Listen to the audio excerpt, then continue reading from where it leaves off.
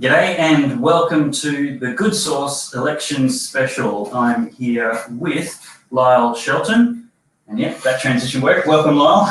Good to be with you, Dave. We're scrambling with the technology. It's all new and we're still recruiting a bigger crew, so we're doing everything ourselves from behind the desk right now. But we've got a big day coming up. Ask you to just bear with us if there's some little technical gremlins, but we've got great special guests coming all day long, and I need to go straight away to America for an update on what's happening. Polls have already closed on the eastern seaboard of the United States, and they will be closing in a couple of hours, if not sooner, on the western seaboard as well. And hopefully we'll start seeing the results before the end of the afternoon here in Australia. What are you looking forward to the most? Well, Dave, I think as we go live right now, there's breaking news that the Biden campaign has agreed, according to reports in the Australian newspaper, that Florida has lost. That is the key battleground state. There was no hope for Trump to win without winning Florida, and it's looking like with about 75% of the vote counted, Florida is going red. It looks like President Trump has a very clear path to being re-elected. Still plenty of battleground states to go, but that was the big kahuna for Donald Trump if he was to have any hope of 4 more years. Wow. Well, that's a good sign already straight up. But let's welcome now from America, chief economist once for so many different important think tanks and political candidates, senators, and also for the Good Source News, Darren Brady Nelson. Darren, welcome to the Good Source Election Special. Thank you. Glad to be here. What's the breaking news as it's being reported in America? The breaking news, I'm watching it, so if you watch my eyes stray, I have sort of keeping track of the, it's sort of a war room. One thing I'll do is if it's okay with you, I'll share my screen. I'll bring up a map, electoral map, and that will help us as we walk through this a little bit. And let me go to here. This is a bit of a combination of things that have already happened and the most likely outcomes based on the sort of the vote count at the moment. So as you talked about, Florida looks like it's going to go to Trump. Georgia was looking a little bit touch and go, but it's starting to really break towards Trump. Texas, scarily, was actually, in the early sort of vote count was going towards Biden, but it's starting to look a little bit more like Texas and breaking towards Trump, and I think it'll continue to break towards him. Some good news and some bad news. The bad news is Ohio is not looking all that great for Trump at the moment, but the good news is Michigan and Wisconsin are so far. I would expect Iowa to break to Trump. Minnesota traditionally would go to Biden, although Trump certainly has a chance this year. North Carolina, Trump is in with a shot still. Trump's in the lead in Virginia, but my sort of inside sources say that's because every state kind of counts their votes differently. So some start with cities first and then go to rural, and then some do it the other way around, or they go east to west, or sometimes they go in person first or second versus mail-in votes. So each state actually has its own sort of characteristics. This stage, Pennsylvania is really early, and that's probably going to be one of the last ones to come through, at least east of the Mississippi. Darren, it's Lyle, Shelton here. You mentioned the key state of Ohio. You thought that might be trending blue.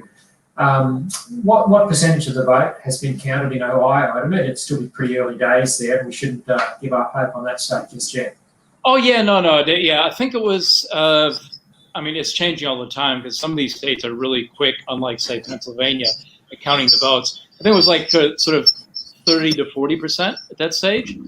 But, yeah, look, he doesn't have to win Ohio, but that would be very unusual, particularly for a Republican, historically, to win the presidency without winning Ohio. But it's look, Trump doesn't sort of play by the normal rules, so we'll see. I'm still confident that he will get Ohio and Pennsylvania, but it's Pennsylvania is very early days, and Now, Ohio still has a long way to go as well. But as I said, there's some really encouraging signs elsewhere in the Midwest, with Wisconsin and Michigan. I happen to be sitting in Wisconsin on Lake Michigan. We have to welcome George Christensen to the broadcast as well. Thank you. Welcome, George. Thank you for joining us from Trump headquarters in North Queensland. Yeah, I'm very impartial today. Ohio and North Carolina both look like they're tightening up for Trump.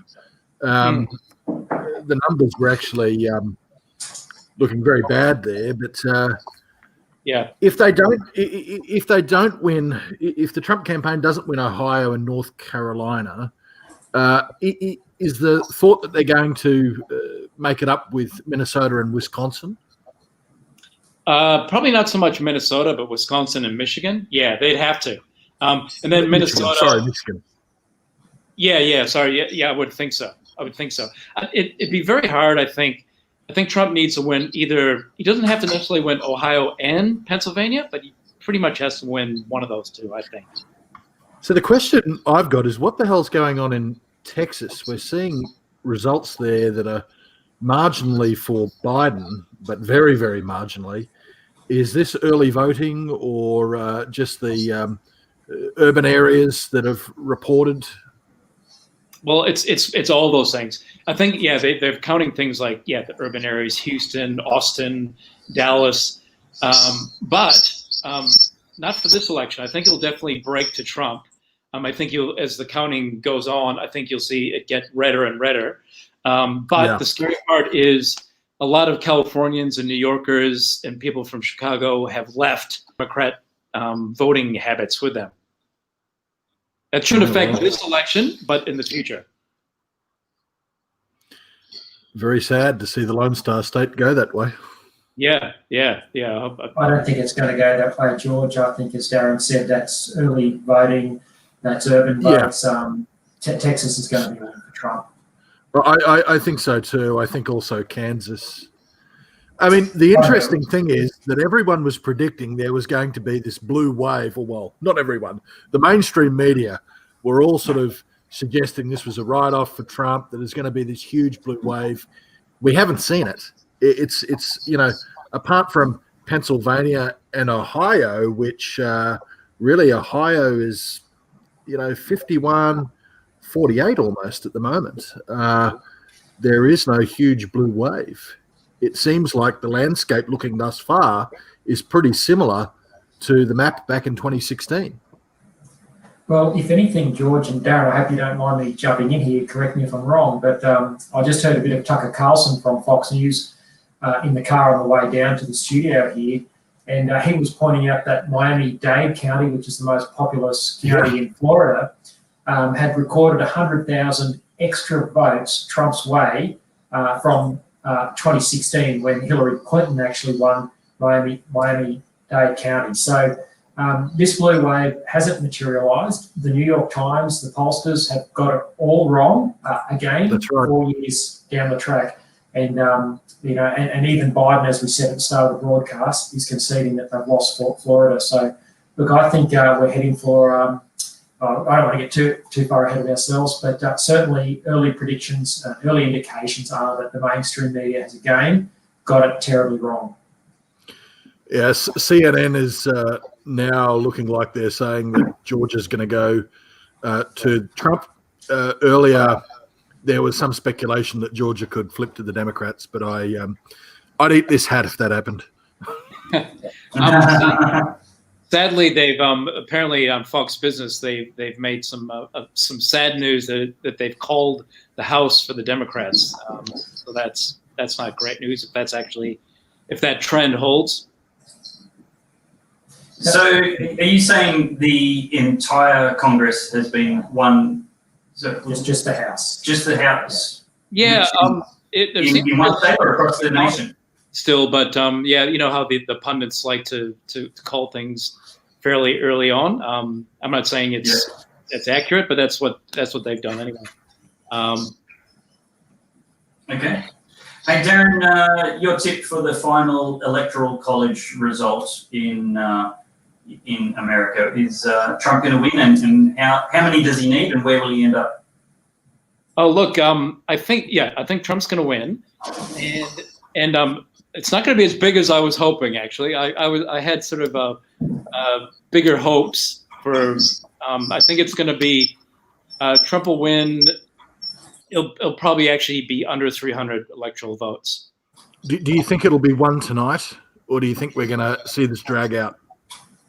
Ooh, it really depends. As I was talking between the Ohio and Pennsylvania situation, obviously, if you could win Ohio, then it probably won't matter how much Pennsylvania drags on, because I think it's the only state that's really going to drag on is Pennsylvania. Yeah, well, look, I mean, Trump could definitely still get over 300. So I guess the best would be, it won't be quite the sort of Lindsey Graham 326, and it wasn't anything bigger that I was hoping for. So it'll be kind of low 300s. Well, Pennsylvania have gone all out. The Democrat machine, which is intertwined with a lot of the arms of government there, have just gone all out to do whatever they can to ensure a Democrat victory in Pennsylvania. I see that it's right across the internet now. Poll watchers, an official poll watcher was barred from entering one of the booths. You saw booths in Pennsylvania that illegally had pro-Democrat posters on the front of them, Democrat propaganda being handed out to voters inside the booths, and even a photo I saw, or it might have been a video, which purported to be someone putting booths, actually, the voting boxes, into a car. What for, I'm not sure. But all that's happening in Pennsylvania. Right. Yeah, so look, I would, at this stage, the way it's breaking, I think Trump will win either 288 or 308 with Pennsylvania. So. Okay, Darren, we're going to have to leave it there, but we'd really like to thank you for joining us on the ground there on the shores of Lake Michigan for your expert analysis from the US of A. We're off to a good start. Thanks very much for your time. We've got to move on now to our next guest here at the Good Source US presidential election coverage, and I'd like to now bring in Joe Hildebrand, who's no stranger to Australian viewers. Joe, welcome to the Good Source. Great to be here. How are you guys? We're doing well, Joe. Bear with us. This is a first for us. There's a few technical difficulties, but we're powering along, and so far encouraged by the early lead for Donald Trump. Have you been surprised to see Florida conceded so quickly by the Biden camp? Yeah, yes and no, I guess. It has been, it was extraordinary to see it go that way. We knew that Trump had really high support among the Cuban expats in Miami. And of course, we knew from last time that it's usually the sort of western half of Florida that swings for the Republicans, and swung for Trump last time and caught everyone off guard. This time it didn't even get to that. And I think when you have a bunch of people who have fled communism, or whose families have fled communism, when you see someone who stands up really strongly and unequivocally against communism, I think it's probably no surprise that they're going to come out in force. So I must admit, I've been watching it. I've been, like everyone else, glued for the last hour and a half or so, and all I can think of is that it's going to go Donald Trump's way. So no, I'm not surprised they're conceding. Yeah, it's extraordinary, Joe. And we might just get you to speak up a little bit if you can, or bring your microphone a little bit closer. You're a little bit faint there. I'm sure our viewers can hear you. But you're dead right in your observations about Florida. I heard this morning that the New York Times had reported that Donald Trump only had a 30% chance of picking up the state of Florida. This is the New York Times. These are experienced people who follow polls, who have access to loads of data. Why do you think already at this early stage in the count, we've seen things go so horribly wrong? Have no lessons been learned from 2016?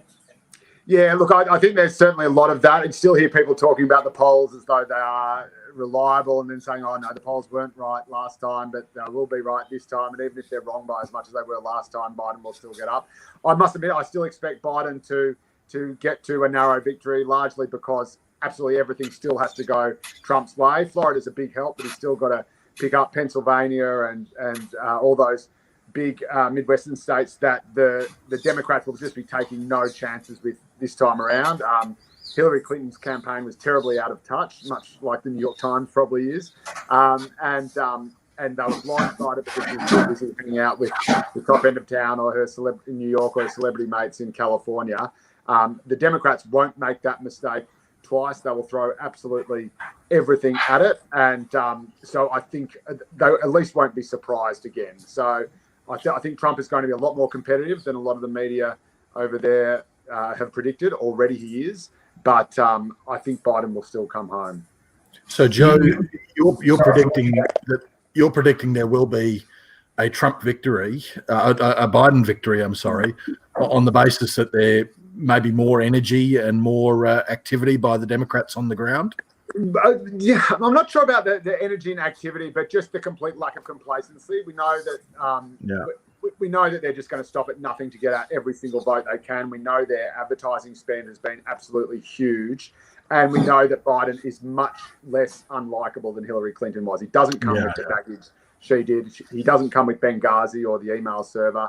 He might be a bit of a doofus. He might forget where he is half the time, but he's a likable kind of doofus. And I think you don't think Biden's comments in the second debate about ending fracking and closing down fossil fuels will hurt him in his home state of Pennsylvania? I think that will almost certainly hurt him a bit, but I think it will be more than made up for by the other factors, which is the anti-Trump vote, I guess, and people who didn't think much of Donald Trump but just sat on their couches because they thought Hillary was going to win anyway. Plus the coronavirus factor. I think older people over 65s are much more scared of the coronavirus than obviously they were when it didn't exist, and they're traditional conservative voters who may turn against Trump on that.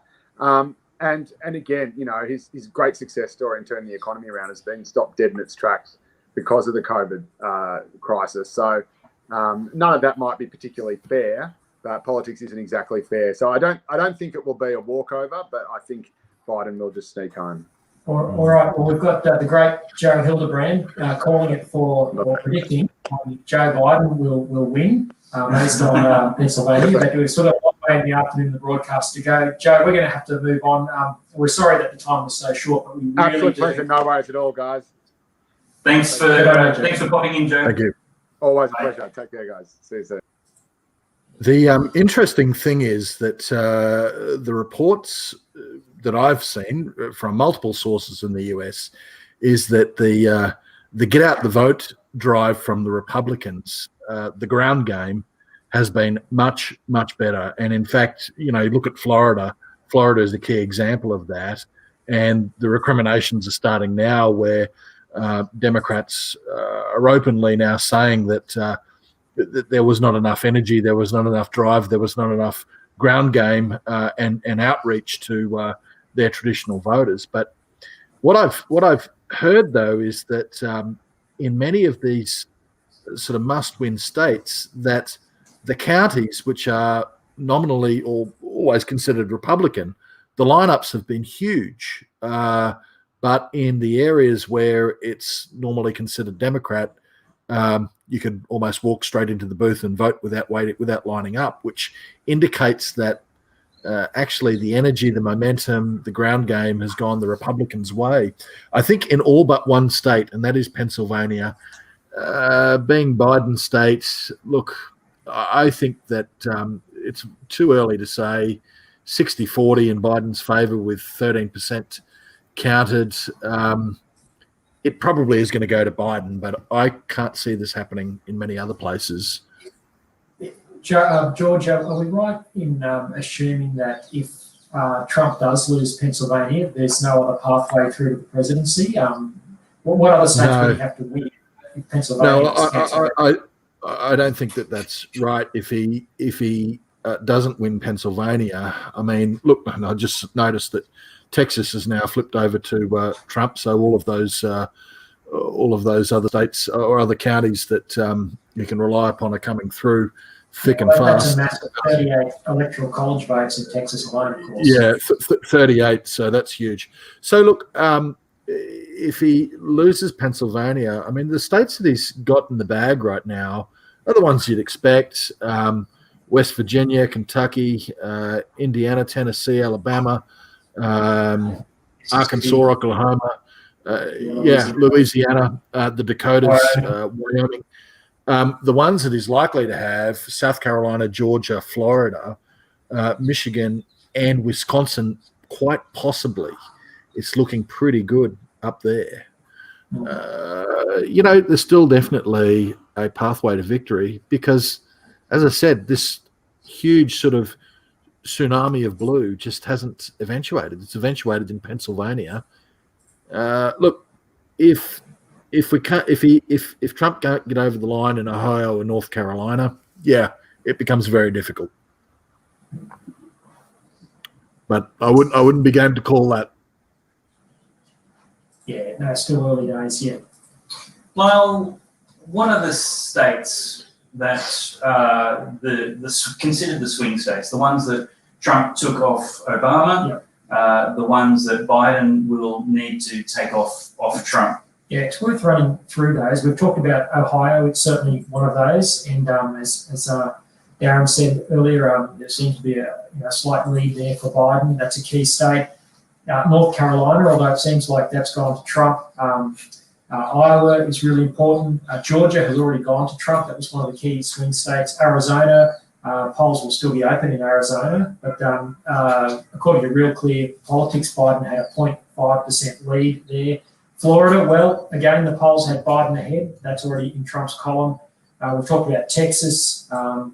Nevada is one which Clinton won last time. There's some thought that because of the casino workers there and they're concerned about lockdowns, that vote may well translate to Trump and see that state flip to him. And of course, there's Minnesota. That was a Clinton win in 2016. And Biden got a healthy poll lead there. So that may not be one for the Trump camp. But certainly, if Pennsylvania falls to Trump, with Florida and with these other key battleground states, he will rob it back into the presidency for 4 more years. George, what do you think are the particular states for us to be watching at this stage? Oh, look, the ones that Lyle has gone through clearly are the ones. I'm just having a little bit of internet difficulty and bringing up some data at the moment. But look, all those ones that Lyle went through are the key ones. If Trump can afford to lose Pennsylvania as long as he retains all of the others that he had, and there aren't any heavy losses. And look, I'm just going to say, segue here. Well, why is this important? Why am I wearing a Keep America Great hat on when I'm an Australian? Why are we all as Aussies barracking Trump? Because he's the leader of the free world. And quite honestly, right now, he faces 2 key threats. One from communist China. We face that threat as well. And I just do not believe that Joe Biden will stand up against that threat like Donald Trump will. And the other one, the globalists, your United Nations, your Davos, all of these are pushing this great reset, which is just corporate socialism. And they're right behind it. And they see Donald Trump as a thorn in the side for this. If he's in place, he will push back against it. If Joe Biden is there, he will embrace it. Where America goes, the rest of the free world goes. So that's why it is vitally important for this country, Australia, that Donald Trump remain in the White House for the next 4 years.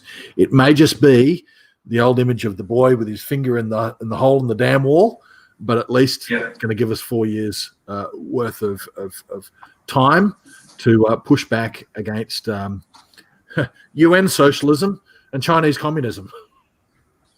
Yeah. And Pip Bell is saying that as the USA goes, so goes Australia. Yeah.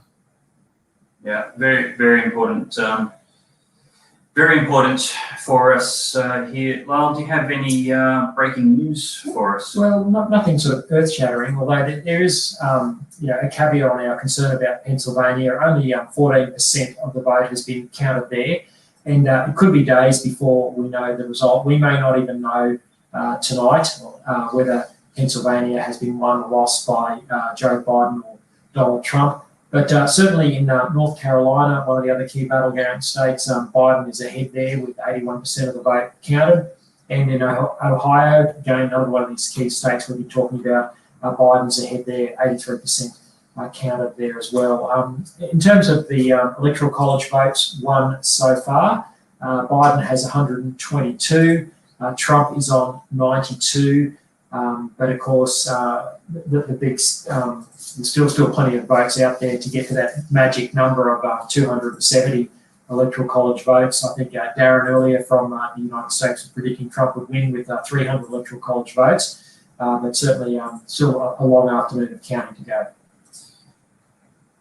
Now, we have a great tweet here from Dr. Michael Brown I'd like to share, and that is that he said, in order to be re-elected, Trump has to overcome 1, an incredibly hostile media, 2, the internet giants, 3, the pandemic, 4, the lockdowns and economic downturn, 5, massive social unrest, and 6, and perhaps most obviously, his own shortcomings. Concludes with the comment, without God's help, I don't see it happening, but with his help, easily done. Now, Dr. Michael Brown is a Jewish believer in Jesus, author, radio host, speaker, husband, father, grandfather, and his newest book is Evangelicals at the Crossroads. Will we pass the Trump test? And I'd like to welcome Dr. Brown to the live stream now. Welcome. How are you, sir? Great to be with you. I'm glad you guys are all dressed up so I can be casual. It's a very important day in the Good Source News studios. Very impartial. Say again, George? I said we're very impartial. Yeah, very impartial. No red anywhere here. How do you see it playing out? What's your feel of how the results are playing out so far? As you're watching the coverage. Looking at the results so far, obviously some of the polls have been proven wrong already. For example, those that showed Florida leaning towards Biden, some have already called Florida for Trump. Others remain too close to call, key states like North Carolina and Ohio, etc. It's kind of a nail biter type of thing. It's almost like watching an endless sports event that is super tense the whole way through. But the way things go, right now, Trump is positioned for a possible win. In other words, if he didn't win Florida, it's pretty much over. A couple other things, it would be over. He's still in it in that regard. And thus far, with speculation that the early votes, the advanced ballots coming in would be for the Democrats. So as the night goes on, and its actual voter turnout, it'll be for the Republicans. Like a state like Pennsylvania could go the way of Republicans. So it's really too early to say. God never spoke something to me in terms of giving me a clear word or insight, so I knew what was coming. But I'm convinced of a few things. One, there's been so much prayer, more prayer than I've ever seen for an election, right in D.C. and around the country, even around the world, that I'm convinced at the end of the day, we'll say God answered prayer and had his way in the election. I don't know what it's going to mean or how it'll play out. It could be judgment, it could be blessing. But I feel confident of that. On the ground, if I was looking at indicators, I would look at the amount of people that didn't vote for Trump in 2016 that will vote for him in 2020. It seems the shift has been overwhelmingly in that direction. He may have picked up Black and Hispanic vote, which would be obviously very important, but we shall see. Dennis Prager had a column in which he said it's hatred of Trump versus hatred of the left. And that's really what we're dealing with. Very few people, I think, are voting for Joe Biden saying, he's our man, yes. And then even less would be voting for Kamala Harris. She did terribly during the primaries. So there's primarily a vote against Trump on the one hand, and on the other hand, a vote against the policies of the left. So we shall see how it plays out. Yeah, just a quick update. Dr. Brown, Lyle, what's your sense amongst evangelical voters and faithful, what I call Orthodox Catholic voters, with this split between the never-Trumpers and those who support Trump? That was quite a divide 4 years ago. Have more of those Orthodox Christians come over to the Trump camp because of the threat to the left? It seems so. Every poll that I've done, again, I have a limited audience. It's not like a full national scientific poll, but every poll that I've done has indicated that Trump has picked up far more evangelical or Christian conservative voters than he's lost.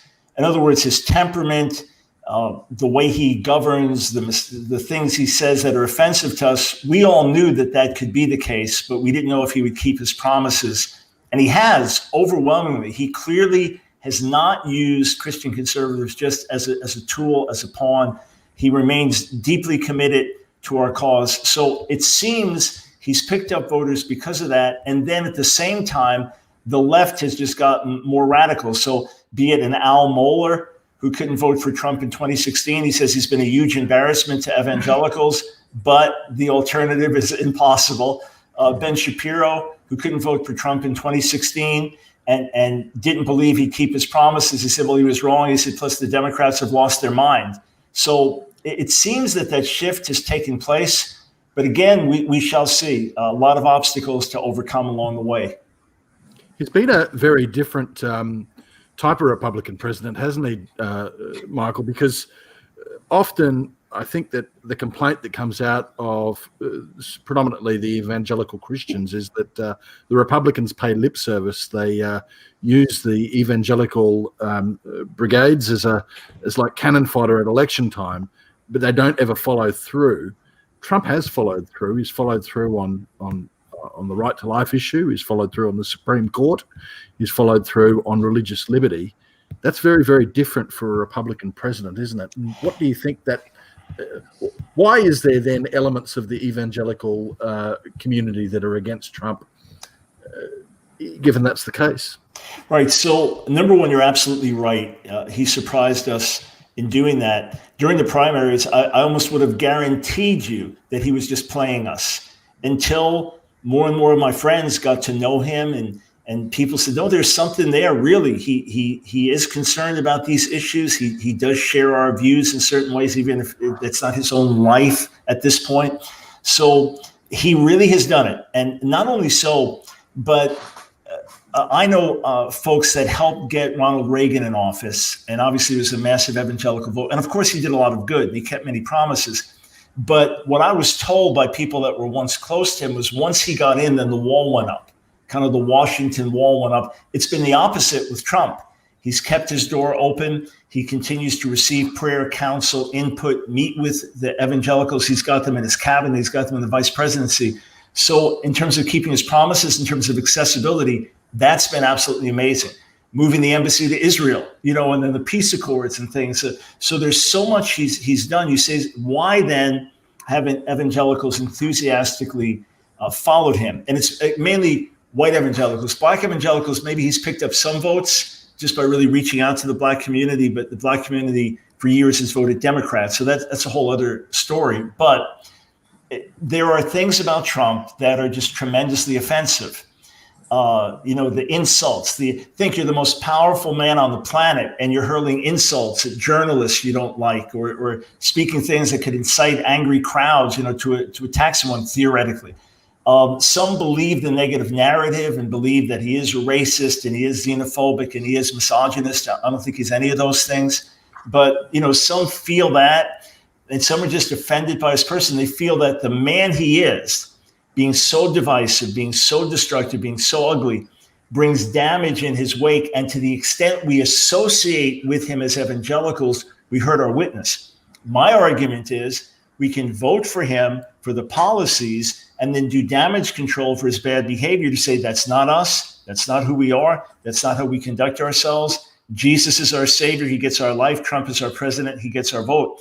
Whereas if you have the Democrats come in, it's very difficult to do damage control with their policies. And I think we have to be pragmatic here and not so idealistic, much more pragmatic. Yeah, Dr. Brand, thanks for that balance in your analysis. I think you're exactly right. And we do need to ensure we don't give President Trump a leave pass for the bad behavior. And but we also have to weigh that up in terms of the policies that he's implemented. I'm interested in a couple of things. One, do you think he's starting to moderate some of that bad behavior? We saw the First Lady, Melania Trump, even making comments on the campaign trail that she doesn't agree with all of his Twitter comments, for instance. The other question I want to ask is in relation to policy. Do you think if Trump is re-elected, can that Christian, Evangelical, Orthodox, Catholic voter bloc constituency, can they expect to see movement through the Supreme Court and the judges he's appointed there, movement on Roe versus Wade and the marriage question? And thirdly, do you think a re-elected Trump administration might make good on the promise to finally defund Planned Parenthood because of its selling baby parts for medical research? So there's about 4 questions in there, if you can remember all those. Yeah, so the first thing is, has he moderated his behavior? Those close to him would say yes. Those who spend time with him would say he's a different man. The public persona seems to be just as reckless, calling Anthony Fauci an idiot. That was recently after there's an attempted plot to kidnap Governor Whitmer of Michigan. He said, I don't know how real that was. And, just things that are just irresponsible. So maybe in certain ways he's moderated a little bit, but he certainly hasn't learned this lesson. If he loses, it's entirely his fault, because he could have a ton more support if not for that. As for the real possibility of overturning Roe v. Wade, yes, you would not have such a hysterical reaction to the Trump court appointees if that were not the case. You would not have not a single Democrat not voting for a highly qualified person like Amy Coney Barrett. And again, this would push things back to the states. But yes, I believe it's a real possibility. Remember, if Robert Bork had not been borked, if he had not been treated so unfairly in 1992, he would have been the swing vote instead of Anthony Kennedy voting against overturning Roe v. Wade. Bork would have. So these things are possible. Friends of mine that have been on the pro-life front lines for over 47 years have said that this is the closest that we've ever come to really seeing this happen. So that to me is major and real. We've already seen many rulings by federal judges that are very, very significant.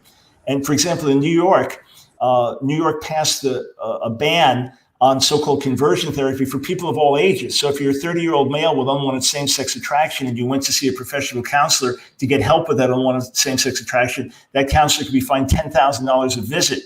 So an Orthodox Jewish counselor working with the Alliance Defense Fund challenged that, and New York immediately said, okay, we'll drop it. Why? Because they knew the court that it would go to, if there was an appeal made, the court that it would go to had 2 Trump appointees, and they knew he'd rule against them, so they just dropped it. So there have been many things already that these justices have done across the country. As for defunding Planned Parenthood, it's a shame it hasn't been done yet.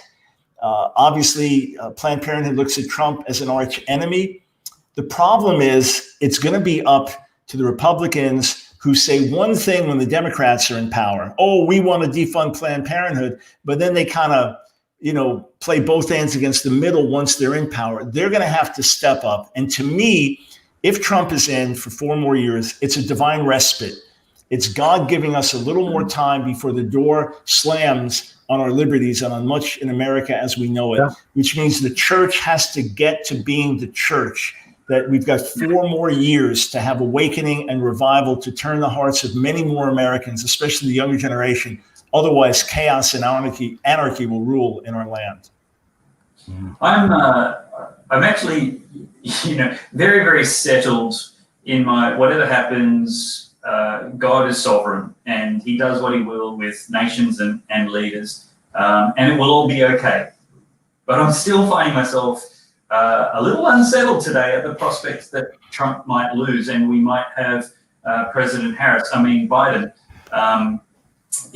running, I guess, the free world, and Western nations like Australia taking their cues not very far behind the heels of where the President of America leads us.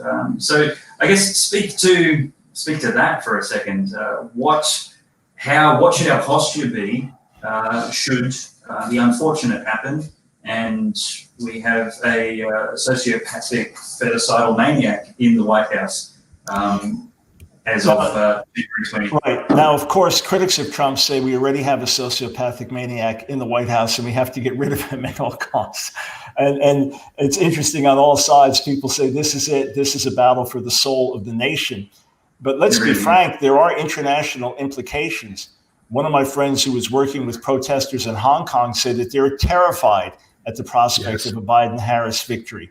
I got input from the pastor of the largest megachurch in Europe, Pastor Sándor Nemeth of Faith Church in Hungary, and he's a colleague of Prime Minister Orbán. And he said that because of Trump's standing for Israel, that it's helped strengthen Hungary's stand, Poland's stand, I think Czech Republic, another in the European Union standing for Israel. There are people praying and fasting, Jews praying and fasting in Israel for a Trump victory, fearing that if it's Biden-Harris, that it will be a terrible result, not just for Israel, but overall for Palestinians and for the region. So there are international implications for sure. What we have to do is, number one, get into a posture of worshiping before Almighty God. Because the fact is, America is not even worthy of being counted like dust in the scales in terms of in God's sight. We need to meditate on Psalms like Psalm 46, that no matter what happens, God is God and we worship him as King and we proclaim Jesus as Lord. It doesn't mean that we are not concerned. It doesn't mean that we're not burdened. It doesn't mean that we don't grieve, but it means that we ultimately know that we are people of another kingdom, and our job is to bring those kingdom values wherever we live. Look, the church thrived under Nero and Caesar and these murderous, sociopathic emperors that slaughtered Christians. The church thrived under that. The church has thrived under someone like Mao Zedong, but it's painful and it's difficult. So we need to pray with fervor, and we need to worship God. I've spent a good part of the night as I've been following the elections, just worshiping and praying and worshiping and praying and saying, God, you be glorified, so that my heart attitude is right. And then, of course, I'm very interested to see what the outcomes are. Sorry to take this from the great height of the divine down to something base, but we flashed on the screen earlier something that I thought very interesting. All of the betting markets now seem to be favouring Donald Trump. Really? And I just saw a report in that in Democrat states, the most Googled search term was, where is the nearest liquor store? Yeah. Dr. Brown, if you've got a moment to hang around, and George stole a little bit of my thunder there, the betting markets certainly are predicting a Trump win very strongly, both here in Australia. In Australia too. Sportsbet, which has had Joe Biden really in front all the time, is now $1.28 on Trump to $3.20 on Biden. Wow. And it's even more than that in the US. So something is up. The punters know what's going on. Well, I can also report that in Ohio, key battleground state with 74% of the vote counted, Trump is ahead. So that's looking positive. He's still ahead in Texas with 67% counted. Now, you know what's really interesting? There you are in Australia, and you have 10% more of the vote on your board than I do on mine with the New York Times. But the New York Times is favoring that I believe Trump will win Ohio, Georgia, and North Carolina. North Carolina is tight now. That's my home state. I'll tell you this, though. I voted for Trump with real hesitation. Let me say this, with a lot of concern in 2016. But it was, I have to say, honestly, it was primarily a vote against Hillary and hoping that he would keep his promises. I voted for him without a split second of hesitation today. And I felt good that I was able to cast a vote in a battleground state. That being said, I want the whole world to know I'm a follower of Jesus. If they know I voted for Trump, fine. But I want the whole world to know I'm a follower of Jesus. And that's going to be one of the loudest things. If Trump wins, I'm just going to urge my fellow believers in America, okay, he's in. Now don't make him the focus. Make the Great Commission the focus. Make living out the gospel the focus. Make being a disciple the focus. And don't take your foot off the prayer pedal. We've got to keep the prayer going and not stop. Absolutely. Dr. Brown, it's interesting you say that. My reading this morning was in Psalm 74 about how evil people scoff and they try and have their way. But it said that God is in control. He's the one who is working in the affairs of the nations. And that really spoke to me that no matter which way things go today, our hope is, as you said earlier, it's not even whether Donald Trump wins. Obviously, we would prefer that because of the policy that's going to be more conducive to freedom and liberty and justice in terms of human rights, etc., for the unborn.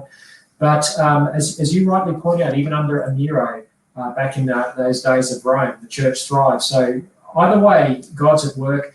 But of course, that doesn't mean we shouldn't be working as well. And obviously, we want to see peace and shalom. And if the policies of Donald Trump, albeit a flawed character, bring that peace and shalom about, obviously we want to work towards that.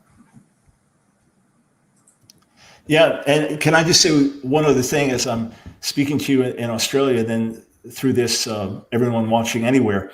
I much prefer this to the trip I made earlier, and I love being with everyone. It was a joy meeting Dave and being with everyone. But this was right before the shutdown and travel arrangements were being changed. So literally, it was 50 hours each way to be there for about 72 hours. Whereas here, it was a matter of walking for 30 seconds from one part of my house to my office here. So I can do this anytime, guys. You just ask, and I'm in. This is easy. But value what God's doing in Australia and pray that you guys would stand strong and lift up Jesus and overcome the COVID restrictions again. Yeah, I mean, Lyle, interestingly, I have a daily meditation book, and it's November the 4th here, Dr. Brown, and the daily meditation verse is Luke 12:16. The ground of a certain rich man yielded plentifully. So I'm hoping that's an omen. But look, I just seen some news that has come in. The Trump campaign has filed a lawsuit in Nevada, Clark County. I don't know what the point of this is, but the polls originally closed there at 7 p.m. and now they're going to stay open to 8 p.m. So there must be some circularity happening, though. I mean, there's been everything from, for example, in North Carolina, the county in which I live, one place was shut down for 15 minutes because printers weren't working. There's been a pipe that broke in Georgia, because of which that set things back. There was something, Nevada, similar. So you have these, whatever, something happens, now they're delaying or they're keeping things open longer. And each side has hundreds of lawyers lined up, to fight and to litigate. But hopefully it won't come to that. Hopefully the results will be clear enough. And I'll tell you this, with the polls being so wrong, I mean, there were quite a few polls that gave Trump less than 10% chance of winning the last time. There were some that gave a 1 or 2% chance. And I remember watching the news that night as it started to be apparent Trump was going to win. The shock was just amazing. So now to happen a second time when they say, no, we fixed things, we worked things out, we understand what we did wrong. And they're not realizing how many, quote, hidden Trump voters there are. And people that just don't want to tell the media, oh, yeah, I'm voting for the guy that you all think is a racist and a misogynist and a xenophobe and a homophobe and Islamophobe. And yeah, I'm voting for that guy. So I must be a white supremacist, too, even if you're black. So if they get it wrong again here, and then it plays into Trump's whole attack, fake news. So there's going to be a massive trust issue in America. It's deep now, but it's going to really deepen, which then opens the door for every kind of conspiracy theory, which we're going crazy with here in America. So it's a critical time. and a time. And again, folks around the world really pray for America because we know the influence we have around the world, and we need God's help. It really does seem odd that there would be any trust left in the media. I mean, at the very least, it's completely polarized now, but surely it's already fragmented to the point of people trusting the news sources that, confirm their existing biases, if any, and completely disregarding what they consider the other side of the aisle. Yeah, the bias is extraordinary. Now, for example, if you put the radio on and listen to Rush Limbaugh, that you're getting a conservative broadcaster, just like a liberal guy, Tom Hartman. You put him on, you know who you're getting. But supposedly, if you put on CNN, you're just getting the news. Or if you put on ABC or NBC or CBS, our big stations, you're just getting the news. That was the assumption. When I was a kid, when Walter Cronkite came on, he was giving the news. Whereas now the vast majority of what you get is opinions. And, Fox is the same, but on the right. So it makes it very easy for people to dismiss things they don't like and just write everything off as fake news. You almost have to read numerous stories on all sides to try to weigh what's accurate. It's even amazing now. You can look at headlines, and the headlines say one thing, and then you actually read the article, and the facts don't even line up with the headline in the same article. So it's very concerning. I love truth. It doesn't mean everything I believe and do is perfectly right, but I strive for that. I hate any misrepresentation or inaccuracy. And it's such a concern when I see people really on all sides just believing the latest partisan claim or the latest conspiracy theory. And it becomes very dangerous because now people will act on these things and their fires will be fueled by it. So it really is a crisis of truth. And then when you have everything becoming relative, right? Morality is relative, truth is relative, even reality is relative. If I, a biological male, perceive myself to be a female, therefore I am, it's a very dangerous time. It's an Isaiah 59 type time when truth seems to be lost, but it's also a time in which we are seeing more stirring, more signs of outpouring, more rallies on the streets in the midst of some of the worst cities where things are really being ripped up in America. The gospel's being preached. So I see more signs of potential awakening that I've seen in America than in many, many years in the midst of the shaking and the chaos. Dr. Brown, how do you see America healing after all this? If Trump does win, or we're seeing reports that there could be violence in the streets. We're seeing plywood being applied to shop windows in Washington, D.C., New York, Chicago, San Francisco, etc. Democrat states, and it would seem like groups like Shutdown DC, Black Lives Matters, they're preparing to mobilise. We're likely to see repeat of violence and potential looting. How does the nation heal and move on after something like this? God's people have to lead the way with the spirit of reconciliation and grace and mercy. And then all those close to the president have to say, be a good winner. Be a good winner. You mentioned Melania saying she doesn't agree with all of her husband's tweets. A few years back, James Robison, a dear friend of mine, who's one of the president's most trusted evangelical advisors, urged him, have Melania review all your tweets before they go out. Obviously, that didn't happen. But look, it's going to take a miracle for this to happen because of Trump being who he is and Trump being vindictive. And if you hurt him, he'll never forget it kind of thing. If he could set a tone of reconciliation, at least it would soothe some of the pain and heal some of the wounds. Again, I know that's a major thing to pray for because of who he is, but I believe there's part of him that understands that you have to win graciously and that you have to give some type of an olive branch to those that you differ with and sit down. Look, I've done it with people that are deep opponents of mine, either theologically or ideologically, and said, okay, we're neighbors. How can we live together? side by side in the midst of our differences. And then that's what we have to do as believers. We have to put Jesus first. We have to put loving our neighbor first. Instead of proclaiming to the whole world, I mean, you got your hats on today, which is cute, and that's fine. I understand that. This is the time for it. But then after that, okay, let's take the hat off. Let's put the Jesus hat on. Let's love our neighbor. Let's work for the good of our neighbor, for our communities.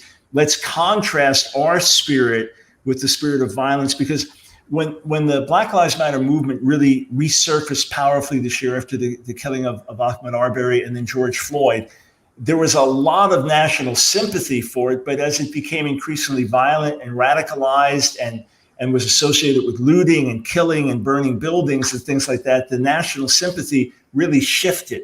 So if we can contrast and show a different spirit, a different way, I believe that will help. And remember, America, like everybody else right now, is still struggling with COVID. There's still fear. There's still uncertainty about the future. If we can come with love and confidence in the midst of it, that can help a lot. Obviously, without outpouring and revival, the divisions are going to continue very deeply. And America is not going to be some perfect Christian nation. But if we will show a different spirit and then really pray for the nation and urge our political leaders to show a spirit of conciliation and reconciliation, that at least can go a good way in healing some of the wounds. Well said. Well, Thank you, George. yes, thank you very much, Dr. Brown. It has been extremely insightful. We're very grateful to have you on this broadcast, giving your perspective, not only as an American citizen, but as someone who is very, very predominant in the evangelical sector over there, which is a huge part of why Trump might be reclaiming the White House. Could I just ask you one question before we wrap this section up? Do you think there'll be a result tonight? Yes. And it will be for Trump? Yes, but bear in mind, I'm just talking out of my own emotions and desires. Okay. The reports I'm reading say if Trump, in fact, Florida's Trump's, Georgia goes the way of Trump, Ohio goes the way of Trump, Pennsylvania goes the way of Trump, then we may not know the results for several days. But I'm thinking if, as I'm looking at it now, when the first few votes were counted in Pennsylvania, it was like 80,000 to 2,000, quietly has flipped to Trump, actually. Right, exactly. So when there was so much in terms of the advanced ballots and things like that we knew would be overwhelmingly Democrat. But when I saw Trump draw a crowd of 57,000 in Pennsylvania, and the Biden rallies would be tiny, and so on, you think, hey, something's going on here. Something's going on. So if I had a guess, all right, my educated guess, but I'm not claiming any prophetic insight or that I have special knowledge or, someone from the White House just gave me internal polling data, I would say, yes, there'll be a Trump victory by the end of the night. But my heart and emotions are prepared to worship God and thank him and get on with the gospel regardless of the results. So we shall see.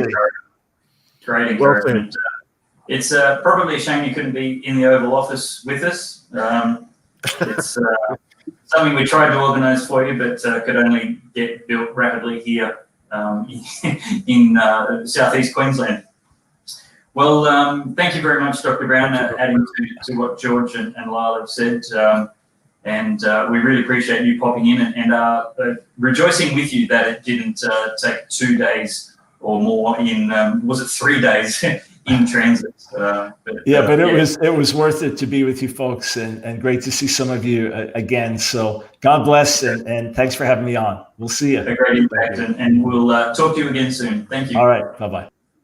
Dave, could I do a quick update? Because while we've been talking, there's results that are pouring in. Pennsylvania, as I just said, has now flipped to Trump, 50.5%. He's sitting on about 920,000 votes to Biden's 846,000. So that is a turn up for the books because everyone was expecting Pennsylvania would be well and truly in Joe Biden's camp. And I thought so up until now. Texas swung strongly behind Trump as some of those rural states, well, not strongly, 50.8%, but is swinging to Trump, and that'll continue. South Carolina has been declared for Trump, 56% of the vote. North Carolina is now for Trump, 4.7. Now, what I don't get is that Virginia has been declared, but the results at the moment are showing 53.2% for Trump. So something weird is going on there. I tried to just track why Virginia is being declared for Trump, and all I could get was that Associated Press have called it on the basis of a survey.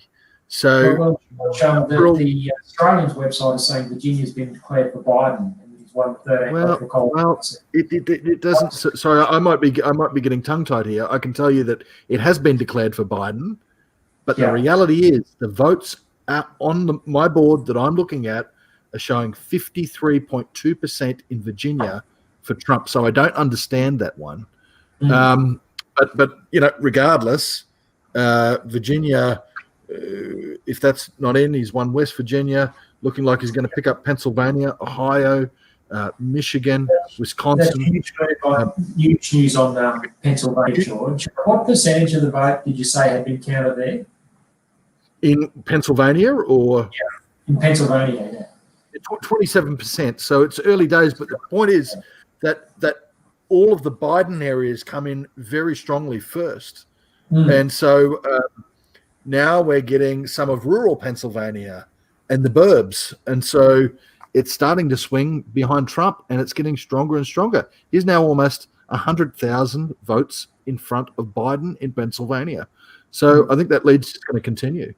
I'd almost be willing to say it is going to be a Trump victory tonight. There we have it, the Anthony Green of the good source, George Christensen, calling it very early at 1:15. Look, I could have to eat my words. I'm not 100% sure of it, but I'm looking at this and I'm not feeling worried. I'm not feeling worried for America. Yeah, no, that's amazing. And he's still ahead in Ohio as well, so that's encouraging with 75% now counted. And as you said earlier, North Carolina, which was trending Biden, has now flipped towards Trump with 90% of the vote counted. So the indications are very good. 38,000 votes ahead of Biden in Utah. In Arizona, certainly Biden is leading, but I saw some reports there that speculated that there might be an upset in Arizona, but I'm just going to have a look to see what counties are reporting in Arizona. George, because it's over on the west of the country, and the polls would have only just closed. Yeah, look, there's still about 5 counties to report in, and still a lot more votes to be counted in other counties there. So I wouldn't be calling Arizona, but boy, if he wins Arizona, that's it. It's over. He's won. Well, particularly if Pennsylvania is his column as well. Yeah. I'm just going to have to I'll let you guys do some talking while I go and have a look at CNN. The fake news. I'm going to gauge it and how nervous the pundits on CNN are looking. Yeah. Dave, that was fantastic having Dr. Michael Brown's commentary there, and I really appreciated the balance that he brought to this debate, and I think it is important that we do temper the natural enthusiasm that we have as conservatives for the policies of Trump, and I thought him raising some of those character issues which we perhaps don't focus on enough, and that are easily overlooked. He mustn't get a lead pass, as we said earlier. Yeah, look, I think it is something that really confuses a lot of Christians and troubles evangelicals. It doesn't seem to bother cultural Christians, non-practicing Christians so much, but it is that question of, but he's such a horrible person, which may be debatable, but even if taken as fact, he's such a horrible person, how can you possibly vote for someone with that kind of character and those kind of moral failings and that kind of attitude and arrogance and so on. And a lot of the worst accusations are certainly historical, not anything since he's been a candidate or a president. I think that's true, particularly some of the areas of his treatment of women. And I think what is which, to be clear, is reprehensible. Absolutely. And you know, his past, certainly before he married Melania, there doesn't seem to be evidence of those sort of failings since, or well, possibly with Stormy Daniels. But you know, look, his private life is his private life. Melania is still with him in the Oval Office, in the White House. But you know, people forget in all the huffing and puffing about Donald Trump's moral failings, which, as you say, we're not giving him a league pass on. There remain to this day credible rape allegations against Bill Clinton, numerous, and his treatment of women is well documented.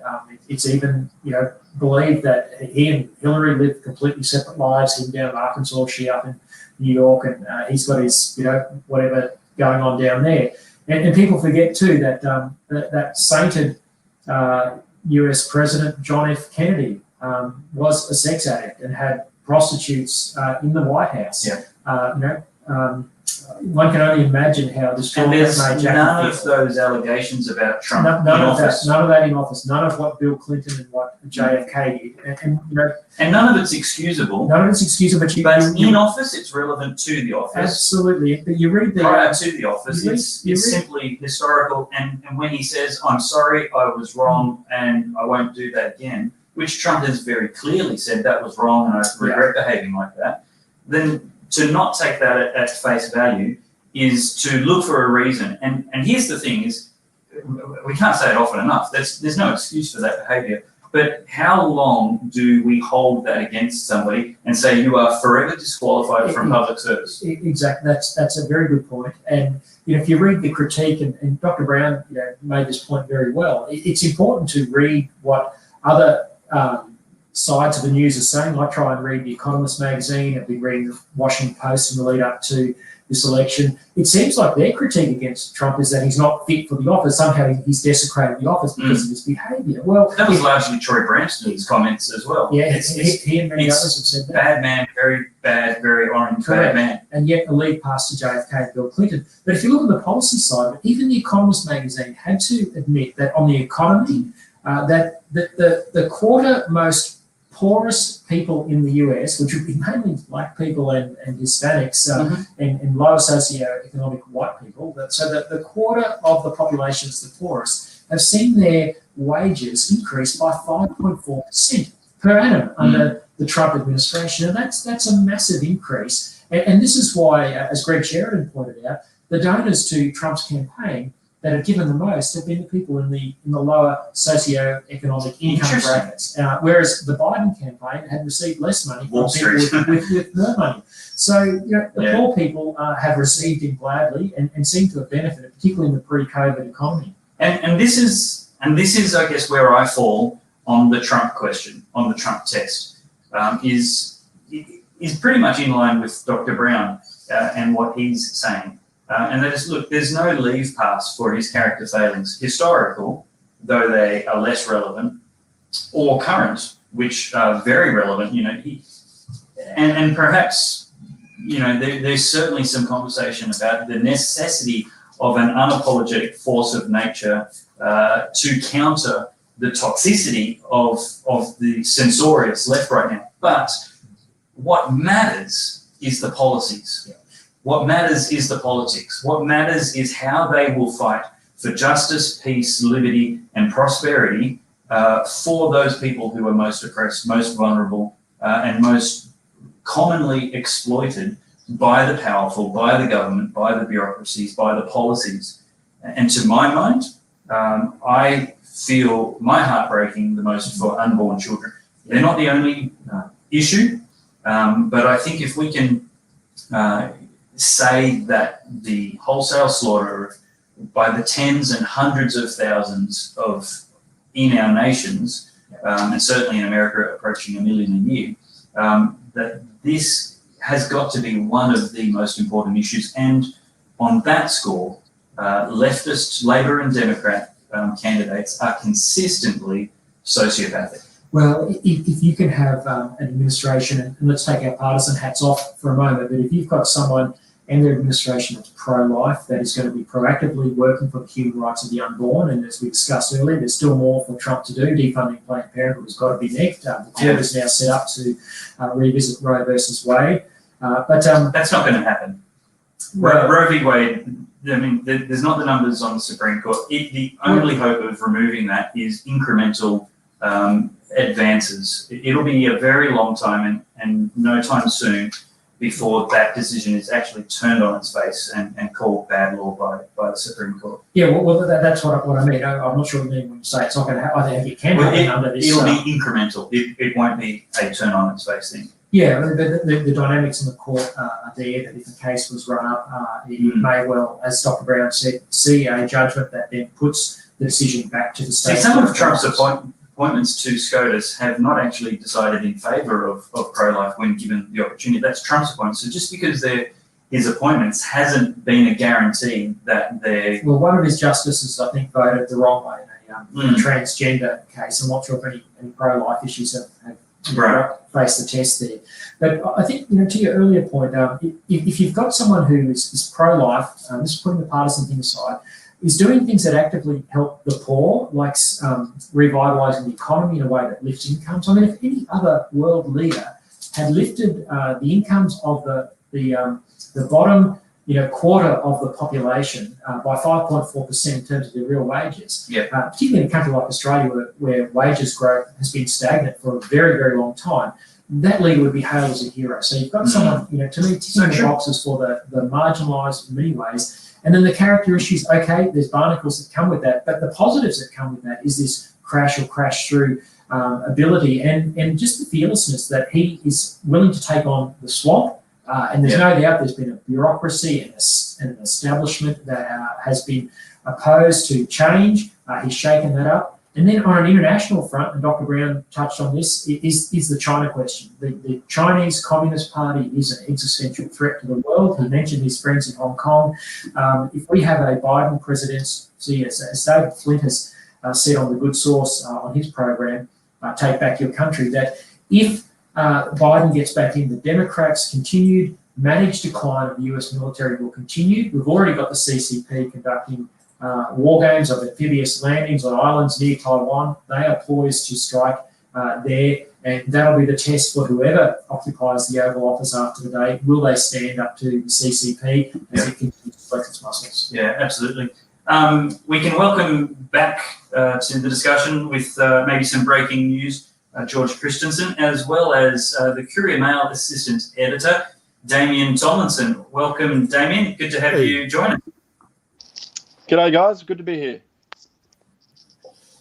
George, any breaking news? Well, look, the breaking news is CNN actually has as their lead headline that there are paths to victory for both Trump and Biden. Now, I'm sure they would have hated writing that headline, but the fact that CNN is now conceding that there is a path to victory, and look, I'm looking at the map, there is an absolutely clear path to victory. If he stays ahead in all of the states that haven't been called yet that he's ahead in, he's won. He's got more than 270. And they're all trending in his direction. What do you think, Tomo? G'day, George. Good to see you.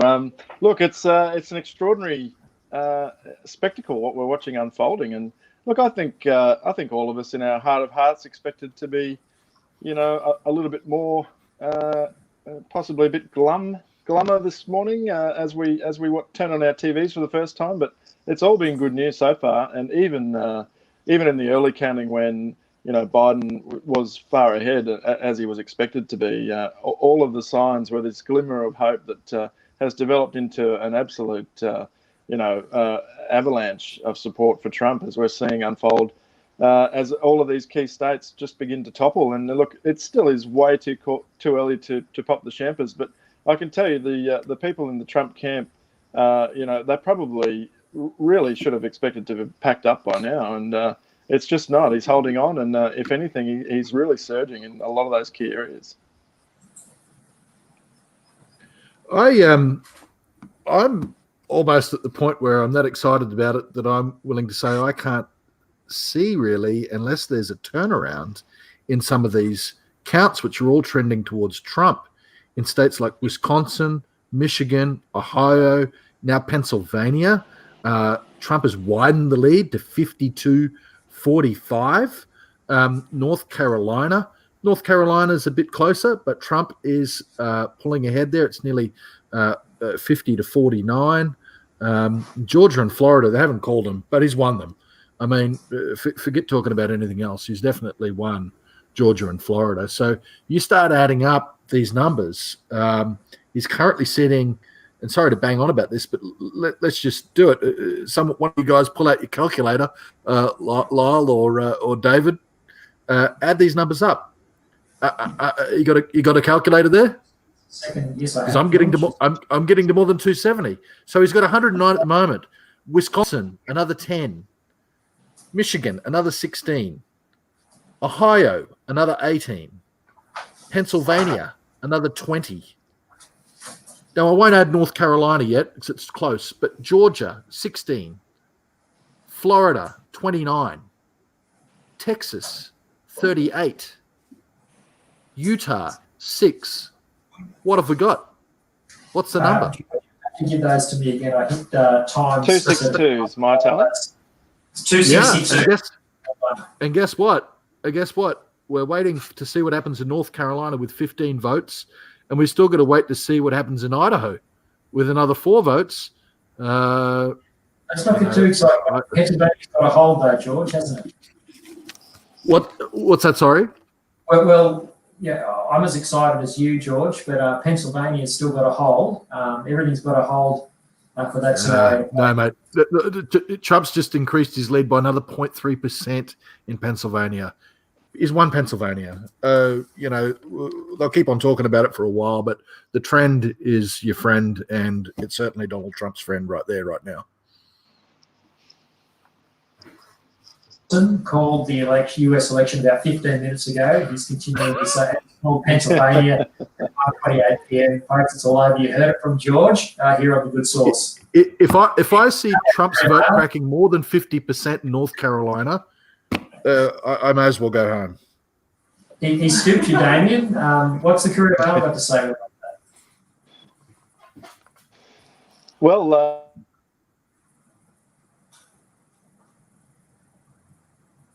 We seem to have lost your internet there. You're back, Damien. We just lost you for a moment. Sorry. Say again. As I was saying, News Corp consumers or readers of the Courier Mail and the Australian and other News Corp products will be less surprised about what they're seeing unfold than others if you consume other mainstream media or especially social media. And that was the point I was hoping to make this afternoon, is that no matter what happens this afternoon, and I'm less gung-ho than George, but I would probably just say that it was probably a good idea to board up Saks and Macy's, put it that way. Apparently, though, well, I got to say that I love News Limited, but I saw news.com.au an article on there that was suggesting that the boarding up of all of those businesses was because of armed militia Trump supporters. I thought to myself, recent history suggests it might be something else that they're worried about. Exactly. Look, news.com.au does the same thing, and I'm proud to say that all of our various arms of News Corp are independent and free thinking, so good on them. They cater to a certain audience, but the newspapers and the network, especially Sky News, I mean, if you watch their rolling coverage, including the feeds from the States, it really is a wonderful spectacle what we're seeing today. And the analysis I've found has been quite down the line. Richo's on Sky at the moment, keeping the flame alight for Joe. But look, what we're seeing fed in from the States and elsewhere is just is pretty convincing. And I'd like to just acknowledge that it's yet another democratic rejection of the filth that you see on social media. I just really hope that this time all these celebrities leave America. Well, just going back to those betting odds, Trump is now $1.33 to Biden $3. That tells you something. Tom, what do you think about Albanese coming out yesterday and sort of hinting that Trump might rig the election, and that's going to damage the Australia-US alliance? Any comment on that? Look, I think I think it's just talking points that really resonate with the people that he's talking to. I think the American election is always going to be controversial, especially in a voluntary, non-compulsory voting democracy, where the turnout is as important as the vote. I think it lends itself to these conspiracy theories about vote rigging and this mail ballots conspiracies and all the rest of it. It does. If you can say one thing in defence of Australia's democracy or our system, is compulsory voting really does take that particular element out of the equation. And I don't know. Look, I think Albo, has to do something to try and appeal to his base because he's on the nose with the other mob and he's losing ground fast with even his own people. So good on him. Yeah. Damien, do you think, as someone who's in the media, do you think there'll be some introspection as a result of, yet again, it would seem, the results going the way that was not predicted by the mainstream media and by the pollsters, by the polling companies that they all rely on? What do you think is going on? Is it just hubris and arrogance and Donald Trump derangement syndrome that causes them to go the way they go in the lead up to these presidential elections that Trump contests? And do you think there'll be some introspection as a result of this should Donald Trump win tonight? Look, I'd love to say, Lyle, that there will be, but I think sadly we've all watched and observed the reactions both in 2016, which was probably the most stunning result any of us have witnessed, leading into then the so-called ScoMo miracle of May 2019. And what we're witnessing today is apart from a moment's pause where probably some prominent lefties go back and delete a few tweets, that's the only moment of silence before they reload and just start hammering away at the old points. I mean, I held hope last year after the federal election that there might be a return to some sanity in the discourse that we watch unfold every day. But look, you open up any social media platform of a morning, it's Groundhog Day. It's the morning of May 18 last year, and people think Labor's on top, ScoMo's about to be sacked, the government's about to be thrown out. It's just this parallel universe which is dominated by a particular section of political life, which is that sort of activist left. And unfortunately, a lot of the networks which rely on free content to fill their pages and fill their websites, that they legitimize these sort of social media bubbles and turn them into real news. And unfortunately, that makes people think that this stuff is really happening. But as we've seen time and time again, social media is not a reflection of reality. And the people that dominate the conversations on social media are the people who you just would not be in the same room with in a social setting. They're just the most awful people you could possibly imagine. So, Damien, is it time for there to be an activist centre-right? I think the thing that Trump has shown us is that it is possible to take on the so-called culture wars, and I believe the culture wars are real. He unashamedly engages in them and makes the case and is demonised and vilified for it. Yet there are very few politicians in Australia. George is an admirable and notable, courageous exception. But if we had more people, and particularly at the highest levels of government, who would be prepared to ruffle the feathers of the activist left and the Twitterati, do you think that would, help bring out the conservative base in a country like Australia and embolden common sense and help get us into a better discourse? I know it might cause some polarisation initially, but we've got to have some truth and fact into the public discourse, which is certainly missing in the Australian context. Yeah, you're absolutely right, and I think we all wish that the centre right would find its voice and develop a song sheet for that side of politics to sing from. But unfortunately, that's the nature of conservative politics, is that it's not sexy. It's not. There's no sort of hopeful message. It's all about stability, responsibility. These aren't catchwords that are going to get people on it, signing up on a petition, if you know what I mean.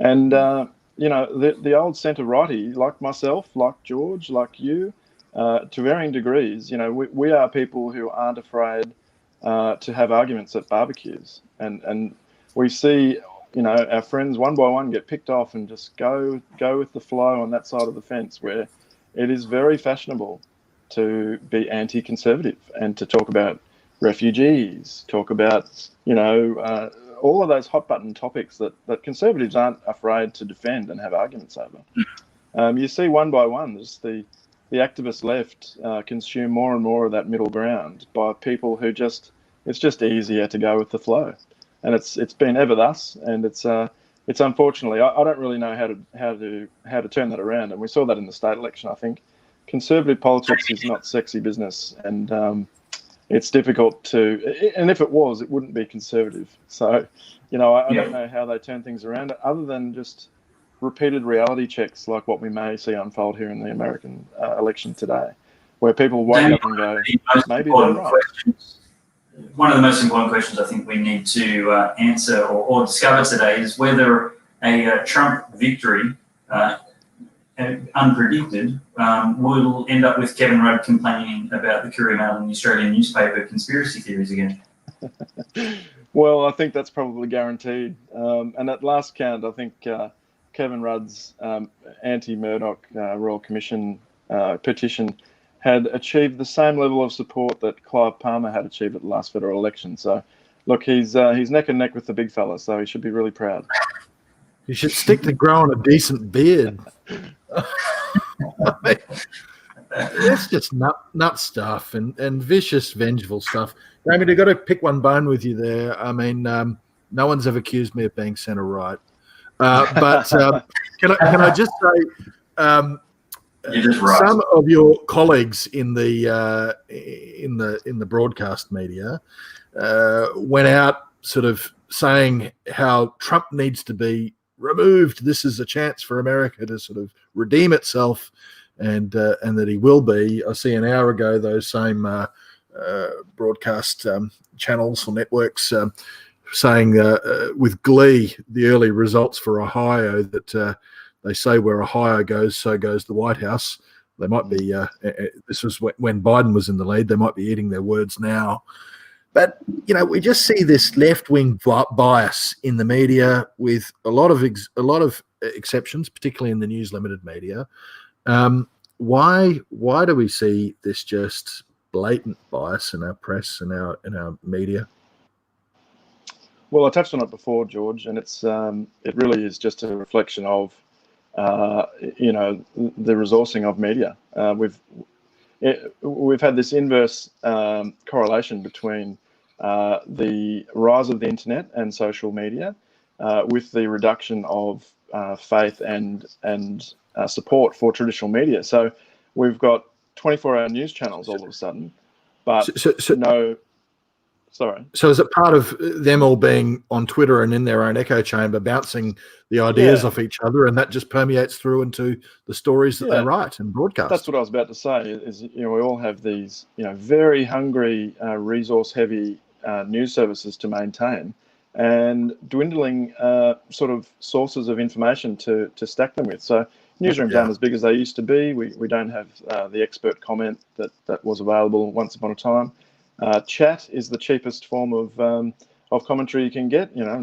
Ironic that here we are chatting, but it's fair to say that it's just, the rise of shows like The Drum, Q&A, those sorts of things. You can write a story about what someone said on some panel show and get a story out of it, and that gets your Facebook post, that gets you a story on the website, that gets people clicking, that gets people talking. You can write about the reaction, and suddenly you have a news cycle. And unfortunately, what this serves to do is legitimize what is otherwise just dead air that's filled with just nonsense throughout the day and night on these 24-hour channels.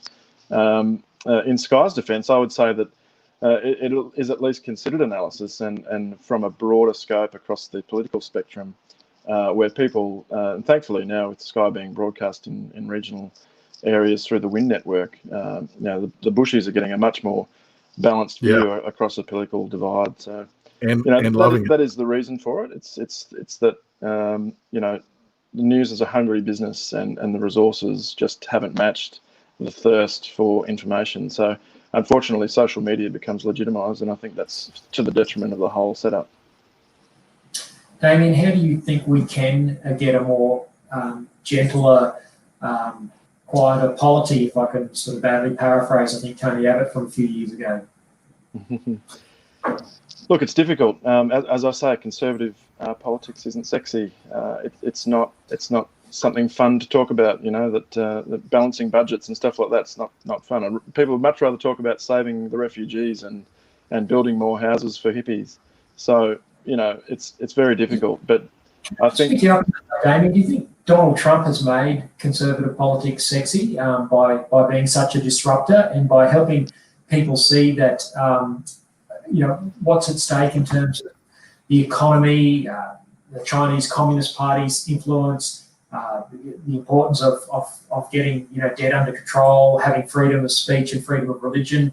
Has he cast a vision that's not just reactionary? It's make America great again. I think everyone wants to see their country great. We want to stop being told that we have inner racism and that we should be ashamed of our country. I mean, is that sort of positive conservatism that Trump projects? Is that perhaps part of the answer to making conservative sexy again, if I can use that term? Yeah, well, look, I say that conservative politics isn't sexy, but, we see time and time again conservative governments returned in our federal setting. So, it clearly resonates with that silent, the quiet Australians, as they call them. But Trump has definitely emboldened the conservative voter, but in a way, and I have some people that I really respect, is certainly close family members who appreciate Trump's efforts as far as the economic key indicators that I think all presidents should be judged by, and yet reject his sort of the character of Donald Trump, and I think that's okay to be. It's okay to not love the character, but I would ask that people who criticise him look beyond the bravado and the tweeting and all the rest of it, and just look at the key performance indicators of a president, which are those surging economic numbers and the great strides he's done for peace in the Middle East, the sanctions against China, all those things you mentioned. He's brought them into the mainstream, and people have started thinking about that. And I think that might be part of the reason why he's so perceived to be so dangerous to the left or the swamp, is that it's been a very cozy existence with America, tipping all their money into all these causes around the world and propping up all these organisations. And Trump's just come in and said, well, that's crap. We're struggling here. We need that money back. And that resonates with the down-home sort of patriots and embarrasses the leather-patched, academics, which is it's beautiful for me, because as a common man, I think it's great to see a president standing up for America, and that "Make America Great Again," such a simple phrase, but geez, it's been powerful. What do you think would happen here in Australia if an Australian Prime Minister stood up and said, we're not going to have any more critical race theory taught in our schools, we're not going to teach kids gender fluid ideology, we're going to build coal-fired power stations and become an economic superpower with energy superpower using the resources we have here? What if an Australian Prime Minister projected that sort of vision? How do you reckon that would play here?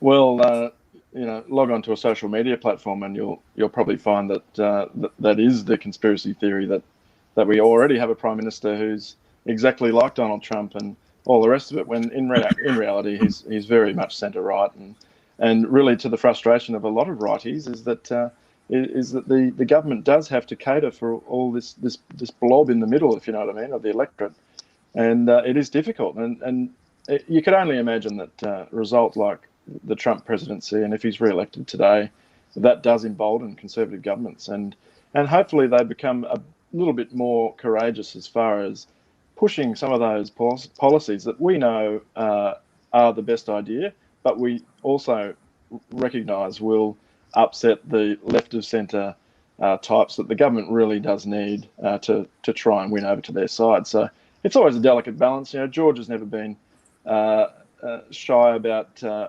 hanging his neck out on those perspectives, but he's from Mackay. I'm from North Queensland as well.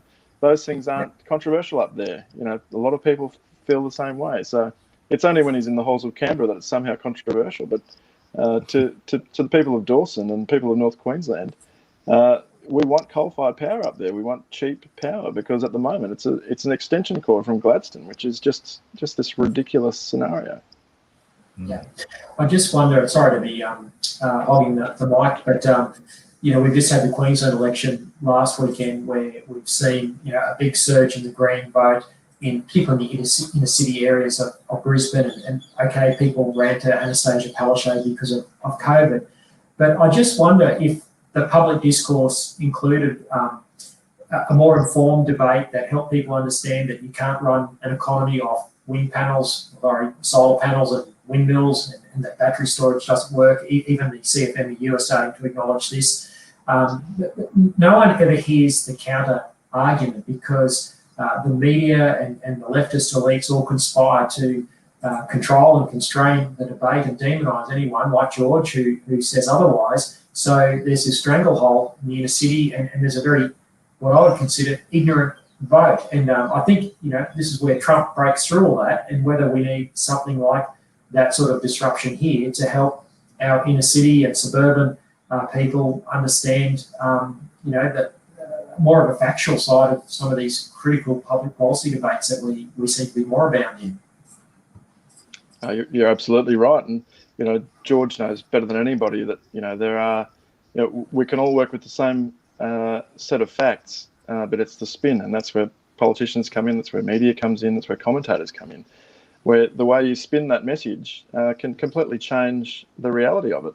So I think that is a reflection of the Trump presidency. Is he's found a way to delegitimize the media, which I don't think is 100% a great idea.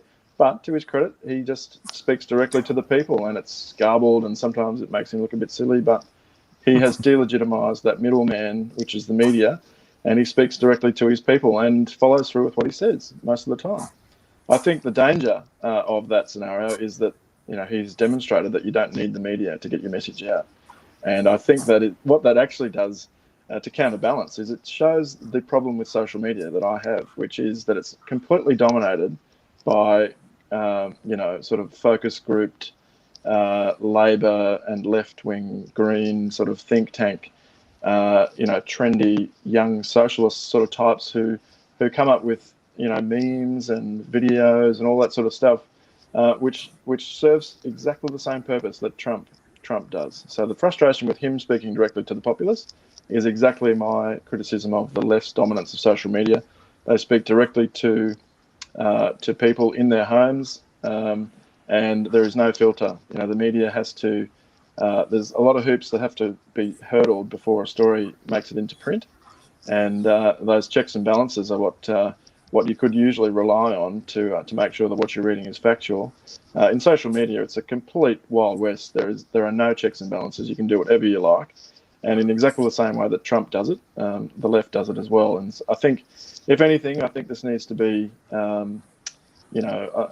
we need to have some sort of a reflection of what social media has done to discourse, not only in politics but our civilization, really, because we've got rioting around the world, we've got all sorts of things which is based on people just being fed little nuggets, and nobody gets the full picture. They just watch a funny video and suddenly they're picketing down the road. It's really not a reflection of reality. Well, it's time for some updates, and we're going to head over to the Australian website to have a look at that. They currently have Trump on 108 electoral college votes with 270 needed to win, and Biden on 133. But over on Fox, they actually have Biden on 133 and Trump on 115, closing that gap. And you also see that in the key battleground seats of Wisconsin and Pennsylvania, Trump is ahead, but Biden ahead in Minnesota. And that's how the map is looking right now as well. Could I just say that my predictions about each of these states which are leaning towards Trump but haven't been declared yet is indeed Wisconsin. Trump has increased his margin. In Michigan, Trump has severely increased his margin. In Ohio, Trump is now 55 52.8%. In Michigan, it's 55%. In Pennsylvania, Trump is nearly 55% of the vote. And North Carolina, what did I say before? Trump's just hit 50% to Joe Biden, 48.8. So it ain't looking good for Joe. There was some speculation on CNN that early voting that hasn't yet been counted could tip Pennsylvania back towards Biden. I guess that's a possibility. But my understanding was they were counting the early voting in some states straight up. So I'm not sure whether it's been counted or not. But what I got to tell you, Trump is now 54.6% of the vote in Pennsylvania.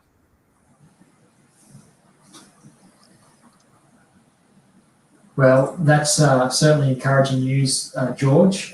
It's certainly looking like things are trending red. If you've just joined our coverage, Donald Trump is on his pathway towards a second term, 4 more years in the White House. We've been talking to Damien Tomlinson from the Courier Mail. And of course, we've got George Christensen, member for Dawson, up there in Mackay with us, and Dave Pellowe, host of Pellowe Talk and producer and editor at large of the Good Source News. Damien, I presume you're still with us there. What do you think the implications of a Trump victory are going to be for Australia? What will it mean in terms of our foreign policy in particular, and our relationship with the Asia Pacific and particularly China?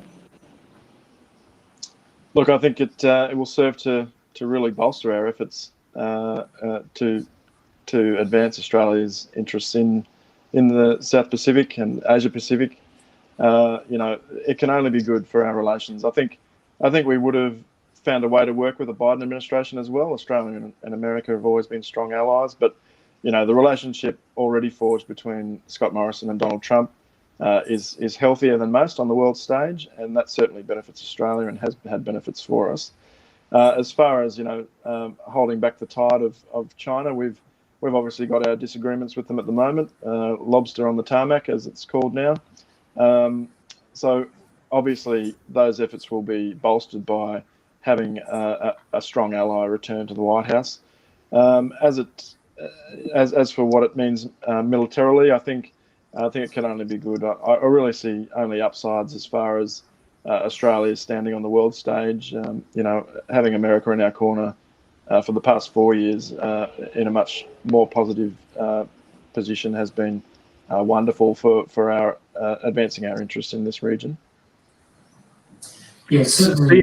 Can I just say that CNN is showing a projected pathway, not what they say will happen, but a projected pathway to Trump having over 300 votes, somewhere between 295 and 310 votes. It's incredible. That's certainly incredible.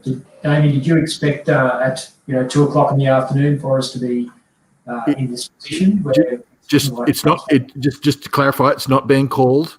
Well, you called it 45 minutes ago, George. I did hesitantly, but a projected pathway. So it's a possible pathway that they're saying. They wouldn't be showing that if they, they've got their own biases. So they wouldn't be showing that if it wasn't looking like that was possibly the case.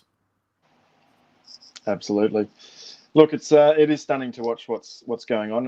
I expected today to be a fun day watching democracy unfold. I always knew that the result wouldn't be what we've been force-fed from the left biased media around the world, and really, it's been this delicious wait, getting ready for election day, which we always knew would be just like 2016. I wasn't confident in 2016. I just went into it hoping that another Clinton wouldn't be running the US. And lo and behold, this TV star came out of the woodwork and blitzed everybody. So it was great to see. And the scenes ever since have been, quite enjoyable to watch in many respects.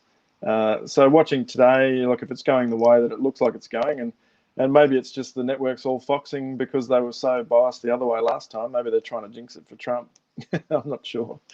But it's been delicious to watch. And I always expected today to be a fun day, no matter what the result, and I always knew it wouldn't be as bad as the left would let us believe. Damien, thank you so much for joining us today. Appreciate the work you do to keep the mainstream a somewhat safe place in the Courier Mail, a safe place for honesty and truth. We don't need protection from facts, but protection from lies and partisan agendas. So thank you very much for the Murdoch conspiracy. Well, thanks very much for having me, Dave. It's always fun to catch up. Thank you. Right, well, next we have on the line joining us from the great state of Victoria under Chairman Dan, Avi Yemeni. Avi, very good to have you join us today. Welcome to the show. G'day, lads. Thanks for having me.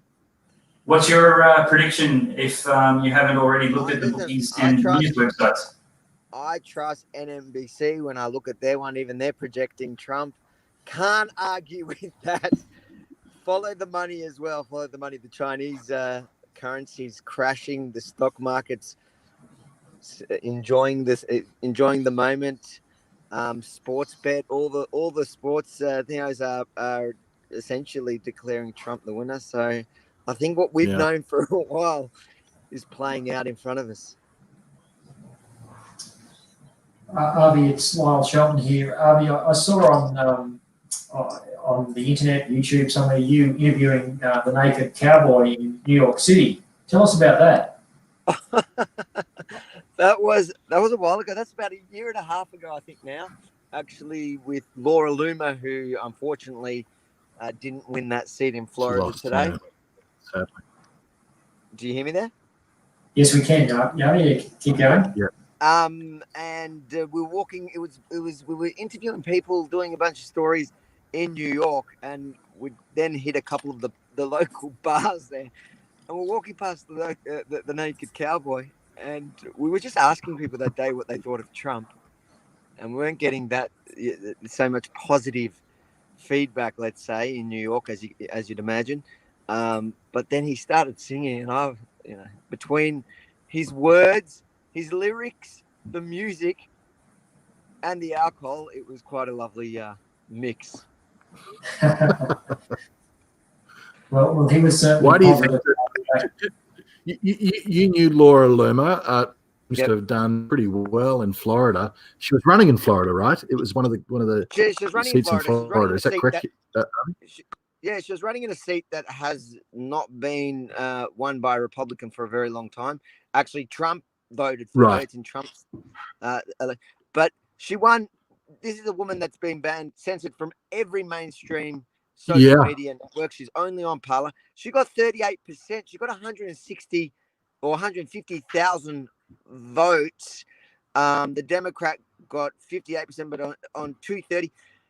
If there was 11% difference with somebody that had all the that had the entire establishment, both the left and a lot of the Republican establishment against her, as well as entire social media. This last election was entirely social media, and she didn't really have any.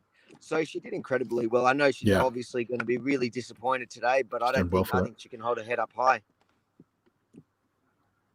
So these tech tyrants have done a fair bit of deplatforming. I mean, Laura Loomer, you've just talked about, but obviously the New York Post has had its Twitter account banned or suspended. There's been others. The president has had censorship on his account.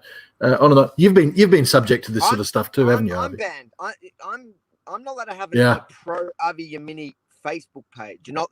You can have one that's against me, like if you're there to hate.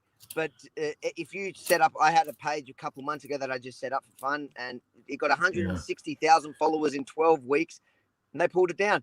But what's your view on what we should do about this? Because on the one hand, they're private companies, but on the other hand, they have so much power these days, and it just seems if they're trying to be platforms, they should be free and open. Exactly. So they have to choose either they're publishers or they're just platforms for everyone to enjoy. So you can't have both ways. If you want to enjoy the the security and the safety and the privileges of just being a platform that takes no responsibility of what your users write on there, as long as it's not illegal. You know, we have laws around illegal content, but if you want those privileges, then you have to act that way. But you can't have it where then you choose. You know, the election was a perfect time. You watch Trump. You watch the lead up to this election. It's been unbelievable, the amount of censorship. And this is something that Laura Loomer specifically has been warning Trump since 2016 about, saying you need to do something about this. The only fear I had in this election, was the fact that Trump didn't have what he had last time when it came to social media. He beat the last time.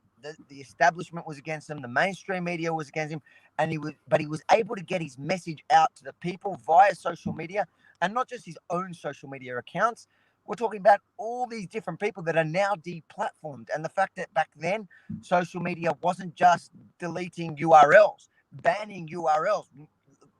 That's where we've gotten to, where even the New York Post can have a URL ban. So I was worried about that, but thankfully, and I hope in his next 4 years, in these next beautiful 4 years until Don Jr. takes over. He was hoping. He actually, they are starting to move on it. You see, he was starting to push legislation through to protect freedom of speech, and it is something that's so important. Avi, you're just a little bit faint there. If you can speak up a fraction and perhaps get a bit closer to your mic. I'm interested in your comments about the role the tech giants are playing, and we've seen Twitter and Facebook play all sorts of funny games. This morning I saw Rasim Kassam of War Room Pandemic, which is Steve Bannon's platform.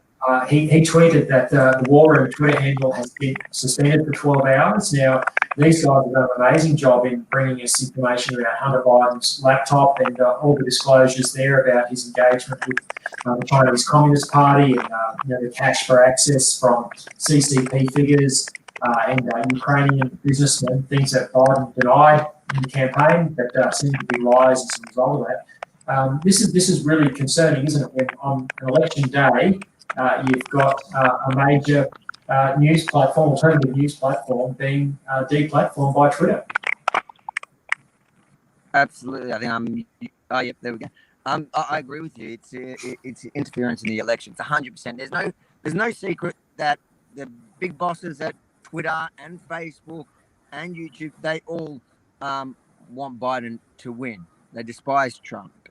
So I would have wanted to see something move along on that 2 years ago, 3 years ago, when we could see the warning signs, when voices that maybe you and I didn't agree with were getting pulled down. I remember when some of the big pages in Australia that I certainly didn't agree with were getting pulled down, and I would ask people in the media, how do you feel about that? Do you not see that where we're heading when they start banning people based on simply not liking their worldview, not agreeing with them? And they kind of shrugged it off, saying, "Oh well, they don't have. Why are you defending them, Avi? They hate Jews." Oh, that doesn't change the fact they can hurt my feelings. They should have that freedom to hurt my feelings, just like I should have the right to defend myself and to be able to answer them back. But unfortunately, we came to this election where hopefully it looks like it didn't have the intended effect. So thankfully, hopefully, I'm on my way to the pub in a minute. So you better win. That's brilliant. George, do you have some numbers for us on?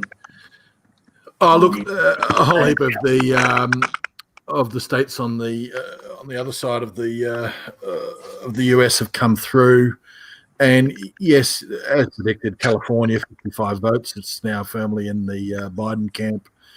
Oregon, same thing, and Washington, same thing. So another 7 with Oregon, and another 12 with Washington. But Idaho and Utah, Wyoming and Montana looks like it's all in the Trump's camp. Montana is tight But there's no surprises in any of that from the I think that's the western seaboard of the US, isn't it? It looks like Biden might have pulled ahead in Arizona, George. Are you picking that up as well?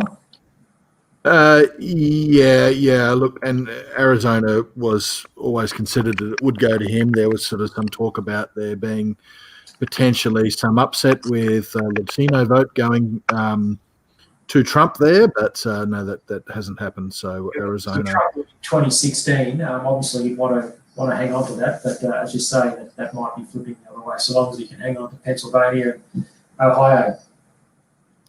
Yeah, and his lead's increased in both Pennsylvania and Ohio. It's increased in Michigan. It's increased in Wisconsin. It's increased in North Carolina again. I mean, as I say, the trend is your friend in politics, and it's certainly Donald Trump's friend. Avi, what do you think is likely to happen with the outcome? Do you think Trump is a surety, or do you think there's a little bit of risk yet to play out? Trump's got it. I believe Trump's got it. I don't think that there's a question. The question is what time and how and by how much, and whether the other side's going to accept it straight away or not. Unfortunately, either way, whatever plays out tonight, I think it's going to be a tough night in the US. Whoever wins, to be honest.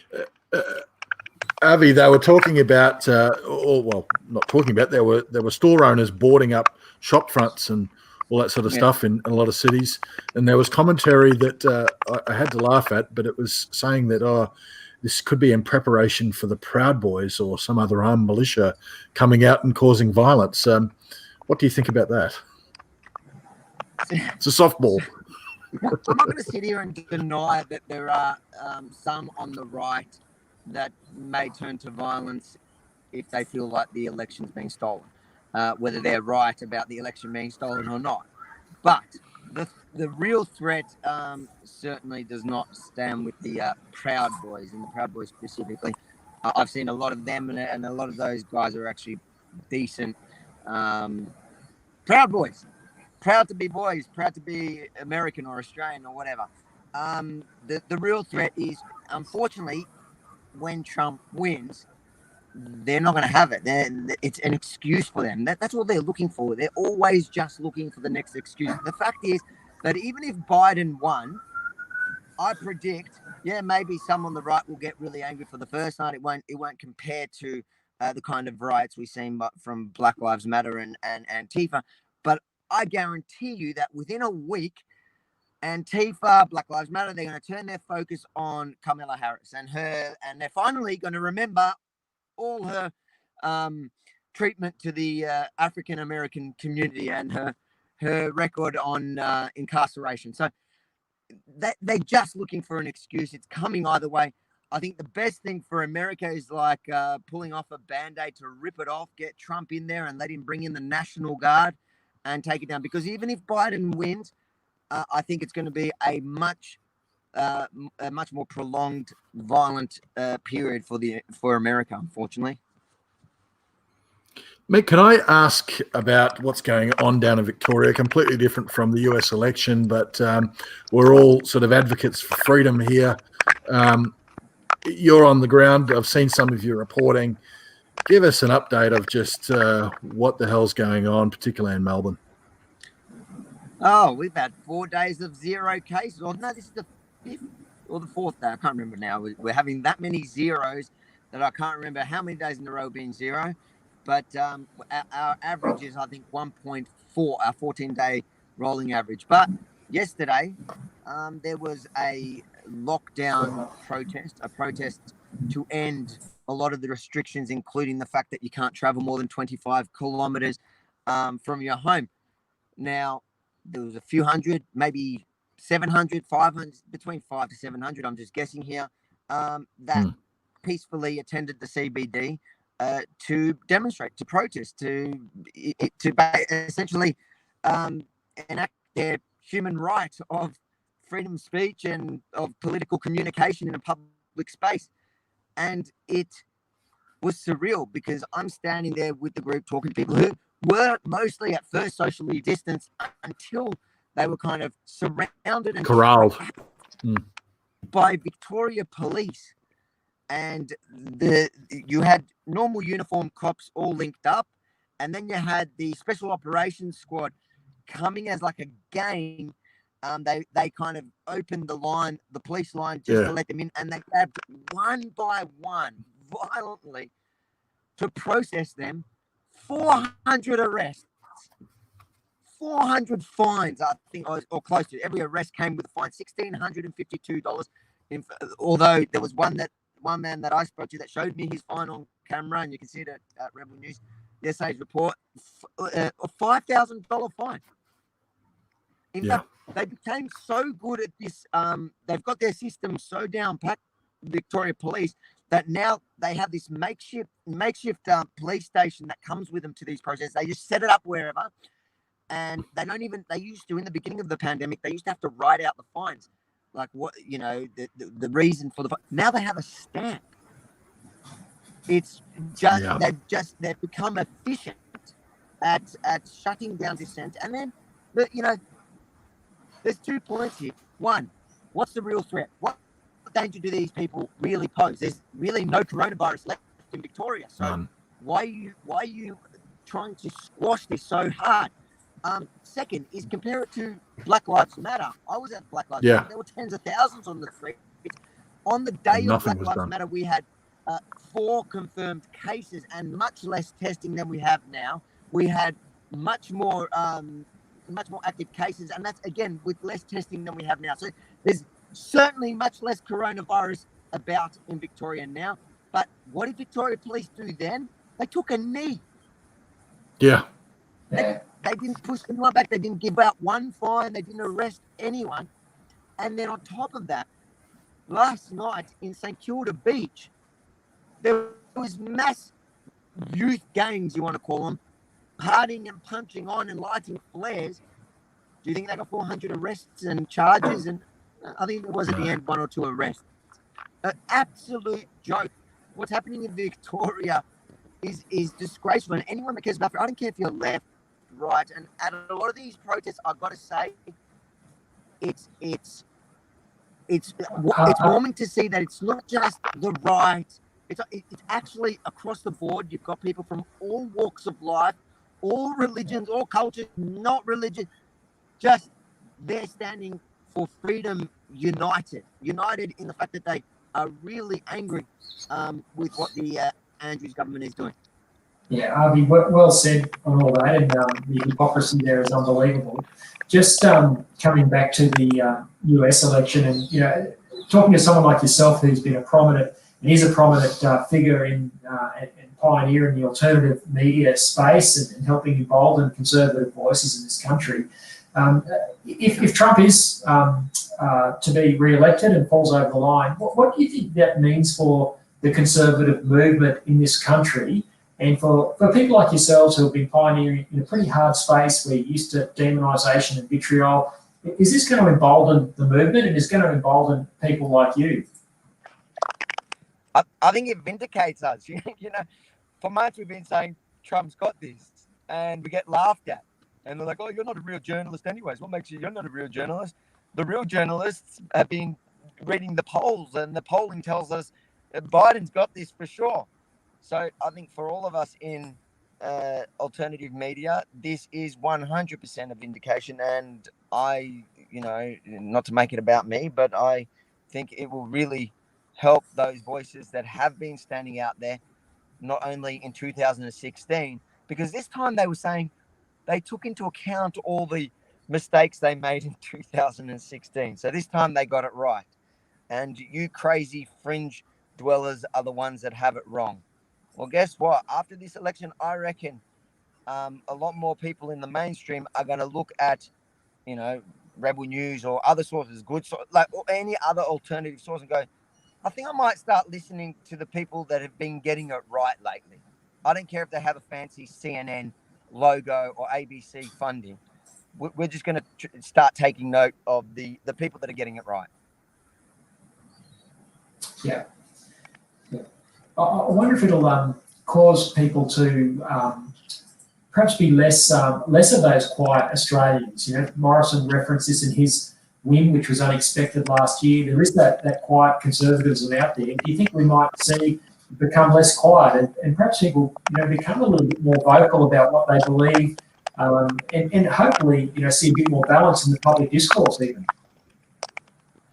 I think 100%. If you look at the last election, if you remember before 2016, a lot of people would not say they supported Trump, and then when he won it, and some of his policies, they wouldn't publicly say it. But then after he won, and then his narrative became a little bit more palatable to many, even in the establishment class of of Australian politics.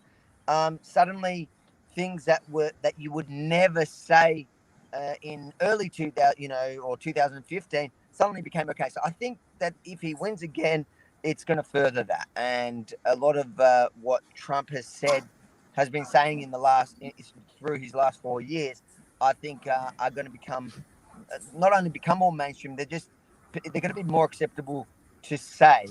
And when you see also the narrative till now is that Trump is the racist and whatever, blah blah, all those things.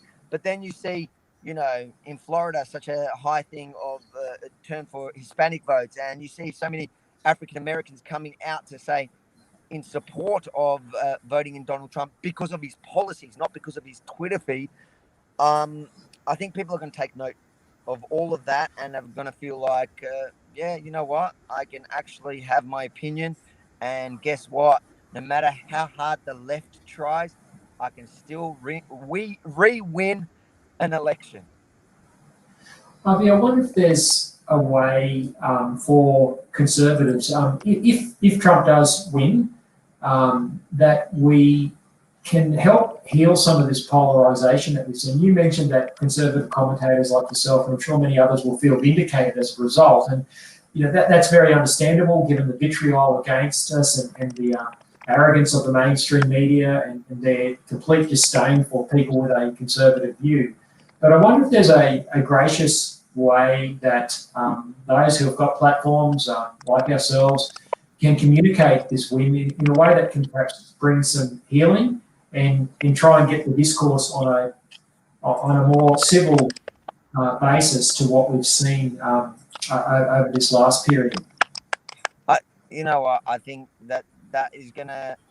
It's not only gonna take. It takes two sides to make that happen. At the end of the day, I find that the right is often, or at least I am willing, and I know a lot of people that I know that work in this space are willing and wanting to speak to the other side and to discuss issues in a respectful way.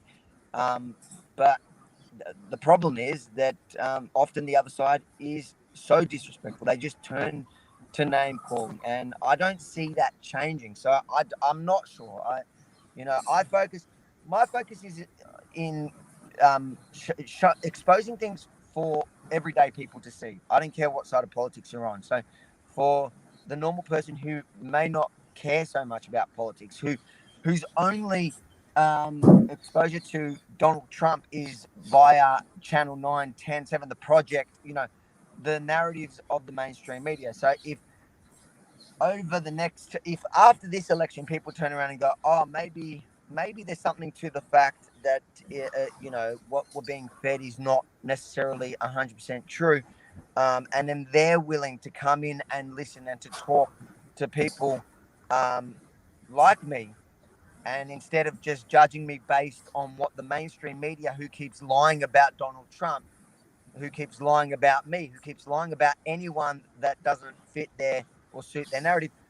So I'm hoping that it opens it up like that. But I just don't see political figures or political commentators from the other side coming to sit down like we're doing here. And there's nothing more that I love than talking to the other side. I think we've got to do more of that.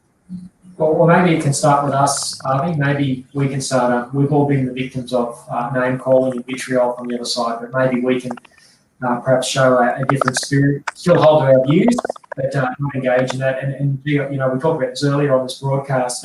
We wish that Trump wouldn't be so nasty to his opponents and the name calling and all this sort of thing. So, maybe it can start with us. I think if we believe that our policy ideas are right and our ideas that we argue for are, stick to them, but treat people with respect and dignity, and maybe we can see change over time.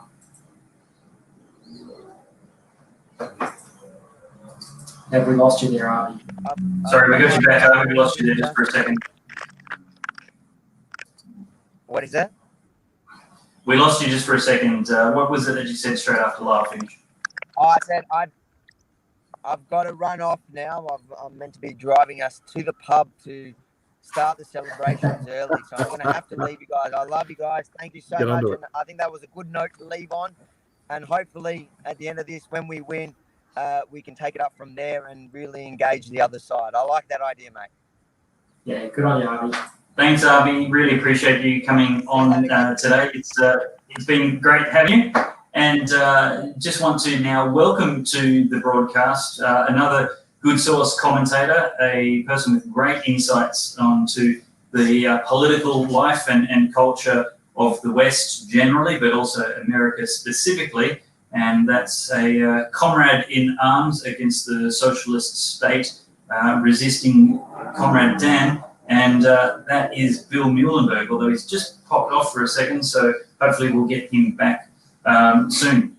Let's have a look at the updates, and we see the CNN politics map has a lot of red across the centre west, what they call the flyover states, and that's looking good. But what is happening in some of these seats on Fox News is some of these hot races. Arizona, Biden is leading. Florida, Fox News has called a certain Trump win. Wow, that's significant. That's now in the certain. We've been saying that all broadcasts, but now that definitely called for Trump. Shows that he's worked really still in this race. Which one are we talking about there? Florida? Is that yeah.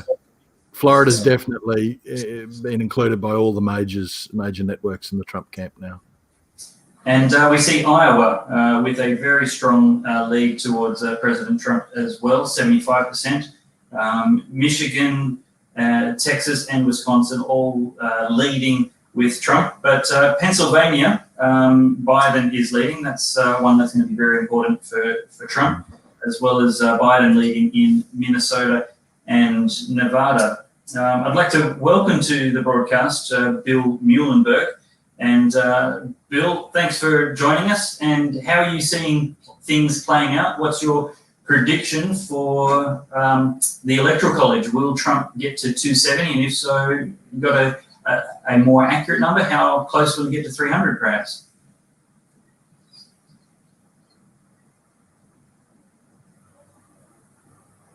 Just seem to have internet trouble with you there, Bill. I think he will make it. In fact, We've got you now. We've got you now. Me? Yeah, we've got you again. Still good? All right. Thanks for having me. I'm believing he'll make it fairly easily to the 70 and then some. In fact, I just posted on Facebook that after 4 losses in a row, New Zealand, CT, Queensland, and the Geelong Cats, I'm expecting now a big win in the contest that really matters. So, longer time goes on. It really is the race that matters. Tell me, why do you think a Trump presidency for another 4 years is so important to Australia?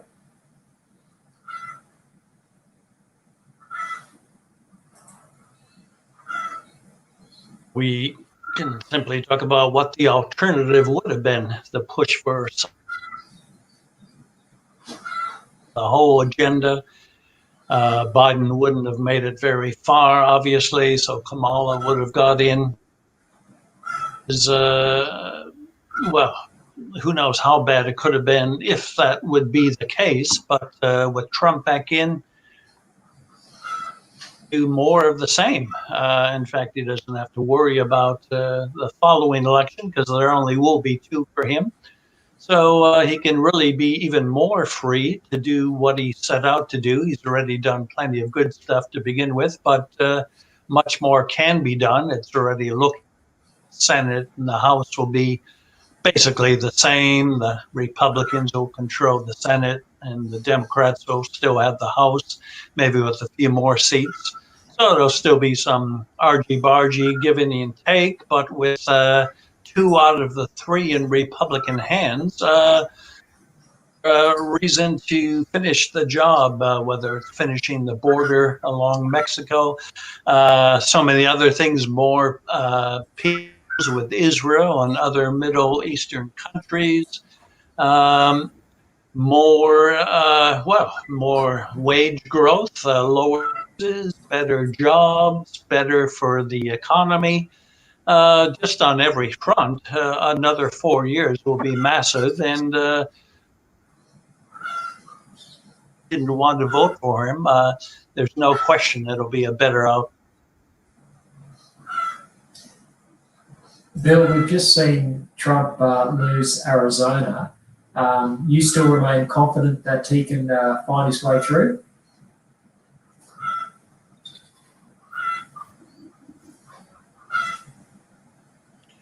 Now, it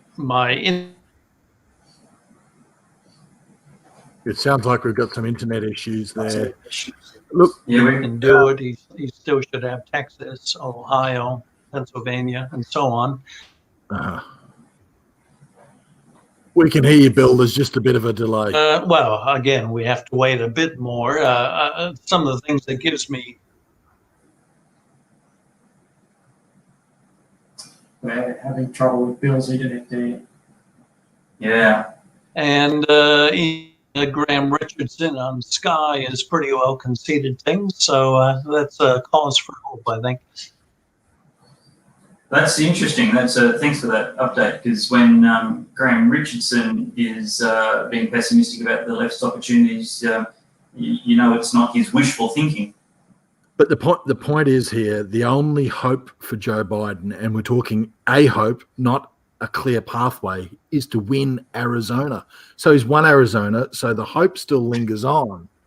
But where the pathway is starting to get very tight. Look, Minnesota may have flipped to Biden. While we're waiting for Bill to reconnect, why don't we whip out the calculator again? Yeah, I've got on the Fox News board, which I think is probably the best one that you are going to get. You've got 148 votes that Trump is currently on. So, does someone want to tally this up for me? Yeah, for 148. Okay, 148. We've got 20 in Pennsylvania. Pennsylvania is getting stronger for Trump. We've got 18 in Ohio. Ohio is getting stronger for Trump. 16 in Michigan. 10 in Wisconsin. We've got, I won't call Iowa. Iowa's very close. North Carolina, 15. Georgia, 16. Texas, 38. Okay, we're at 281 there, George. That's 281 with all states. So I haven't added in Iowa. I haven't added in Montana because they're close, but it's trending towards Trump. Yeah. Minnesota, I thought Minnesota was with Trump, but it seems like it's with Biden. But he doesn't need to worry about Minnesota. I mean, if those trends continue throughout all of those states, and they are continuing. I mean, Trump's at 55.8% of the vote in Pennsylvania. In Ohio is at 53.3. Michigan, 54.5. Wisconsin, 51.7. In Georgia, 54%. In Texas, 51.7. It's been trending towards him all afternoon. So I'm That's just. encouraging. I can't see any other result. 2:30. I've called it. Trump's won. No, I'm serious. I'm serious. He's won. I have no doubt. Exciting. Bill, you've tried your internet connection again. Let's see if we have better luck hearing you. It's, of course, not your fault. It's the NBN gift that Malcolm Turnbull keeps on giving us. Although your video's timing out again now, so we'll just keep running with that commentary previously. George, is there a path for Biden to win this at all? Yeah, there is, and it's with all the mail-in votes. And a friend of mine has just said that Fox is stating that battleground states such as Michigan, Wisconsin, and Pennsylvania, we won't know the numbers until next week. And look, there's going to be all sorts of irregularities with the early voting and the mail-in votes and all that sort of stuff. So this could drag on. But look, you know, if I was Trump, I'd be smiling tonight. If I was Biden, I'd be biting my nails.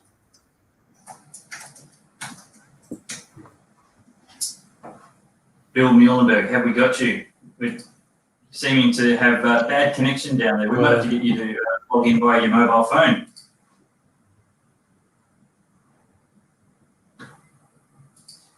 Bill, why don't you try rejoining us on 4G network instead of Wi-Fi or anything that might be running in your house, because we're getting very patchy reception from you.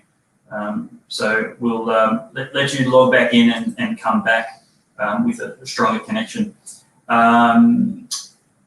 It would be very,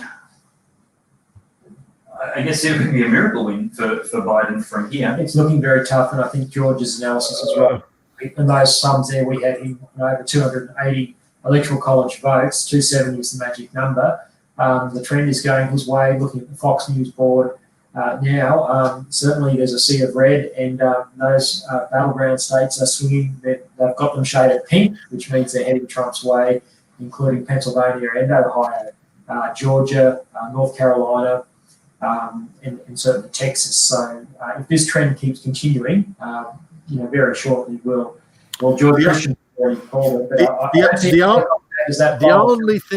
only thing that could pull me up is if there if these seats of these states are swamped with early voting, postal votes, that sort of stuff. And I got to tell you that Trump has said all along, and he's quite right, that all of that is open to corruption. And I think that we will have a lot of people questioning what the hell happens if suddenly we've got this result on the day, but yet, swamped with a whole heap of pro-Biden votes. And I've had friends in the US. You remember, Lyle, I was talking to you a couple of weeks ago about this, friends in the US that said that they expect that it's going to drag on in some states, and that there will be accusations and counter accusations over, missing votes, bags of mailed in votes that have turned up. There'll be lawyers, squaring off at each other. Perhaps that will go on, but I would rather be in Trump's position than Biden's position right now, and I still think he's going to win it. Well, I think certainly if there's a clear result today on the day, that's going to make it harder for that sort of lawfare to continue on. And I guess the best thing we can hope for tonight is that the result is clear and that it doesn't give rise to ongoing litigation to try and drag this thing out in a way that would create uncertainty and potentially civil unrest. In Pennsylvania, there's only 51% of Pennsylvania that's been counted. North Carolina, there's 94%, and in Ohio, 94% as well. So, there's reports. Trump on a very significant lead in Pennsylvania, 56% to 41%. And that's with 1.4. That's with I should say 51% of the votes counted. You'd have to think, even with half the votes counted, that is a very big lead to Donald Trump in that key battleground state of Pennsylvania, which everyone tipped would be a win for Joe Biden. Yeah. Bill, welcome back. How are we going with your connection now? Well, sorry, I pushed myself near the modem. So if this doesn't work, nothing will. But my wife has complained about problems all day as well. So sorry on our end. Well, it's definitely Daniel Andrews' fault, if not Malcolm Turnbull's. But that seems to be a nice, clear connection. Clear connection now. So that's good. Well, the map is looking pretty solid for I guess, Donald Trump. Your thoughts, commentary on how this is unraveling? Well, it's again been another shame on the experts and the posters, obviously, kind of like all of the corona experts, right? They got it miserably wrong on so many of their predictions and forecasts, and looks like we're doing it again, just as in 2016. Same here. Sure, it may still be a tight win, a close win, but it should be a win. Certainly not the big win that everybody was saying Biden would end up with. Certainly not by the numbers they were predicting. So that's one obvious issue to look at. Why did they keep getting it so wrong? And maybe they need a new day job, actually. Other points to keep in mind, how this obviously will have an impact on the rest of the world, hopefully slowing down the woke agenda, slowing down the radical agenda of, well, here in Australia, New Zealand, Canada, and Europe. Simply having Trump back in, it's going to put the brakes on some of the radicalism. A welcome win, just as Brexit was unexpected but welcome. Morrison, unexpected but welcome. So to have 2 Trump wins in a row, unexpected but very welcome indeed. So on many fronts, again, good news. I don't know if you caught what I said before, but we did have a string of losses in the last month. So to get something like this, which really is the biggest prize of all, it's great to see. And well, if you're a praying person, and many people are, I think a lot of prayers went up for this one as well. Yeah. Bill, what do you think is the chance that Christians and conservatives will take advantage of what looks to be yet another reprieve? And we got a reprieve 4 years ago. I'm not sure that we've used the time that wisely.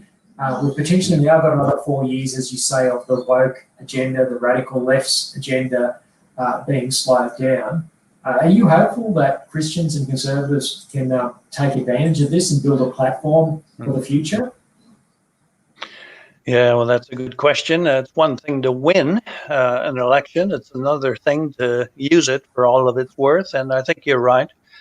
In many ways, we didn't use our last election as well as we might. I mean, sure, there's, we had the hostile House of Reps, the Democrats going on all their witch hunts. Well, we certainly had a very hostile mainstream media. We had all the high tech groups working against not just Trump, but the conservative agenda. So in many ways, we had heaps of stuff working against us. So in one sense, it's expected that we maybe didn't get as much as you say, conservatives and sadly often Christians. They're not always in for the long haul and the big fight. The other side, the left, really is. They've learned long ago that you have to have the big picture. You have to have the long term. And you have to fight it out day by day, week by week. It's not enough to win an election and then go home and wait for another 4 years. In the same way, a legislative win, people might sign a petition and think, oh, I did my bit for the conservative cause. I can go back to sleep for another year. When you're in a fight, you have to keep fighting. You have to keep at it. The other side certainly keeps at it. They never give up. They never want to take a break. So we shouldn't either. So, yeah, can Australians, can Americans, can the West as a whole learn some lessons here about fights like this they're never ending. In fact, they're getting worse. The opposition is certainly getting worse. We have more and more things going against us, high tech and so on. So with all of this, that means we need to redouble our efforts. We need to get even more involved, more into the battles of the day and not think that somebody else can do it for us. Now, of course, as I've also said often, if you are a believer, a Christian, you know that the political battles are not the only battles. There's a whole lot more to it. There's a spiritual battle taking place on every level. But yeah, hopefully after this one, we wake up a bit better and we do a bit more, and we'll see what happens. Yeah, I probably share some of your concern, Bill, and I guess that's implicit in the way I asked the question.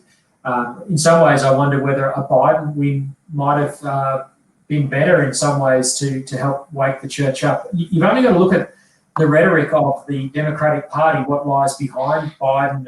People like Kamala Harris and AOC, whose full name I can't pronounce. But these people are pernicious in their attitudes towards Christians. They see our concern for religious freedom simply as bigotry, and they would lock us up. You've only got to look at their testimony towards congressional inquiries. You've only got to look at the way Kamala Harris, as the Attorney General of California, has gone after David Daleiden, the whistleblower who exposed Planned Parenthood for selling unborn baby parts. So there's a pernicious agenda that lies behind Joe Biden, but I just wonder whether we've got the will and the courage to take advantage of this reprieve time.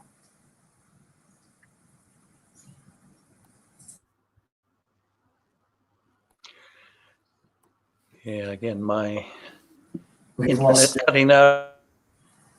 George, did you hear that okay? George, it seems like you've... But I heard your question. Did you hear that? I did, yes, I did.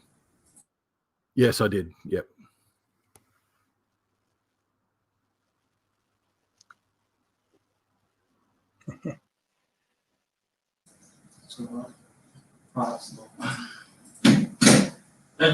George, have you got any thoughts on what Lyle just said then? Look, I'm sorry, I was busying myself in what CNN was saying. So maybe you might just have to repeat that again for Bill and for me.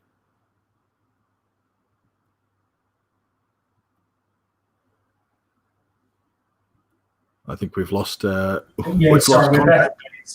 Sorry, guys, we've just had a few technical difficulties here, but look, perhaps some of our viewers might have heard that question. I'll just repeat it. I think there's a really important discussion coming out of this. It's one thing to be pleased that Trump is being re-elected, and we've talked about all the caveats that go with Trump. No one's giving him a leave pass for some of the aspects of his character, which are certainly unacceptable. But in terms of the policies, in terms of protection of freedom of speech, freedom of religion, his pushback on the Chinese Communist Party, his pro-life stance, so many policy areas, the Supreme Court, it seems like we are going to get another 4 years of a reprieve against the radical left's woke agenda. And I guess my concern is that we won't do what Bill said earlier, and that is take this opportunity to do what the left do and keep fighting for our causes, whether we're still too apathetic, whether a Biden win might have actually been better for us to give us a bit more of a prod along so that we actually feel a bit more pain to actually get ourselves organised and get ourselves into some of these battles where we're sitting absent from. And I'm talking about the church, I'm talking about conservatives in general now. Yeah, well, that's the way to look at it. If you can hear me. Yes, we can hear you, Bill. Yeah, go ahead. But of course, a lot of pain. Dead babies, more crackdown on religious freedom, and so on.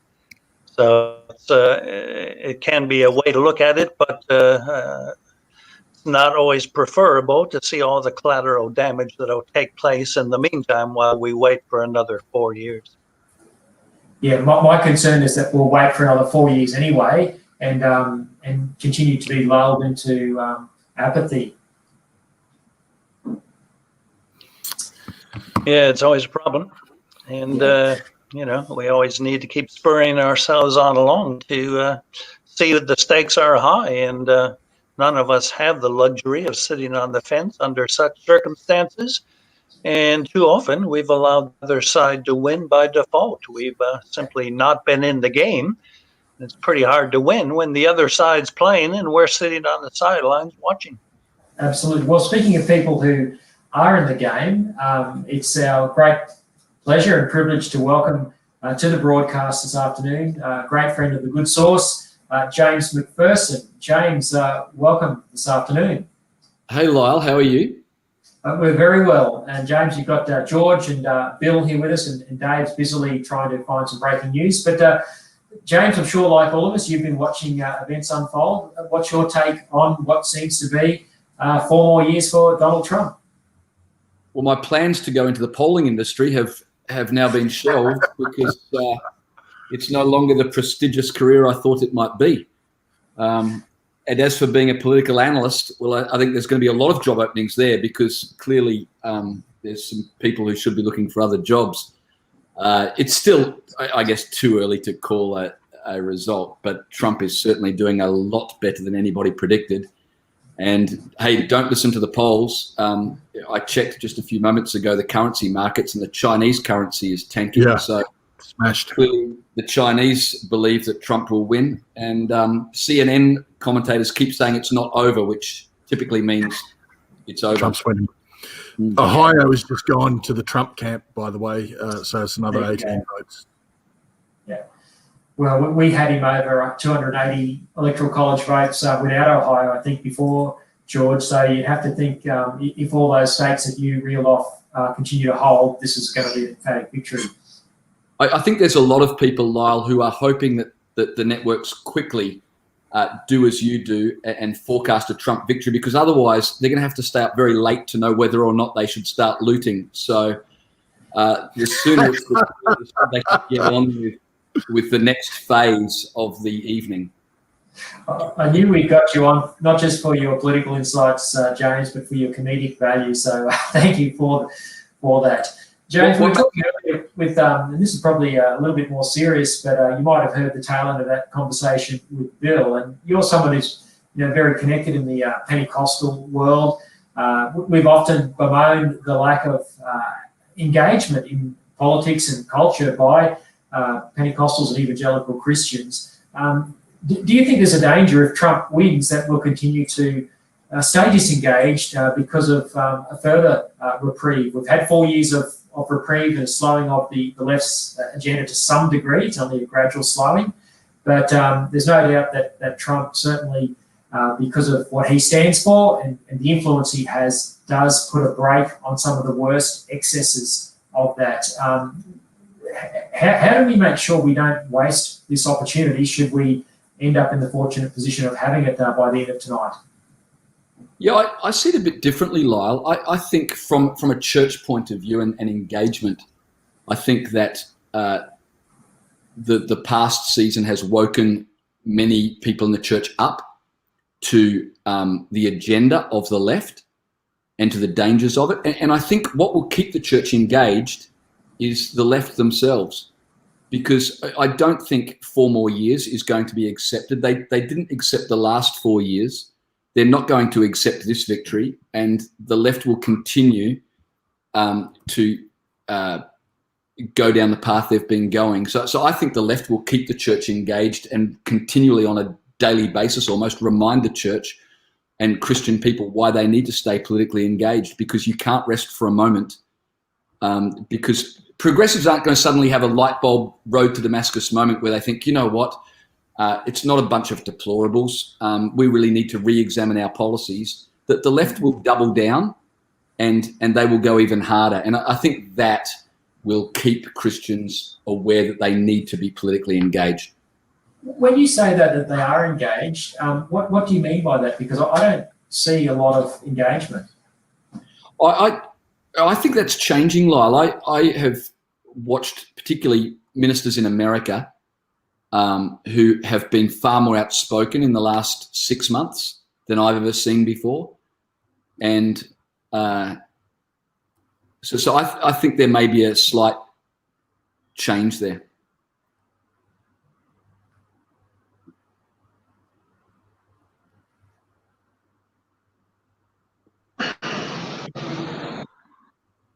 Sorry, Lyle, whatever you just said, I don't know if George heard it, but I didn't hear it.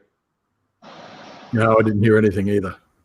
You're out. You've got no sound. I think there, we're okay. Lyle. Dave Pellow's just moving some microphones around. But I think you're right, James. There's no doubt that ministers in America have become a little more vocal, some, and certainly speaking out on some of the social and cultural issues. Are you thinking that might then translate into the Australian context, following the lead of some of those American counterparts? Yeah, I think so. And I also, it's perhaps a bit self-serving, but I also think the COVID restrictions on churches in Australia have really awakened church leaders to the fact that they may boast that they're not interested in politics, but the old adage, politics is interested in them. And I think that may create a bit more dynamism amongst Christians in Australia. Yeah. George, have you got any observations or any further updates as we've been talking there? Any breaking news coming through from the figures you're seeing?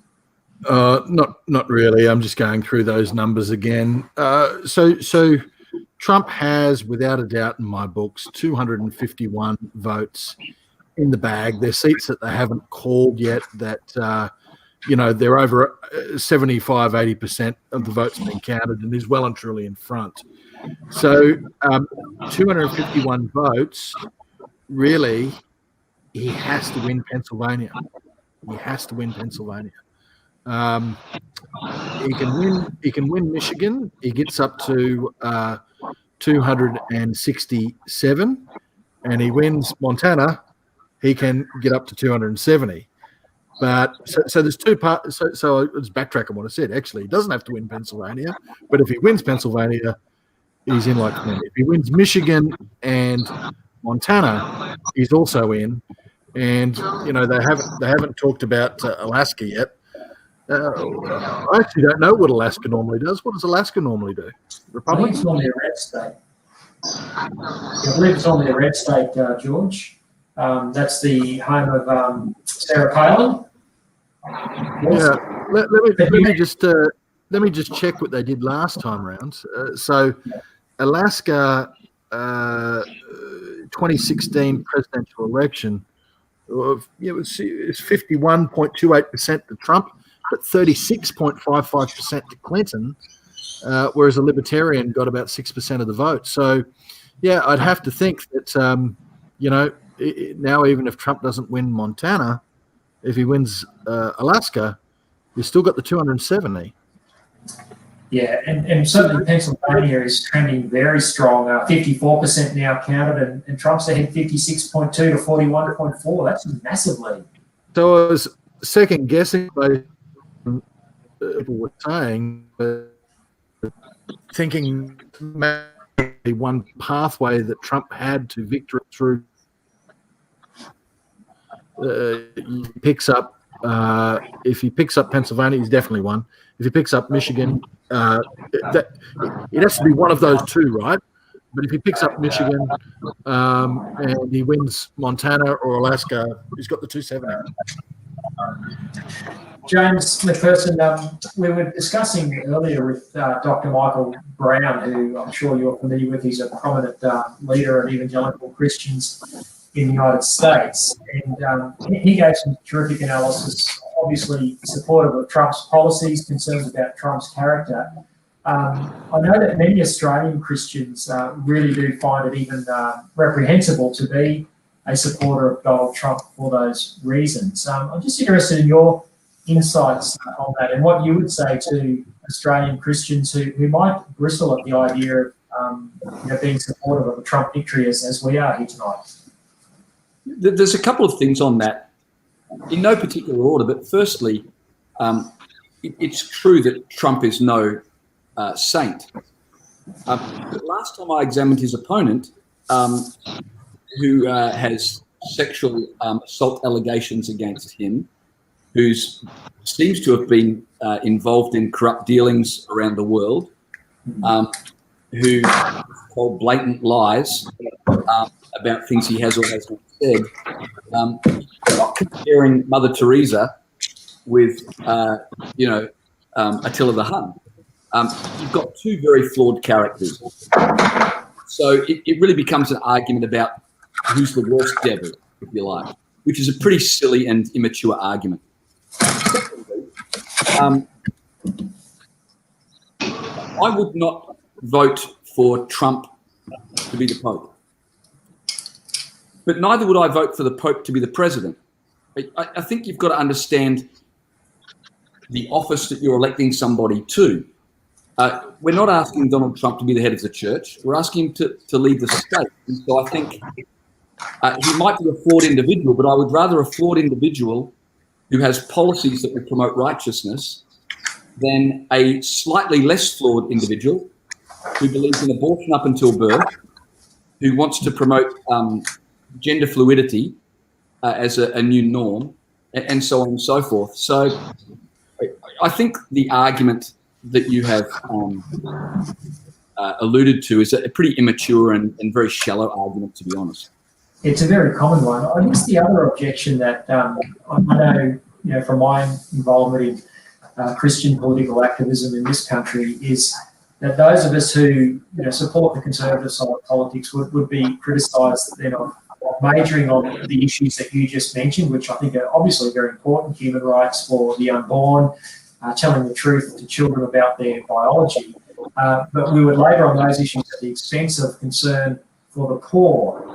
What would you say to that? Would you think that someone like Donald Trump and the Republican Party in America, do they do enough to fulfil the biblical injunction to also care for the poor, not just be concerned about issues of sexual morality as important as they are?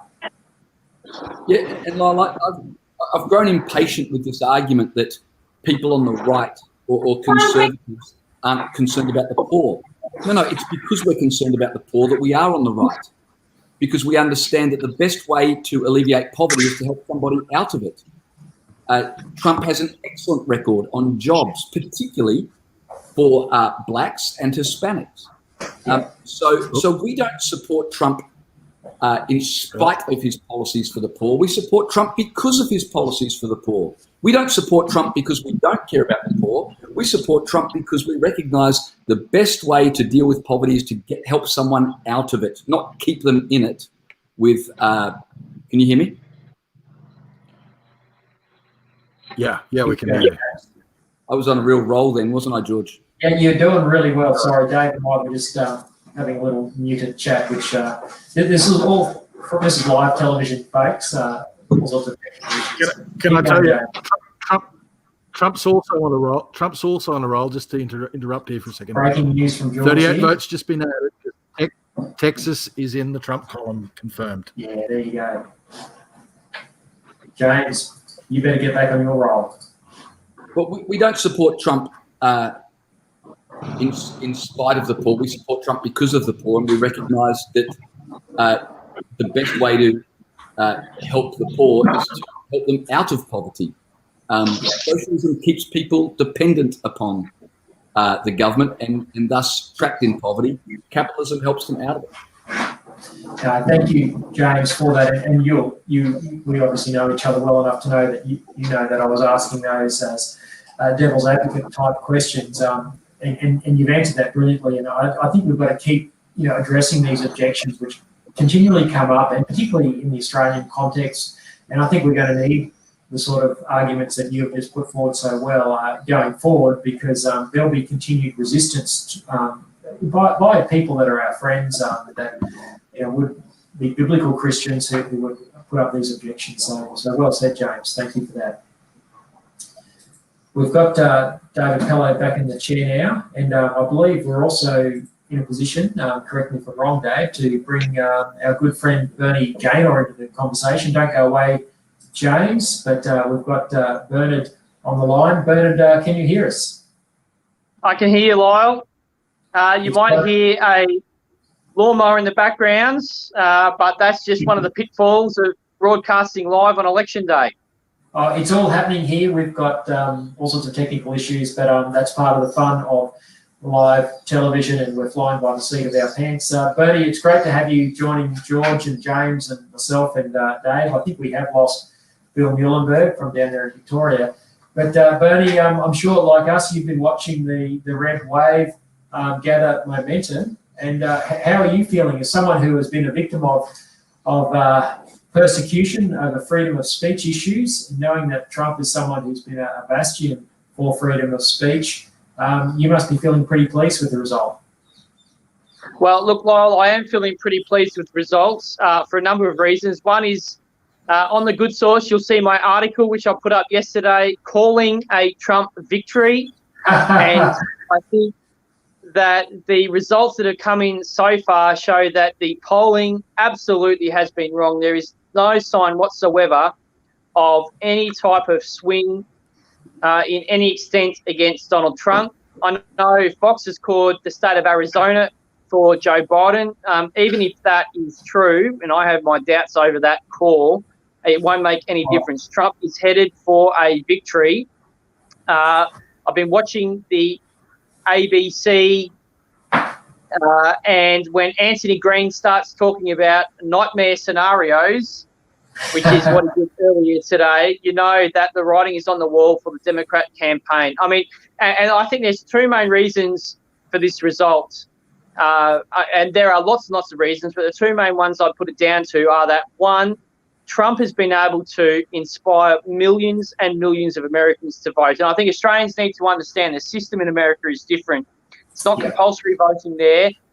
It is voluntary voting. And so each candidate needs to inspire voters to come out and vote. And I think Trump has won the retail politics on this very, very easily. He's inspired millions and millions of people with hope.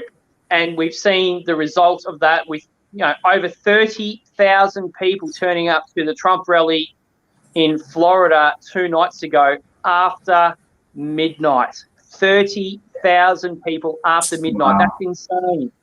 And the other reason Trump will win is if all the major cities in a nation are boarding up their shopping centres on election eve because they're concerned that one side is going to throw a tantrum when they lose. There is no way a nation is going to vote for a side that threatens to burn down its cities on election eve. And that's what's happened in America. You look at New York, Washington, Los Angeles, Philadelphia. I mean, the list goes on. All these cities have boarded up over the last few days because they're concerned about violent Democrat militias throwing a tantrum. And they will throw a tantrum. We've already seen the early reporting of protests in Washington. As I said yesterday, today is actually going to be an epic day. The party is going to be epic, and the tantrum tonight, Australian time, and right now that's starting to build in America is also going to be epic as well. Yeah, look, I really hope there isn't civil unrest and violence. It is interesting, as you and others have pointed out on this broadcast, that it is Democrat cities that are boarding up shops. It's not Kansas City, Missouri, or places like that. I remember being there in Washington, D.C. 4 years ago, the day after Trump's inauguration, and they had the Women's March on Washington. And I saw all these angry women going through the train stations at Alexandria in Virginia on their way to Washington, D.C. And the anger was palpable. I hate to see what it's going to be like this time. I really hope and pray that we don't see this level of disquiet and violence again. I think it's something we really got to pray against. Well, I'd like to welcome to the Good Source election special coverage now, Dan Petrie. Dan, it's fantastic to have you join us. What do you think? Where's it looking like going from here? I'll tell you what, Dave, very good afternoon to you. Basically, I got every major thing we've seen wrong in terms of Brexit, 2016 election, and indeed Bill Shorten's election last year all wrong. But I did actually, I took an each-way bet, and I thought that Mr. Trump would actually challenge Joe Biden quite strongly in the last few days. But there's a big problem in terms of incumbency. Yes, is one thing, but one thing which has been really left out of this whole equation has been the debate around the American economy. And yes, apart from some missteps, the president can point to quite a strong record in on the economy, and that's certainly going to play quite strongly for people who are very worried about their jobs, particularly during a pandemic. So it doesn't matter if necessarily you have a progressive view of the world or even a conservative view of the world. Incumbency is a huge factor, but more importantly than incumbency, people tend to look at self-interest, and their jobs are really what's playing out here. It's been a fascinating campaign in the sense that the lack of focus on economic outcomes has been somewhat missing, I think, in this overall debate. But there we are so far. So too close to call, but you'd have to say that certainly momentum with the president. And exactly what was your prediction before the results started coming in? Be honest now. Were you predicting an electoral victory for Trump? I thought, just given Joe Biden's home state of Pennsylvania, I thought that would flip it for him. But Donald Trump. So that was my honest view. I actually thought that I thought the Democrats, like previously in 2016, they didn't get enough people out to vote, as I understand. So that was part of Hillary Clinton's problem. But I just think Joe Biden's he's one of the few politicians which does actually reach across the aisle, and he's actually got quite a good story to tell. The only problem really being is the fact that he's, we needed to see Joe Biden 20 years ago challenging for the role, not a 77-year-old. So that's not to diminish Mr. Biden. He's got a great record, but generally I thought he'd fall over the line. But the race certainly is tightening up a bit at the moment. So look, it's just very, very narrow. We might get something like we saw in 2000 between Gore and Bush. Yeah, I'm interested in your comments about Biden. Probably someone not that well known to us in Australia, although he's been around obviously as Obama's vice president for 8 years, but vice presidents tend to be in the background. Is it fair to say that this time round, as he's heading the presidential ticket for the Democratic Party, that he's merely a puppet for the Bernie Sanders wing and for that radical hard left Democrat, the Kamala Harris sort of wing of the Democratic Party, that he's not the centrist that you just described?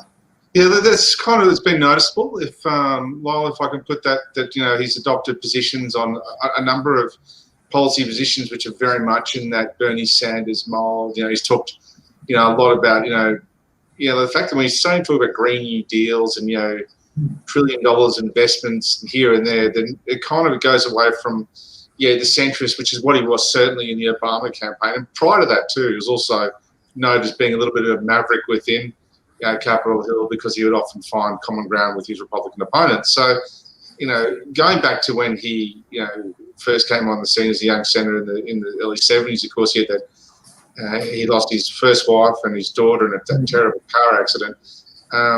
He's really a guy who's always been very much a centrist. So to see him actually kind of adopt these positions, I don't necessarily know if he's actually that comfortable, being a bit of a darling of the left like that. But again, for pure simple, I'm a pure numbers guy, and so for example, his strength really has been in foreign relations. That's a big reason why Obama asked him to be the running mate, because his strength has always been on trade, foreign relations, and so he certainly does get the economic argument very, very well. So it was just interesting that he actually went away from that a little bit during that campaign. He didn't really talk about those things, and so that was quite strange. But again, that's probably been this version of Joe Biden, I think, probably hasn't revealed what he could be in terms of his story is a really, really great one.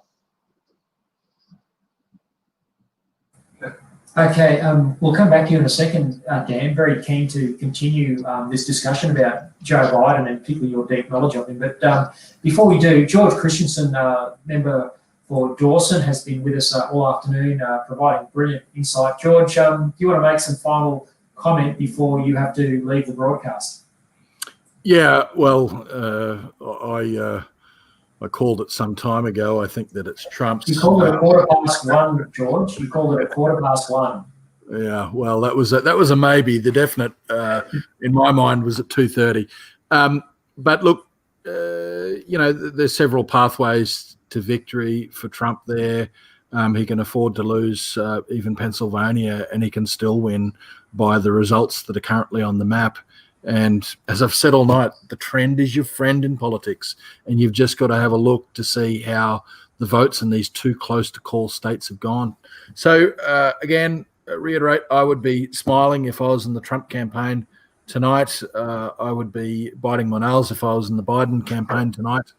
And I can tell you out on Twitter, the never Trumpers, the Trump haters, and the Biden fans are all going berserk, which leads me to one conclusion as to the way they think it's going. In fact, I just saw a tweet there from someone saying, "Oh, I can't believe he's won again. God help my country." They think it's over, and George, obviously, I think it's over. I've been asking many of our other guests this afternoon the same question. I've been dying to ask this of you, but do you think, should Trump get over the line, as the trend seems to be indicating, and as we've called, do you think it's going to embolden, let's make it fairly personal now, will the LNP, the Liberal National Party coalition, which is in power federally, will they be more emboldened to take on the left in some of these culture war issues and, the climate change wars, etc.? Look, I hope so. I hope so. I mean, he won last time out of the blue, and it probably emboldened a few people, but not the leadership at the time, which was more left than right in the coalition back then. But I hope that this does embolden Scott Morrison and emboldens whoever the new leader of the LNP is, David Crisafulli most likely. Because I think that we need to just stake our ground as conservatives and take the fight up to the left. And you don't do that by trying to be a pale carbon copy. You do it by being principled. You do it by just saying it how it is and trying to cut through to the voters directly, and stop worrying about all of the chattering classes and all of the media commentary.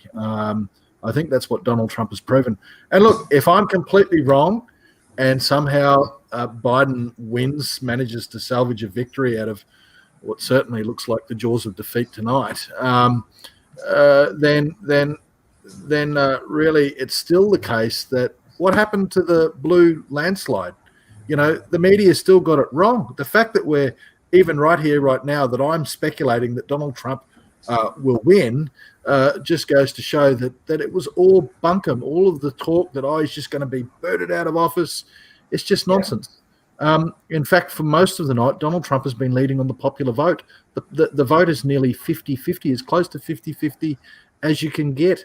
Half of America, regardless of the outcome, supports Donald Trump. It's not like it's a fringe thing to support him. Well, George, your insights today have been razor sharp. We love you because you call it as it is. You're almost like Australia's Donald Trump, but without the bad character. Or the presidency. Or the presidency. But you're certainly one who does take it up to the chattering classes, and we need more of you. So, George, thank you for that. Thanks for calling the election at 1:15. Hey, George, before you go, is there any chance you can switch to run for Premier of Opposition Leader of Queensland? You never say never, Dave. Actually, you never Yes. say never. Thanks, George. I'll give you the scoop. I have been thinking about state politics, actually. Wow. Good source. Never say never. Breaking news. All right. Thank you, George. It's been great having you. All right. Thanks, guys.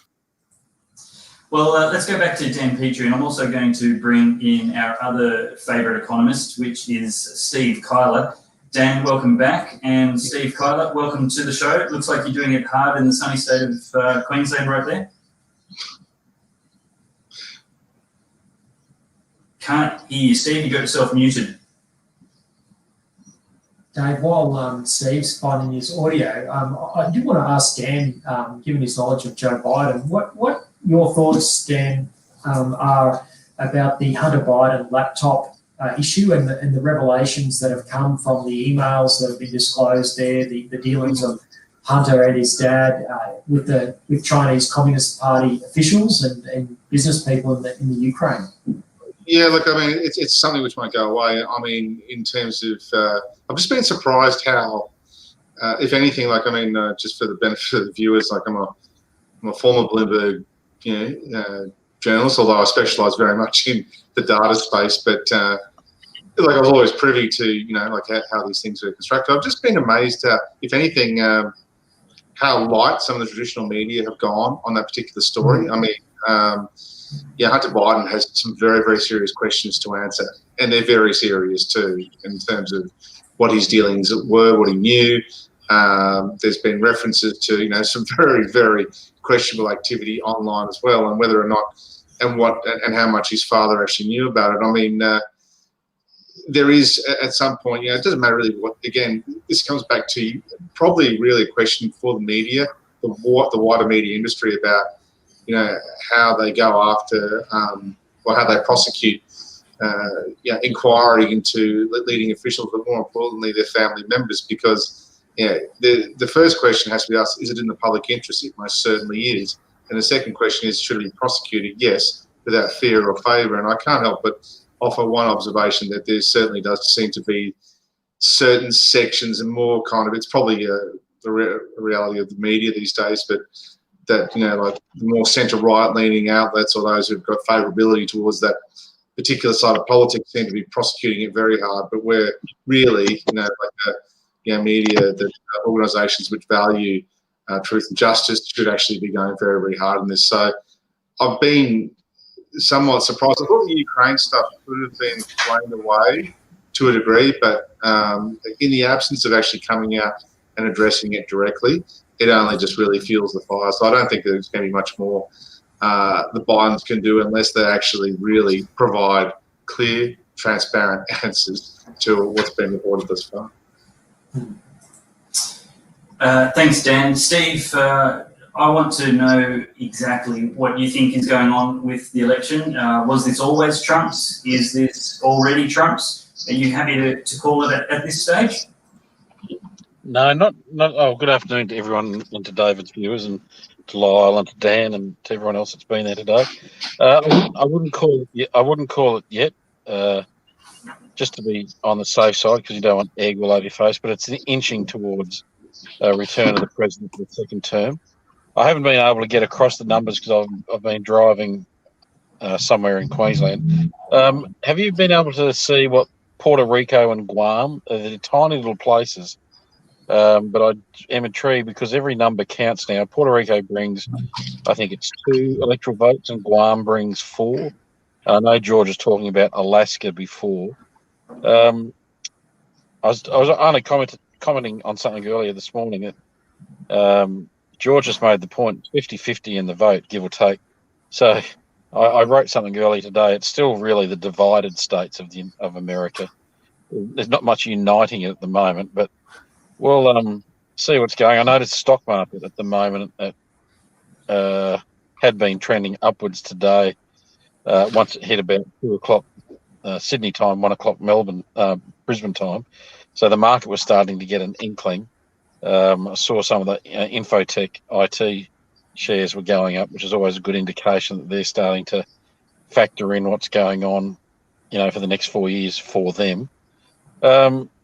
What's really interesting is, David, the Abraham Accords with the United States breaking bread with the Middle Eastern countries, Bahrain, Qatar, UAE, etc., all signing up with a peace deal with Israel. And there's been a lot of non-talk about the significance of that within the religious belt of the Midwest of the United States. Those Abraham Accords are big things, and Americans have been very tired for a long time of having a lot of wars across the world, and it could be said that people were tired of America being in wars, and etc., etc. But you know, the man has done something with the economy. You look at the 401k pensions prior to COVID, and the American worker, blue, white, was doing very well on their 401k pensions. It's very hard to vote against yourself because I think over there, David, they've looked at coronavirus and they've gone, right, this is a real such and such, it's a dogfight, but economically we need to get up and get ourselves going where we can. They've looked at New York and the battleground that New York's been for its economy and how much of a disaster it is. They've seen what happens when it gets locked up, and it's a real pig's breakfast over there, but they're looking in the future going, I need work, I need employment. I think one of the biggest things, if the Democrats look back at it, and if they do go down, something that hasn't been commented upon, but you might want to think about it, is the very strong optic performance of Mike Pence.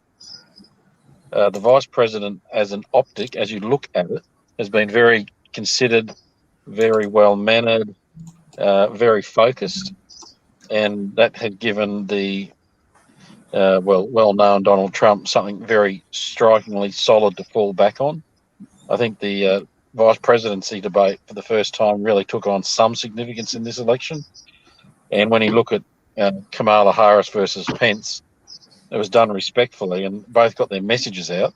And for Trump, his message was actually being really well heard through his vice president. So that's been a real strong point for the Trump-Pence team, something that really hasn't been picked up on.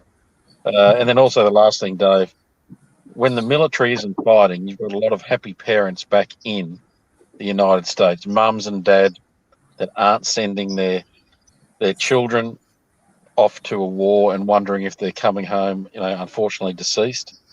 And so this time, as the Afghanistani deployment's been brought back in large numbers, you're actually seeing a large military contingent that might have, in some points, maybe thought about voting Democrat because they might have a tradition in the family here and there to bring your soldiers home safely on soil, 401k pensions going strongly, having a stable vice president. You can put that all in the asset column, and you can have a look at your eccentric president, and he might be 50% in the liabilities column, but he's also 50% in the assets column. So been intriguing, and when I get back home, I'll be able to sit back and watch it fully unfold. But yeah, it's a historic day, that's for sure. But I still stand by. Still stand by the fact, David, that it's divided states, the United States. You're dead right, Steve. Look, brilliant observations as always. We'll come back to you in a second. Just to a little bit of an update on numbers. Certainly things are looking good for Trump. Pennsylvania, we've just had now 64% of the vote counted there, and Trump's lead continues to increase in that battleground state. There's 20 electoral college votes up for grabs. It's a must-win. Trump on 56.9, Joe Biden on 41.9. Down in North Carolina, narrow lead for Trump there. There's 15 electoral college votes up for grabs there. Trump on 50.1%, Biden on 48.7%. Obviously, earlier in the broadcast, Florida's well and truly been called. Trump on that 51.2% to 47.9% to Biden. Pollsters everywhere with egg all over their faces. The New York Times this morning reported that Trump had a 30% chance of winning Florida. That was completely wrong.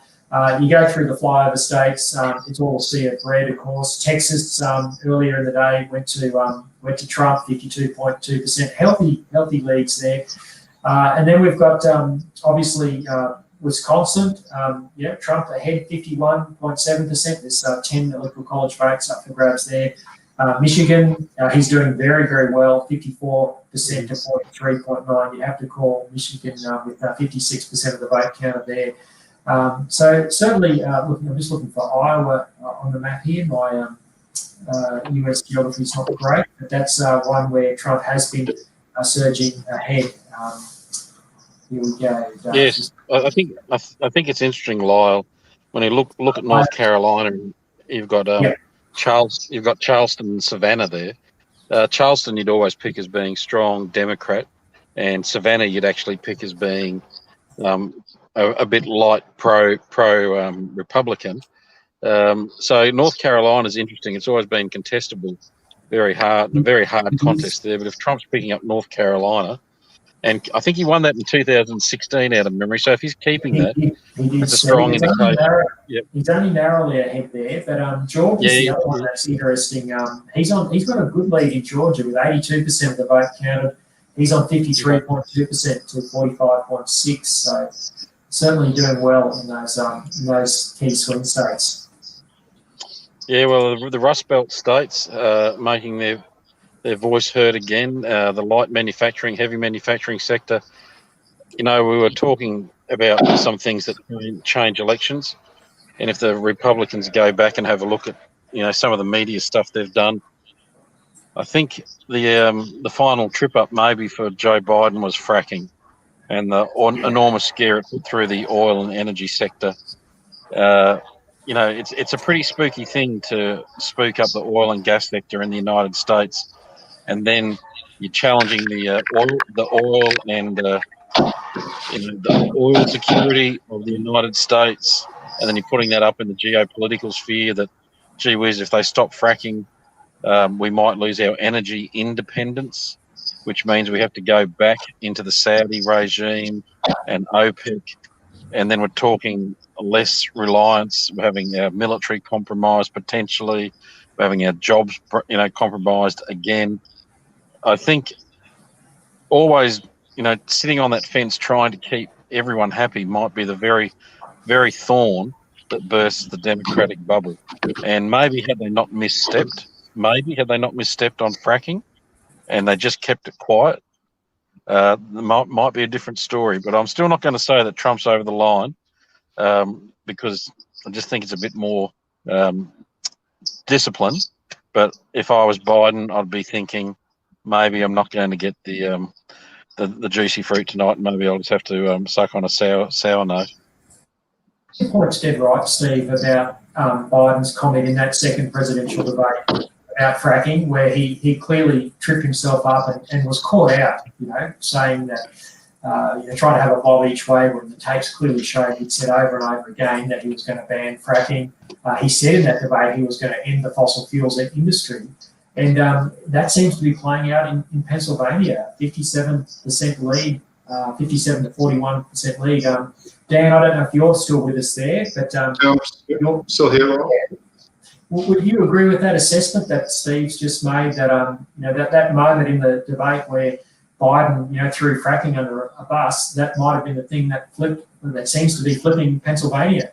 I think, if anything, that trend probably started 4 years ago, probably with the deplorables comment, but also, you know, like there's been a clear drift, if anything, you know, in those blue collar workers. And, you know, Steve made a very good point about fracking, that, you know, it's all well and good to kind of, you know, say about these industries, and we have it here in Australia. We talk about coal or fossil fuels or the way things are done.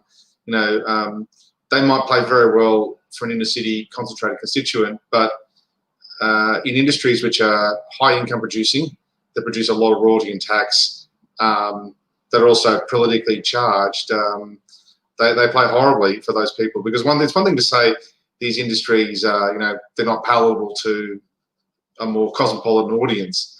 That's like poison, and no matter where you are in the world, because basically you're saying to people that their livelihood and the way they go about it that doesn't cut mustard, if you like, with certain sections of the electorate. So, you know, at the end of the day, it's kind of, again, it's also, you know, you look at, yeah, for the Democrats, these are blue collar jobs, which only a decade ago, these states would have been lockstep with the Democrats. But again, the parallels, if you look at the same happened in the UK, you know, the UK Labour, for example, seems so far removed from its coal miner base that it's almost extraordinary to think about. You know, it's only happened in the space of 15 years. So, you know, like, I mean, possibly blinked, but again, I'm quite amazed at the way the president has stormed back into contention. Again, while I've become somewhat sceptical of the polls, it's still somewhat surprising.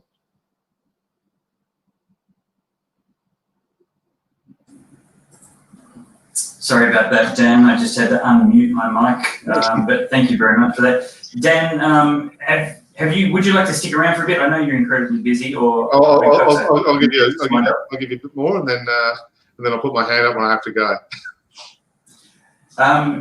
What have you got? Any other thoughts that you want to share with us before you take off and we bring in Topher?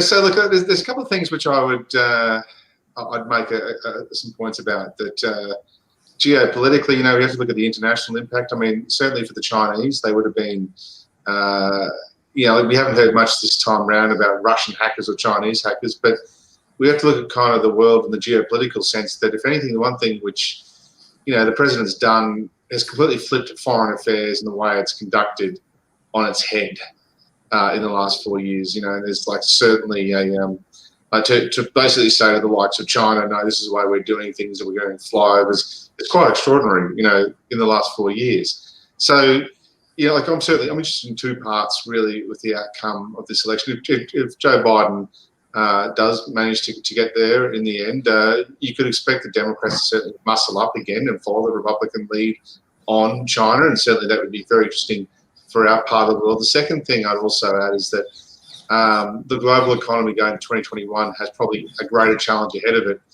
than this in the coming year than it did in the most recent year, because every central bank around the world has basically fired every bullet it has and is now printing money. And the only way they're going to continue to be able to print money is if they acquire more gold. So, and when you have this kind of, dynamic in place, you've got no interest rates around the world. You've got money being printed by central banks. They're expanding their balance sheets. It's a very uncertain time. And I do think, I go back again, it doesn't matter what necessarily your politics is, incumbency plays such a massive role, and trying to be able to quantify that in terms of the effect it has is very difficult. But I have been surprised at Donald Trump's performance tonight. Dan, I think everyone's been surprised by Donald Trump's performance tonight, except, of course, Donald Trump's supporters, who always thought that the polls were probably a good 7 to 10 points generous. I think, my prediction was that Trump would increase his electoral college result on the 2016 election, but that there would probably still not be a popular vote for him. What I'm surprised by is that the popular vote is holding up for him so well. So that's truly exciting.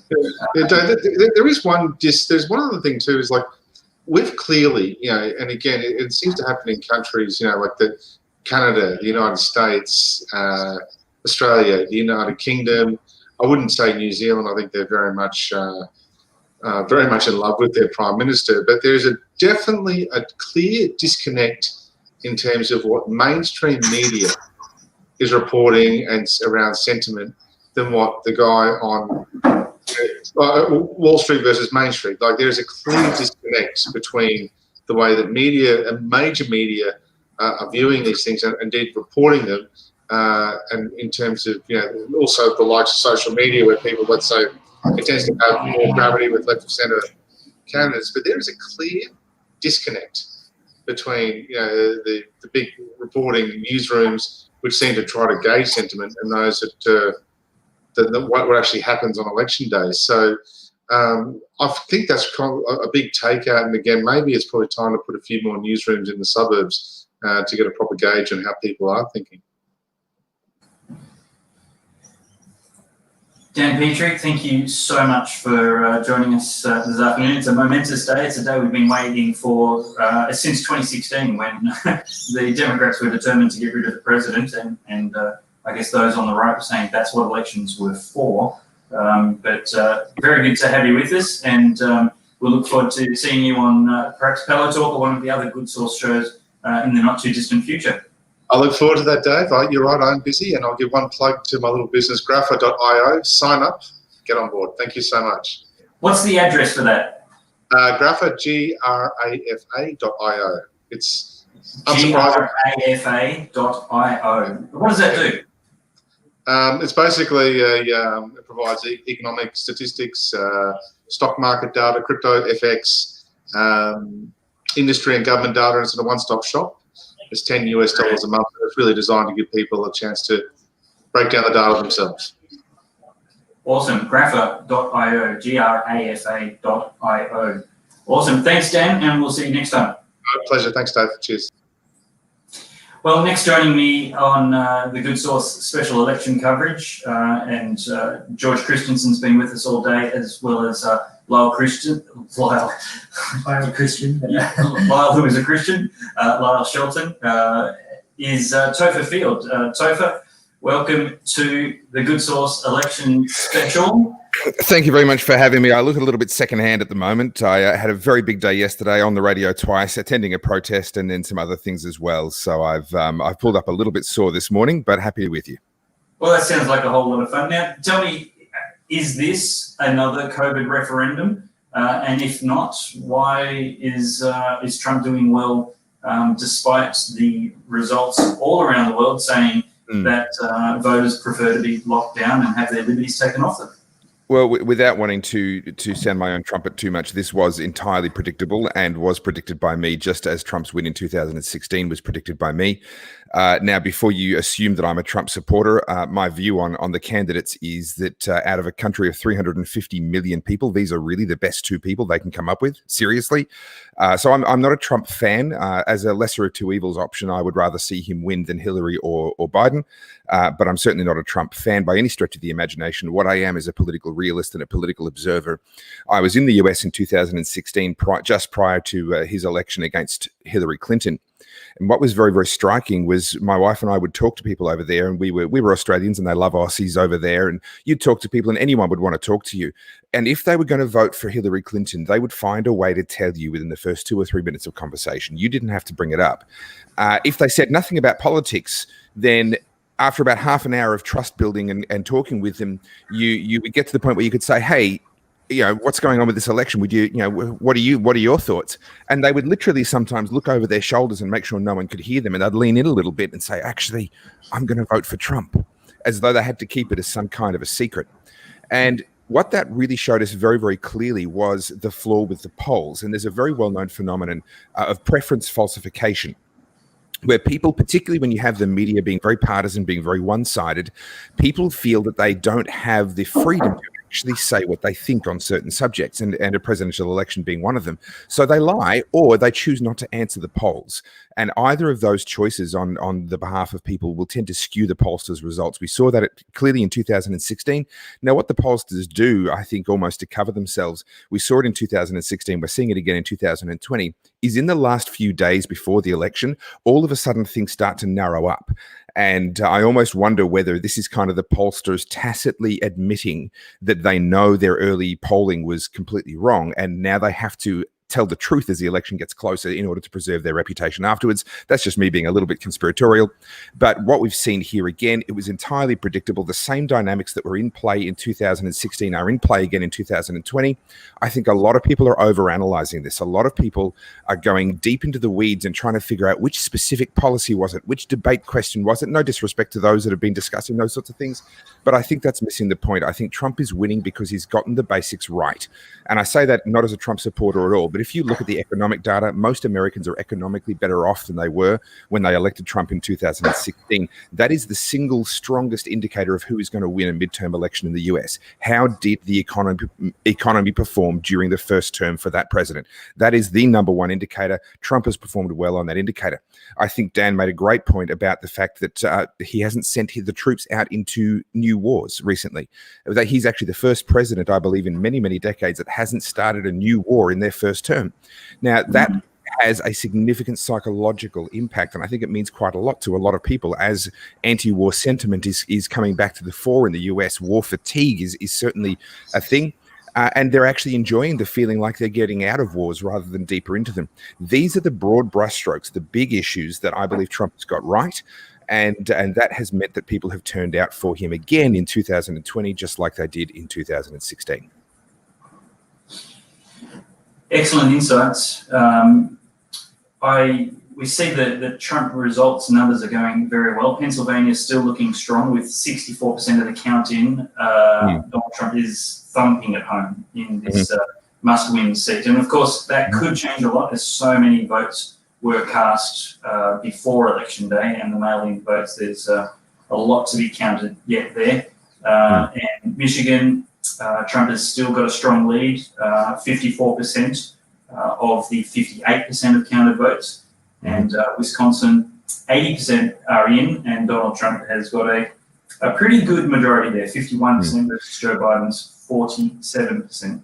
And let's not forget that only a few minutes ago, Montana, where you were just going, was looking like it was going to turn blue. Trump has pulled that in a very short space of time. Iowa, only an hour or so ago, was being predicted as a blue win, or certainly Joe Biden was ahead. Trump has pulled that in.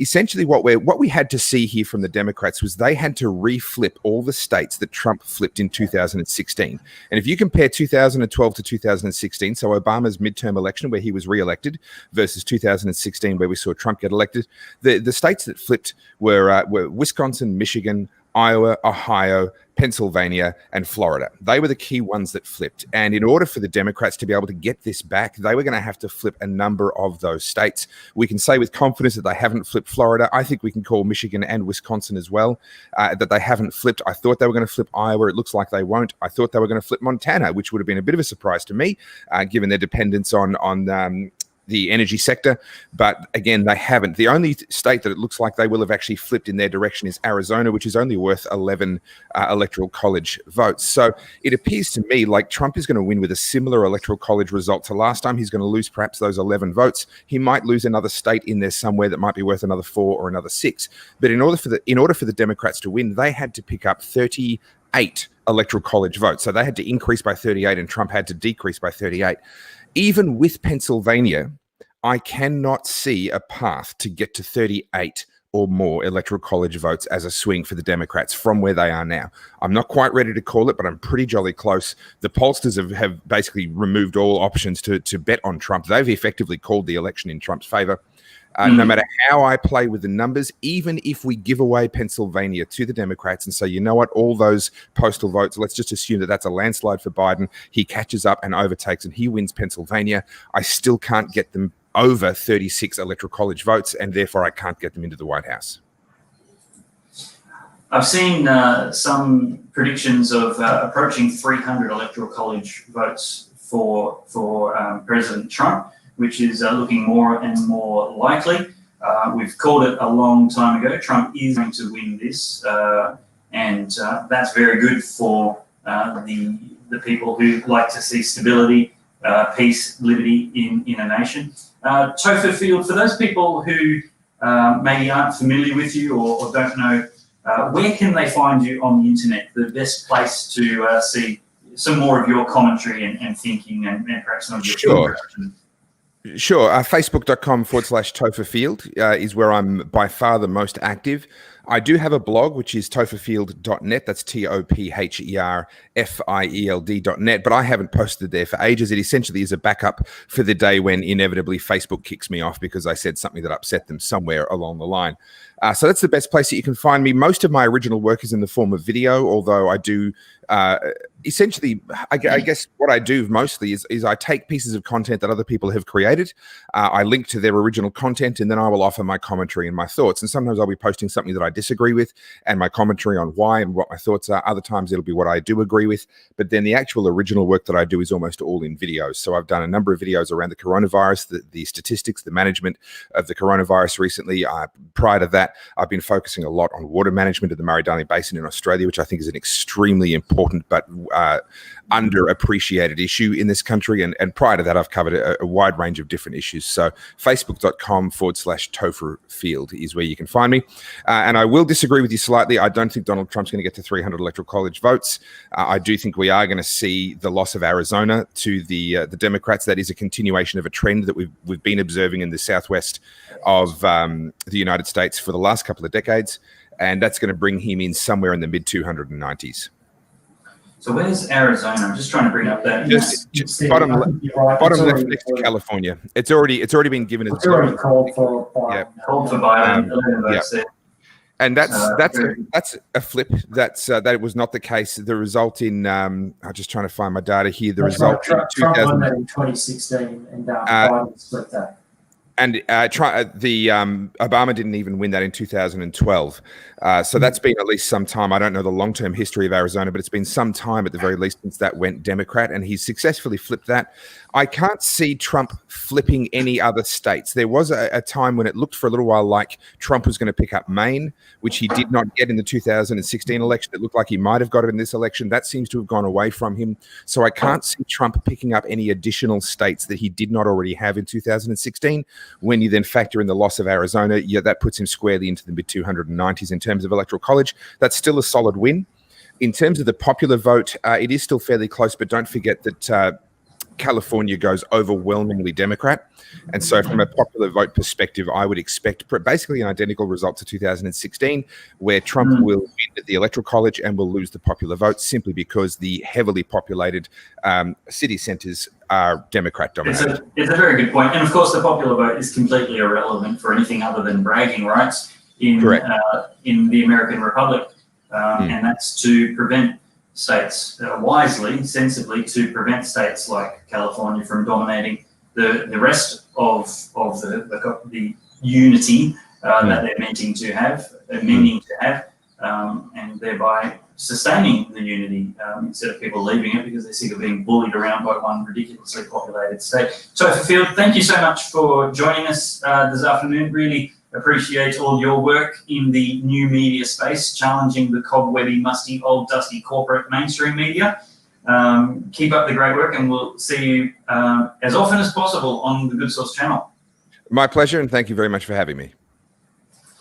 Next, we have the pleasure of inviting to the Good Source election special with your hosts for today, George Christensen, Lyle Shelton, and me, Dave Pellowe. Our special guest, the esteemed and fellow contributor to the Good Source, Professor David Flint. Professor Flint is an emeritus professor of constitutional law and many others. He's also been on the many important boards around Australia, including on the, I think it's the board of the ABC. Is that right, Professor Flint? ABO. Broadcasting Authority. The Australian Broadcasting Authority. We've got you very quiet there, Professor Flint, so I don't know if there's anything you can do about that. Maybe just grabbing your microphone a little bit closer to you. I'll be just a minute. That's wonderful. So while Professor Flint's just adjusting his microphone there, I can explain that he runs a weekly show called Take Back Your Country, and he's got some really great insights on basically the way Australia began, the way we got our constitution, and the way repeating that formula, giving power to the people instead of politicians, to actually get back to that, get back to our foundations where we were always strongest. Look, Professor Flint's program is one not to be missed on the Good Source. He is a true Australian patriot. He is a proud monarchist because that creates a real division of powers, keeps politicians in check, and it tells politicians that there's a higher authority than them. And he's a great advocate for participatory democracy, which is something we've really lost. A place like Australia can't function unless the citizenry stay engaged in their democracy. And I think that's why we're seeing so many terrible votes, like the Queensland election recently, because people are casting ignorant votes. Someone said to me today, it's like the turkeys voting for Christmas. That's essentially where we've got to. So Professor Flint's contribution are really, really important. I've got some questions I'm keen to ask him once we can get the technical issues sorted. Well, I'll get the first one in, and hopefully they don't steal your thunder. There's a few that we can ask, but Professor Flint, how are you going? Can you hear us, and can we hear you well now? I can hear you, and I hope you can hear me now. It's about the same actually, but I think we can soldier on. Well, my first question for you is why you organised a group of law professors to nominate President Donald Trump for a Nobel Peace Prize. Well, I'd done this once before. I'd done it after John Howard had succeeded so well in Timor, and I wasn't very successful because as soon as I and a senator nominated him, the Tampa came into the Australian jurisdiction. The Tampa is a Norwegian ship, and the committee for the Nobel is a Norwegian committee. So what John Howard should have received was given to some non-entity that year. But I thought that the president had performed so well in international affairs. No war. He'd started no war. He'd he'd done something extraordinary in the Middle East. That is, he had completely abandoned the previous diplomatic conventions, particularly the idea that you had to bring in the PLO, the Palestinian organizations first and get them on side and then enter into treaties. And he's been very effective, and he's got a whole queue of Arab and Muslim countries lining up to join in the Abraham Accords, which brings me back really to why I was attracted to the president. It was back in 2016, and I thought that Ted Cruz was the best candidate. I thought he was the best candidate for two reasons, principally. First, he was one of the few senators who opposed the agreement to placate the mullahs in Tehran and to allow them to go ahead and nuclearize their industry, allegedly for peaceful purposes, while they were acquiring ICBMs and so on. And there were very few senators who opposed it, not many Republicans. They could have blocked it in the Senate and treated it as a treaty, but they didn't. And I thought that was absolutely appalling, and I thought the deal that Obama made was completely wrong. But the other thing that attracted me about Cruz and then Trump was that he was going to deal seriously with the problem of the Supreme Court. The Supreme Court has never performed as it was intended. In the 19th century, it really was probably the trigger of the Civil War. It was so conservative, it supported the institution of slavery. It's gone the other way this century, and it plays or tries to play a political role, with judges deciding that the Constitution means what they want it to mean. The most notorious case, of course, being Roe v. Wade, the case where they decided that there is a provision in the Constitution which guarantees a right to abortion.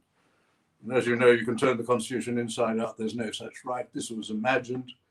It was doing something which could never be done by legislation and imposing it on all the United States. And they've continued to do that. What Cruz promised was to only appoint originalist judges, that is, judges who would interpret the Constitution as it was intended to be interpreted by the founders and the people who approved it. When Trump dominated the primaries, which are really wonderful ways of choosing a political candidate, much better than our pre-selections, particularly because it's open to all, not all members of the party, but all supporters of the party. So the party bosses can't even control who is in the party and who can vote at pre-selections. It is really a very democratic way, and he won that fairly. I was surprised, didn't know who he was. But when I read his speech at Gettysburg, it was a marvelous program in many respects. And when it came to the Supreme Court, he'd been in touch with the Federalist Society, which is something like the Samuel Griffith Society in Australia. It's a strong and conservative organization which says the Constitution should be interpreted as it was intended to be interpreted, and all sorts of ridiculous meanings should not be put into it. And he released a list of judges who were approved by the Federalist Society as judges who would, on their record, would interpret the Constitution as it was intended to be interpreted. And we've got the marvelous result with the president that we now have a strong Supreme Court, and this will be in many ways, I suspect, the antidote to fraud, because there will be a lot of fraud, probably not as much as in Australia, but there is an enormous amount of fraud in America in its decentralized system, particularly in recent years, and the Supreme Court will play a significant role in being the antidote to mass fraud in the United States. Professor Flint, that's a point really well made, and I think that's a big relief to people who believe in the rule of law all around the world, but particularly in America, to know that we're not going to see people in black robes legislating from the bench. I want to ask you about something that you said in a recent Good Source program that I was listening to of yourself, and I know you've repeated these remarks, I think, in The Spectator and other mainstream media commentary that you've done. But you said if the Democrats won the White House, if Joe Biden won the White House, he would continue to do what President Obama did with the US military, and that is manage its decline. I've never heard anyone say that. Can you just, for our viewers this afternoon, just explain why that's such a risk, and what you meant by them managing the decline of the US military? It sounds alarming. We Australians are very fortunate. We've lived, ever since the settlement, we've lived in a world in which the dominant power in the world has been a power that's believed in the rule of law and which has been benevolent in the way in which it dealt with even enemies. For example, the British never shot Napoleon as other people would have done. They didn't make any major territorial demands or financial demands on France except in relation to colonies. And they were persuaded by a small group of Christians through the Parliament to abolish the slave trade and abolish the institution of slavery throughout the empire. And then they used their navy to destroy the slave trade, the transatlantic slave trade. Now, that was an act of magnificent benevolence. And it was against their interest because they were making a lot of money out of it, but they did that. Since the Americans handed over the mantle of the dominant power in the world to the Americans, we've had a similar power in place. And the Americans have also been a benevolent, law-abiding power. They have their faults. But if you cast your minds back to the defeat of Germany and Japan at the end of the war, what did the Americans do? No territorial demands, no financial demands for compensation. They gave the defeated powers vast amounts of money. In retrospect, they should have lent it to them and then called it up when they recovered.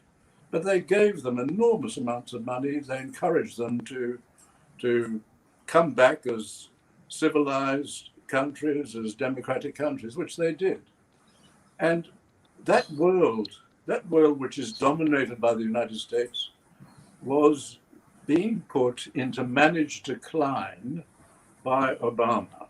Obama deliberately adopted that policy and allowed manufacturing to leave the United States, allowed the communists in China to deal illegally with intellectual property, stealing it or standing over American firms to take it, hence their rise, allowed the communists to manipulate their currency, and allowed them to build up their military while they were running down theirs. Now, Biden was the vice president, and not only was he doing that, we now know, I think the proof is as far as you can say without actually having it before a judge and jury, is beyond reasonable doubt, that the Biden family was almost a criminal enterprise because it was being used to sell access and influence at the very highest levels in the United States with an enormous amount of money, millions, billions, in fact, of dollars being handed over, firstly by the Bank of China and other Chinese corporations. Chinese corporations are not like Belgian corporations. All Chinese corporations are under the ultimate control of the Communist Party of China and will do whatever is required by the national policy of China. Biden is compromised. He will continue, I would think, the same program. He's a man who's never stuck to any strong principles. He came into the Senate as a segregationist. He was quite prepared to introduce legislation which had a very harsh effect on young black men who were involved in drugs but weren't actually at the worst end of the drug trade. He is not a man of great principles. He is a man who is an opportunist and a man who's been prepared to use the Biden family as an enterprise to sell off influence and power. He's compromised by the Chinese. They no doubt have a lot on him and they will lean on him, though I doubt if he will be the actual president were he to win.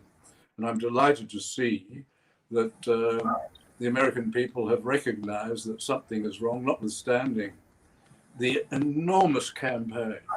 There's been an enormous campaign against Trump. the mainstream media, almost all of the mainstream media, seem to have decided that they are the propaganda arm of the Democratic Party. The Democratic Party has been captured by the far left. It's not the party of Kennedy, of Truman, of Roosevelt, or even of Johnson, certainly not Johnson. It's a party now of the very far left. Biden is prepared to go along with that. I doubt if he really would resist anything that is proposed to him by his vice president. It will be a far left government, which will lead in itself to the decline of America, because it will go down the same path as Venezuela and Nicaragua. But at the same time, the policy of the administration will be the managed decline of the United States. That will be a terrible world for us, because we are totally dependent for the United States in relation to defense. Paul Dibb had a piece about this in the Australian the other day, saying that Australian defence forces have no effective meaning without the backing of the United States. We will be in a terrible position. We'll be lent on, and we'll become a tributary. We'll be expected to be a tributary. You're quite right, Professor Flint. That's incredibly insightful. I think it is a scandal that these issues about Hunter Biden and the real agenda of the Democratic Party and what would happen globally and militarily hasn't been reported, and the corruption that you mentioned. Professor Flint, just before we let you go, you're obviously a man who's very well educated and well refined. You're a man of great integrity, and many people would perhaps find it incongruous that someone like yourself would support someone like Trump, who is seen to be unrefined, crass, narcissistic, and all those sort of things. Now, you've mentioned his foreign policy agenda, but do you find it a little bit of a contradiction or a paradox that someone like yourself would be supporting someone like Donald Trump, who would seemingly have a very different sort of disposition to someone like yourself? No, I don't find that at all. In fact, I don't think that's relevant. It doesn't worry me in the slightest. What I'm interested in is what he achieved, what he promised to achieve, and then what he achieved. And I thought that was remarkable, particularly in relation to the Supreme Court, but also in relation to international affairs, in relation to not getting involved in unnecessary wars, and bringing back, rebuilding the manufacturing of the United States, and stimulating the economy by various measures. So his personal style doesn't worry me. In fact, I think I would find him amusing. I think I'd get quite right, Professor Flint. I asked that question somewhat rhetorically, I suppose, or as a devil's advocate, because that seems to be what the opposition to Donald Trump is based on. You've outlined his policy agenda, which is incredible by any standard, and yet it comes down to this sort of vague notion that he's unfit for the office. So that's very well said. Professor Flint, we're going to have to let you go. We really appreciate your time on this broadcast this afternoon and sharing those amazing insights with us. Thanks very much for being with the Good Source News today. And thank you very much for having me, and thank you very much for overlooking the problems I had in getting on, which were completely my own. I think it's something to do with my age. I'm sorry. Not at all, Professor David. I'd encourage people to go to the Good Source News and listen to Take Back Your Country. You'll hear more of what you've heard today of his amazing intellect and understanding of depth of history. Well, rejoining us this afternoon to cap off this marathon US presidential election broadcast on the Good Source News is our friend Bernie Gaynor, who was with us a little earlier. And I believe we've also got James Macpherson back on the line as well. Welcome back, gentlemen. We've got you both there. Bernie will just be a few moments, I think. We've got James, though. James, what have you discovered in the time you've been off air this last half hour or so? Well, I discovered my hat. I knew I had it somewhere, and I found it. You're a true deplorable, James Macpherson. Lyle's being very generous in sharing his with me, so I'll just stick it there. Look, I missed your the last half hour of the show, but I presume you would have seen or referenced Joe Biden coming out and making a statement. No, we haven't. You share with us, and please share. Well, I think the big news is that Joe was not asleep. Many of us were expecting that he was probably in bed hours ago, but he is awake, and so he came and made a statement saying that he believes he can win, and that they are very much in this. Immediately after that, and just in the last few minutes, Trump has tweeted that he has won, and furthermore has tweeted, and Twitter have removed this tweet. Trump has said, we will not let this election be stolen from us. So the next phase of this election begins, and it starts to get interesting now.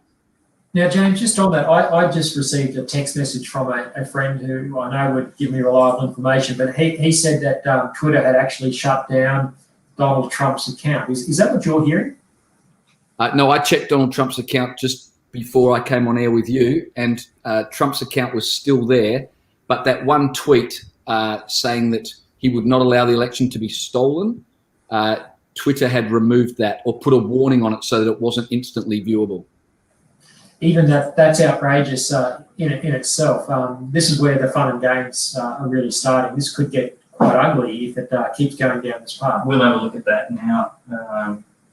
So it's a pinned tweet from Donald Trump, and then 17 minutes ago has that warning. Some or all of the content shared in this tweet is disputed and might be misleading about an election or other civic process.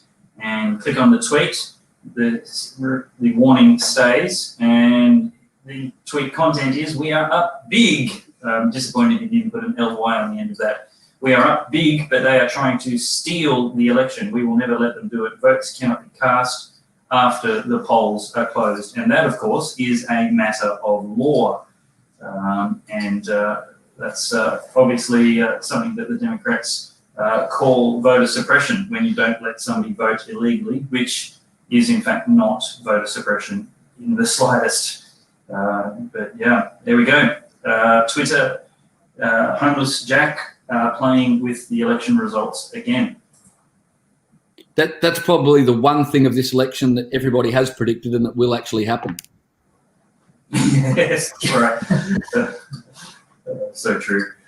Have you seen any further comments from Joe on Donald's response, or what was the media response to Joe thinking he's still got a path to victory?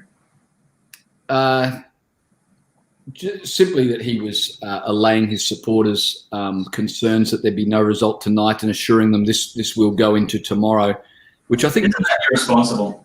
Most people expected it to. Joe Biden's, of course, Joe Biden's, of course, doing these outdoor COVID-safe rallies where everyone's sitting in their car. So his speech was continually interrupted by car horns. Oh dear. I tell you, the other interesting thing about this election is that some statistics I heard earlier in the day showed that Trump had done better this time around than in 2016 with every demographic except for white males. But when it came to blacks, to Hispanics, to Asians, he had actually increased his vote. So he's the least successful racist in human history.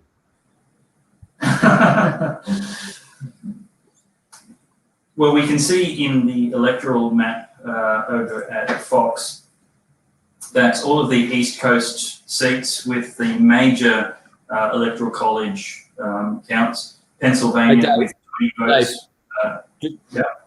Donald Trump's on right now. Where do I go and see that? Why don't you monitor your report? You monitor that for a second and come back and tell us, and we'll update the map in the meantime. So just continuing to have a look at that, we've got 20 electoral college votes in Pennsylvania, 15 in North Carolina, and 16 in Georgia, as well as 16 in Michigan and another 10 in Wisconsin. So Trump is leading in all of those by healthy margins. The narrowest, of course, being North Carolina with 15 votes, and Trump only 0.1% past 50. So Yeah, I don't doubt that Trump will be talking about. This is really concerning, Dave, and we trust our viewers will stay with us during this. But if Biden's out there saying he's got a pathway to victory and trying to create confusion over this, that's just going to foment unrest. I think they're best to let the numbers keep coming in, not make commentary on the likelihood or otherwise of the result tonight, and keep things calm. Yeah, look, I just wonder how much even Trump. I mean, I don't want to be biased and not criticise Trump for doing the same thing. This tweet about they're trying to steal the election. I'd like to see both leaders come out and say, if anybody is breaking the rules, the place to fight that is in the courts, not on the streets. That's where we will fight. We will, look for a valid election, and we will support a valid result as determined by the highest laws in our land. Trusting those processes to go and be conducted orderly. Law and order is what we'd like to see both leaders calling for. But I think it's very unpresidential that accusation is thrown around freely of Trump, but I think Biden's also really letting down his own behavioural expectations by speculating that he could possibly win from here. I mean, that's just cockeyed optimism. It seems very unlikely when you look at Pennsylvania there. It's 20 electoral college votes and 64% counted. Donald Trump on 56.6, Biden on 42.2. You'd have to say there's no way in the world Biden could win Pennsylvania. Now, if he can't win Pennsylvania, I can't see how his media commentary could be valid in any way, shape or form. Certainly Georgia is still very much in Trump's camp. 87% of the vote counted there. There's 16 electoral college votes there. North Carolina is still on knife edge, but 94% of the votes have been counted there, and Trump's on a slim margin of 50.1% to Biden on 48.7%. But Pennsylvania is the big one. Trump is it's looking like he might flip Nevada. It's only 6 electoral college votes, but only 3% of the vote counted. But he's on a big lead there. Too early to tell. But certainly those Pennsylvania figures, the Michigan figures, Wisconsin, it's tight, but certainly trending Trump's way with 85% of the vote counted. I can't see how what Joe Biden has said is valid, you can only begin to think that I don't like Trump's inflammatory tweet, but it does look like nefarious games are being played. It's annoying that we're just used to Trump's inflammatory tweets and kind of dismissing them. But James, why don't you tell us what was Trump just saying? Yeah, I can report to you that it was actually a replay of an earlier speech Trump gave. So I apologise for that. I got all excited for my replay. Probably just lost all our viewers, James. Thanks very much. All three of them just logged off. We just went from 3 to 2. No, we're getting good news. And Deb Gitton says, James, you're a funny guy. But the good news, my mum has just logged back on, so it's all right. Excellent. We're back up to 3. No, this is a good viewer numbers across multiple channels. If you're watching, it's not the only channel that we're on. But yeah, look, what was that speech about, James? Was it interesting? No, look, I was so embarrassed. I just wasn't sure whether I should come back on or not after that. James, we were just saying that based on the numbers we're looking at from Fox News in America, Trump's lead in Pennsylvania, is massive with 64% of the vote counted. Very hard to see Biden coming back from 56.6 for Trump to 42.2. It would seem like Biden's speech is a little premature and probably unnecessary and inflammatory. Yeah, I thought it was interesting and probably smart, to be honest, of Joe Biden to get in before Trump, because I think everyone expects that Trump will, if not declare victory, that certainly strongly indicate that he believes he will win. So I think it was smart of Biden to get in first and to say that they believe they still can win. To be honest, I don't think there was too much wrong with Joe Biden's statement. I think where it gets interesting is if Trump tries to make a definitive statement at the same time, then you've got someone saying they've won and someone saying they believe they can still win. That puts us in interesting territory. Yeah, I guess the issue is I'm not sure what time it is over there. It's probably 9 hours ahead of what we are here. So we're probably well past midnight into the early hours of the morning there. So perhaps you're right, James. It's understandable that that Biden has come out and said something. Although I still think it would be. I still think it sounds misleading to say that there's a pathway to victory. Okay, the result's not definitive, but it's hard to see a pathway to victory, particularly on those numbers in Pennsylvania. Let me ask a question, because I'm not looking at the map as you are. If Trump wins Pennsylvania, is there another way Biden can win, or are you saying he's... I don't think so. I haven't got a calculator to add up the numbers, but they're just, Wisconsin, Michigan, Georgia, there's big electoral college votes there. So even if North Carolina flips back to blue, I can't see without Pennsylvania how Joe gets over the line.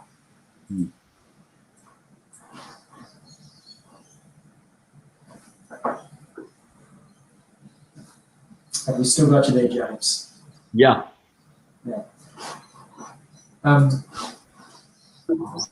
think most people were expecting this to get tomorrow before there's a definitive result. Yeah. What's news, Bernard? G'day, Dave and Lyle. We've just seen Joe Biden come on in the last half hour or so. I think the Democrat strategy is pretty clear. They're desperately trying to string this out. We can only wonder why that might be, because they are behind pretty much across the board. I think it is obvious. Anybody who can count knows that Trump is well and truly ahead in all the battleground states. Arizona is a bit of a toss-up, but even if Trump loses Arizona, it won't make a single bit of difference to the result. I called it yesterday. Trump is going to win this. It's over. Trump supporters should go home and get out their champagne. That's what I'm calling.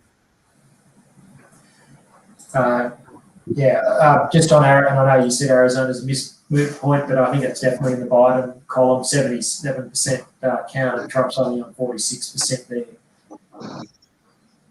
Yeah, sorry, did I say, it's been called for Biden, but even if Trump loses that, it's not going to make any difference. Trump is leading in Georgia, North Carolina, Pennsylvania, Michigan, Wisconsin. Nevada's probably too early to call. But even if they've only got 3% of the vote they've only got 3% of the vote in Nevada. However, of that 3%, it's 2/3 or more than 2/3 going to Trump. Yeah, well, Dave and Lyle, I want to make this point, and I think I made it yesterday in the article that went up on the Good Source website. And so I've got nephews and nieces everywhere at the moment in the background. You can probably hear them crying. Can we move Eli somewhere else? I'm just on a live stream at the moment. I've got nephews in the background. Look, there are two reasons Biden is not going to win and Trump will, and that is that Trump has absolutely smashed the retail politics on this. In the election campaign, Trump was the only candidate who went out to meet with voters. Biden scared voters away from his campaign events. You only have to look at the videos. Like, Trump had football-sized stadiums turn up over the last week to 10 days to all his events. So Trump was the only candidate meeting with Americans. It's no surprise in a system where you have to encourage people to come out and vote. It's not like Australia where it's compulsory, but it's a voluntary system. It's no surprise that a politician who inspires people to vote is going to win, and Trump has done that. So he's won the battle of the messages without even getting to whether he had a better message to sell. And, of course, any right-thinking person would know he had a better message to sell. The other reason he won is that right across America, as we speak, cities are boarded up. Shopping centres have been boarded up. Retail buildings have been boarded up. Units have been boarded up because Americans are concerned that the Democrats are going to throw a massive tantrum. And we've already seen the starts of it in places like Washington. There is no way any nation on earth is going to vote for a side that also threatens to burn down their cities if they don't win. And that is what is happening tonight. And that's even without getting into the fact that the Democrats want to bring in all the sorts of crazy ideas that people are concerned about. That's without even getting into the fact that Hunter Biden's laptop and Joe Biden's business dealings raise all sorts of concerns about his compromised position in regards to places like China. It's without getting into any of those campaign issues. It's just on the sheer retail politics of this. Trump was always going to win, and he will win tonight. Yeah. Well, I can share the. Let me see if I can bring up the web page. There we go. Some reporting half an hour ago about Joe Biden's comments. He said that the party is on track to win this election, but did urge patience with the result unlikely to be decided tonight, which is probably a fair enough call. Although what isn't a fair enough call was him saying he was confident about a raft of vital swing states, including Wisconsin and Michigan. Arizona, sure, but as we can see, 62% of the vote in Michigan has been counted, and Trump has 53.8% of that. And in Wisconsin, 85% of the vote is in, and Trump is well ahead on 51.2%, and Biden on 47.3%. So I'm not exactly sure where Biden's getting his confidence about Wisconsin and Michigan from. But he continued to say, we're feeling good about where we are. Come on, man. We believe the people who had already won Arizona. So, yeah, that's a gimme. It's a turnaround, and they've called Minnesota, and they believe they're in the game in Georgia, although that's not what they expected. They're feeling good about Wisconsin and Michigan. And he also claims that he's going to win Pennsylvania. Now, Pennsylvania has 20 electoral college votes, incredibly important. But Donald Trump has 56.6% of that vote, with 2/3 of the votes counted. So unlikely for that trend to turn around. And Donald Trump, of course, shared a tweet about them stealing the election. James just disappeared. Yeah, well, look, Dave, if I could just jump in there on those stats that you brought up, like it is going to be very, very difficult for Biden to win any of the states he spoke about. Anyone who's been following the US election for any period of time has always known that the Democrats' playbook has always been to drag the election out as long as possible. And all they're doing right now, or Joe Biden has done in that last speech, is try to turn this election into one that is voted for by the people, into one that is resolved in the Supreme Court of the United States. And look, that's a big gamble for Joe Biden, especially with the nomination of Amy Coney Barrett to the Supreme Court. I think that avenue has been closed off to the Democrats, but, you know, obviously we've got to wait for the legal challenges there that might appear. But essentially, the only reason Joe Biden is going down this path is to support some kind of campaign where all of a sudden millions of postal votes turn up. You can read whatever you want into that, but that is obviously the Democrats' path to victory from here. The sudden appearance of millions of postal votes that no one knew about, that appeared after the election. And I think that says a lot about the Democratic campaign. They have not won the popular vote. They were never going to win the popular vote. I caught it yesterday on the good source. Maybe I went out a little bit early, but I was always confident in that prediction. Always had confidence in that prediction. I think it's over. And Australians, I want to make this point. Australians should be very thankful to all those who voted for Donald Trump. I don't think many Australians actually realise how close we were to the edge of disaster here with a Joe Biden victory. Joe Biden, United States, would lead to all sorts of problems with regards to the Communist Party of China. We need a strong United States to defend from the encroachment of a increasingly militarized communist regime in China. And if the United States continued along the Obama path, Australia would be in a lot of trouble. There are about 50 million extra males and females in China. That nation is increasingly emboldened and militarized. Without a strong United States, we would be in very serious trouble. And we can all thank every single voter who turned out in the United States to vote for Donald Trump for our future security. Well, Joe Biden's path to winning from here is difficult. He currently has 223 electoral college votes, and he will need to win Arizona, which is looking likely. However, he will also have to win Wisconsin and Michigan, where he is trailing Donald Trump, as well as North Carolina, where also Trump is leading, although not so comfortably.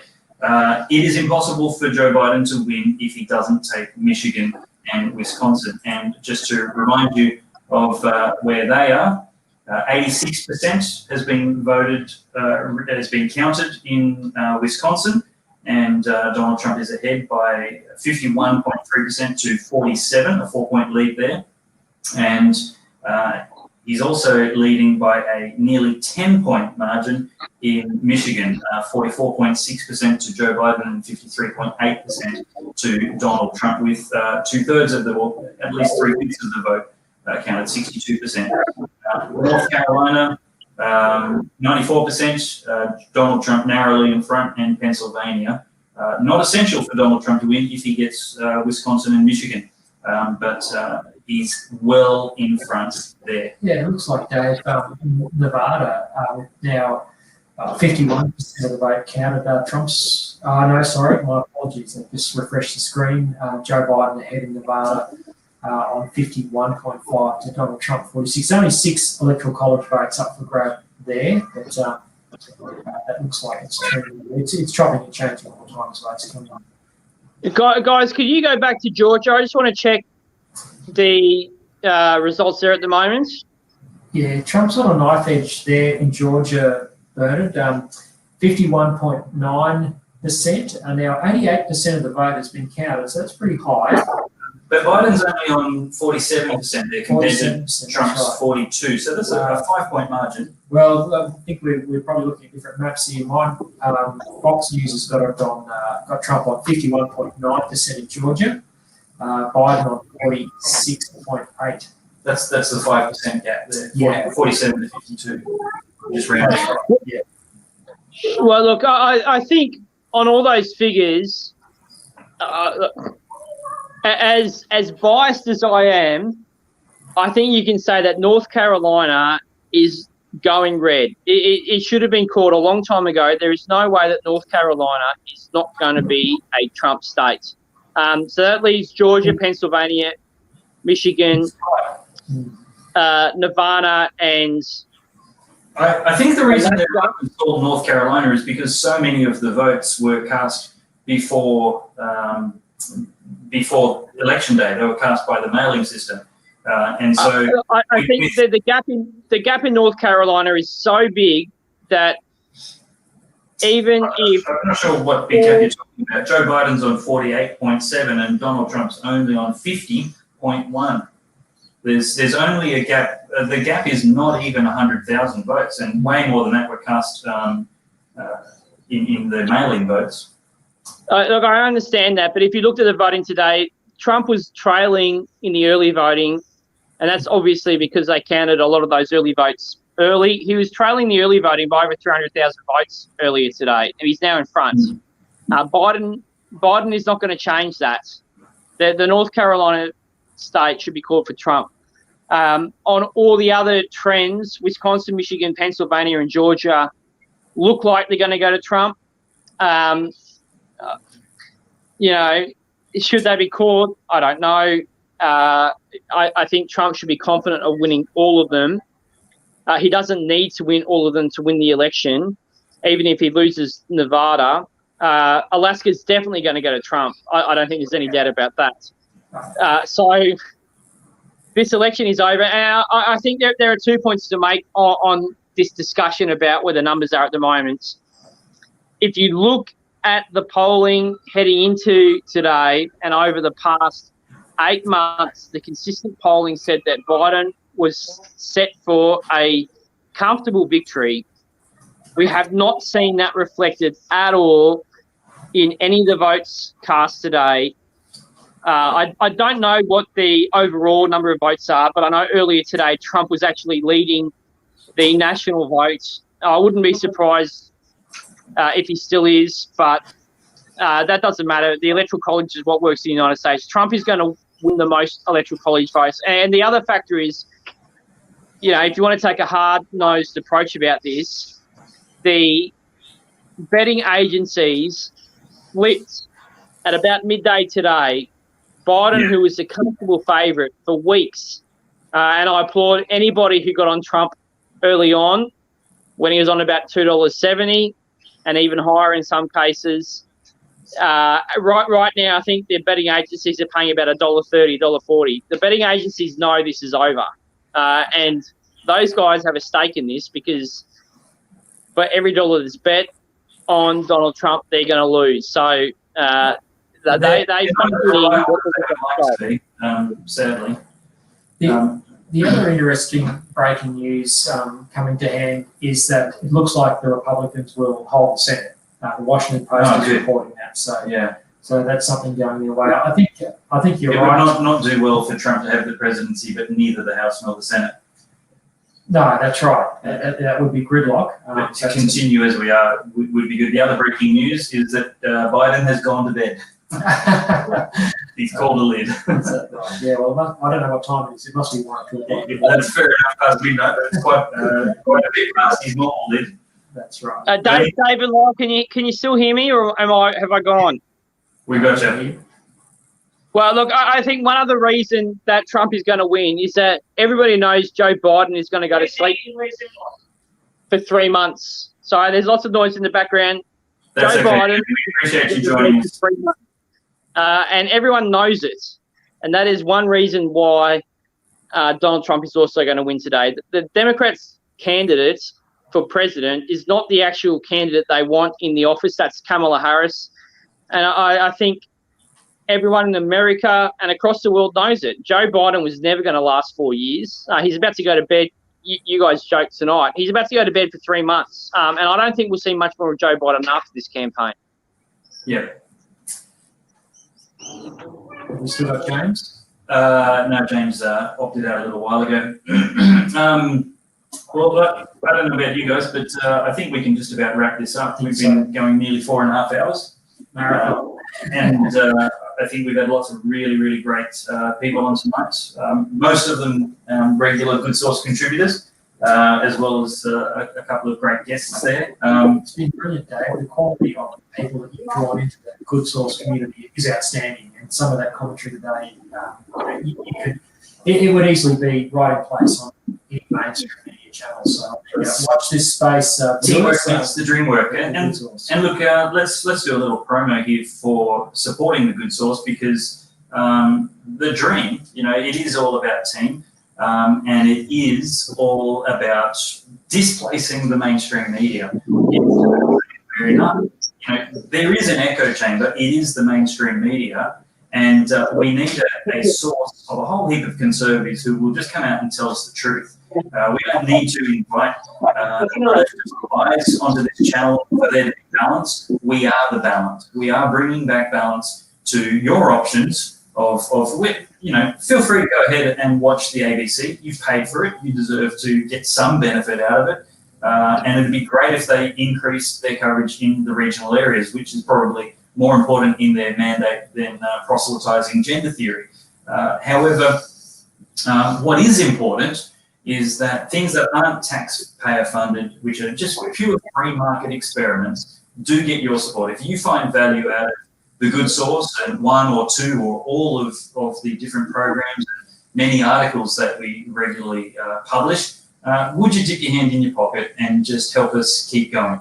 We definitely have a lot of work to do. We've just got our toe in the water. Now, if we're going to displace the corporate media, the old moldy media, then we actually need to grow exponentially. We need to probably put in a offer for Channel 10, all of their hardware, and you know, really actually take it to them and say the free market believes in honest, unbiased, balanced media, who's not concerned with being in the middle of left and right, but who is concerned mainly with being honest and being right on all the issues that certainly matter. And so we just want to bring that balance back. We thank you for your partnership. We thank you for watching it, for joining in comments and sharing it with your friends, subscribing to the newsletters and sharing articles, etc. But we really do just need every single one of you to dip your hand in for $10, $20 a month, and hopefully we can continue to grow the staff and the facilities, and start paying conservative commentators and journalists so that, you know, being part of the media as a conservative is actually a rewarding and sustainable career choice for people, and that's certainly a big part of my dream as well. So thank you to you, Lyle, and George Christensen, who joined us for 3 hours today, and Bernie, you got an incredibly busy day there, taking moments away from your family.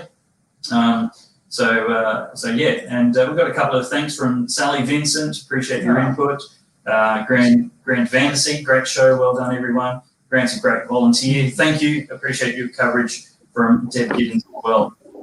So yeah, thank you, gentlemen. It's been a great day. Well done, Dave. Well done, Bernie. It'd be great to be part of this. And well done, America. It seems like you've held on to sanity and sensibility for hopefully another 4 years, and then maybe we could have Mike Pence or some other great Republican president thereafter, once the swamp is well and truly drained. Absolutely. Final words, Bernie? Dave, look, I want to say that I'm very honoured to be part of the team that fights fake news with you and Lyle and the others on the Good Source. I think it's a great vision and one that you've really put some wheels on, and I'm very, very keen to see where it goes next year, and very happy to be on board that train. If you are a Trump supporter, don't listen to the polls, don't listen to the fake news, get your champagne out. Today is a great day in the history of the world. It's a great day. I told it to my kids this morning, and I caught it yesterday, and I'm very grateful to see that. I think that call is absolutely correct, and I'm sorry, Dave, for all the news. I think there's about 20 grandchildren running around in the background here at the moment. I hope the Good Source can handle that kind of noise and distraction, but yeah, they're all excited here. Yeah, I think they're all excited here, and they should be. It's a great day for America, and it's a great day for Australia too as a result. Well, thank you very much, everyone. And we can confirm that even CNN is saying the Electoral College has just closed to 7. That's just going to continue going on. They've got Trump on 213, just updated, and Biden has been at 220 for a very long time, not moving at all. The momentum is all Trump's, and there is not... there's 49.8% of the popular vote to Biden, 48. Remember that it's irrelevant, but still interesting that it's going so well for Trump. So looking very, very good. It's been called by everybody on the Good Source today, George, Bernie, Lyle, everyone, and we're very, very grateful for your company. And we thank you again for your support. But that's it for us here. We will see you next time on The Good Source. Make sure you go to the website and check out Bernie, Lyle, George's, and all the other shows from people that have been on today, as well as articles. And we will see you there. Good night, and God bless.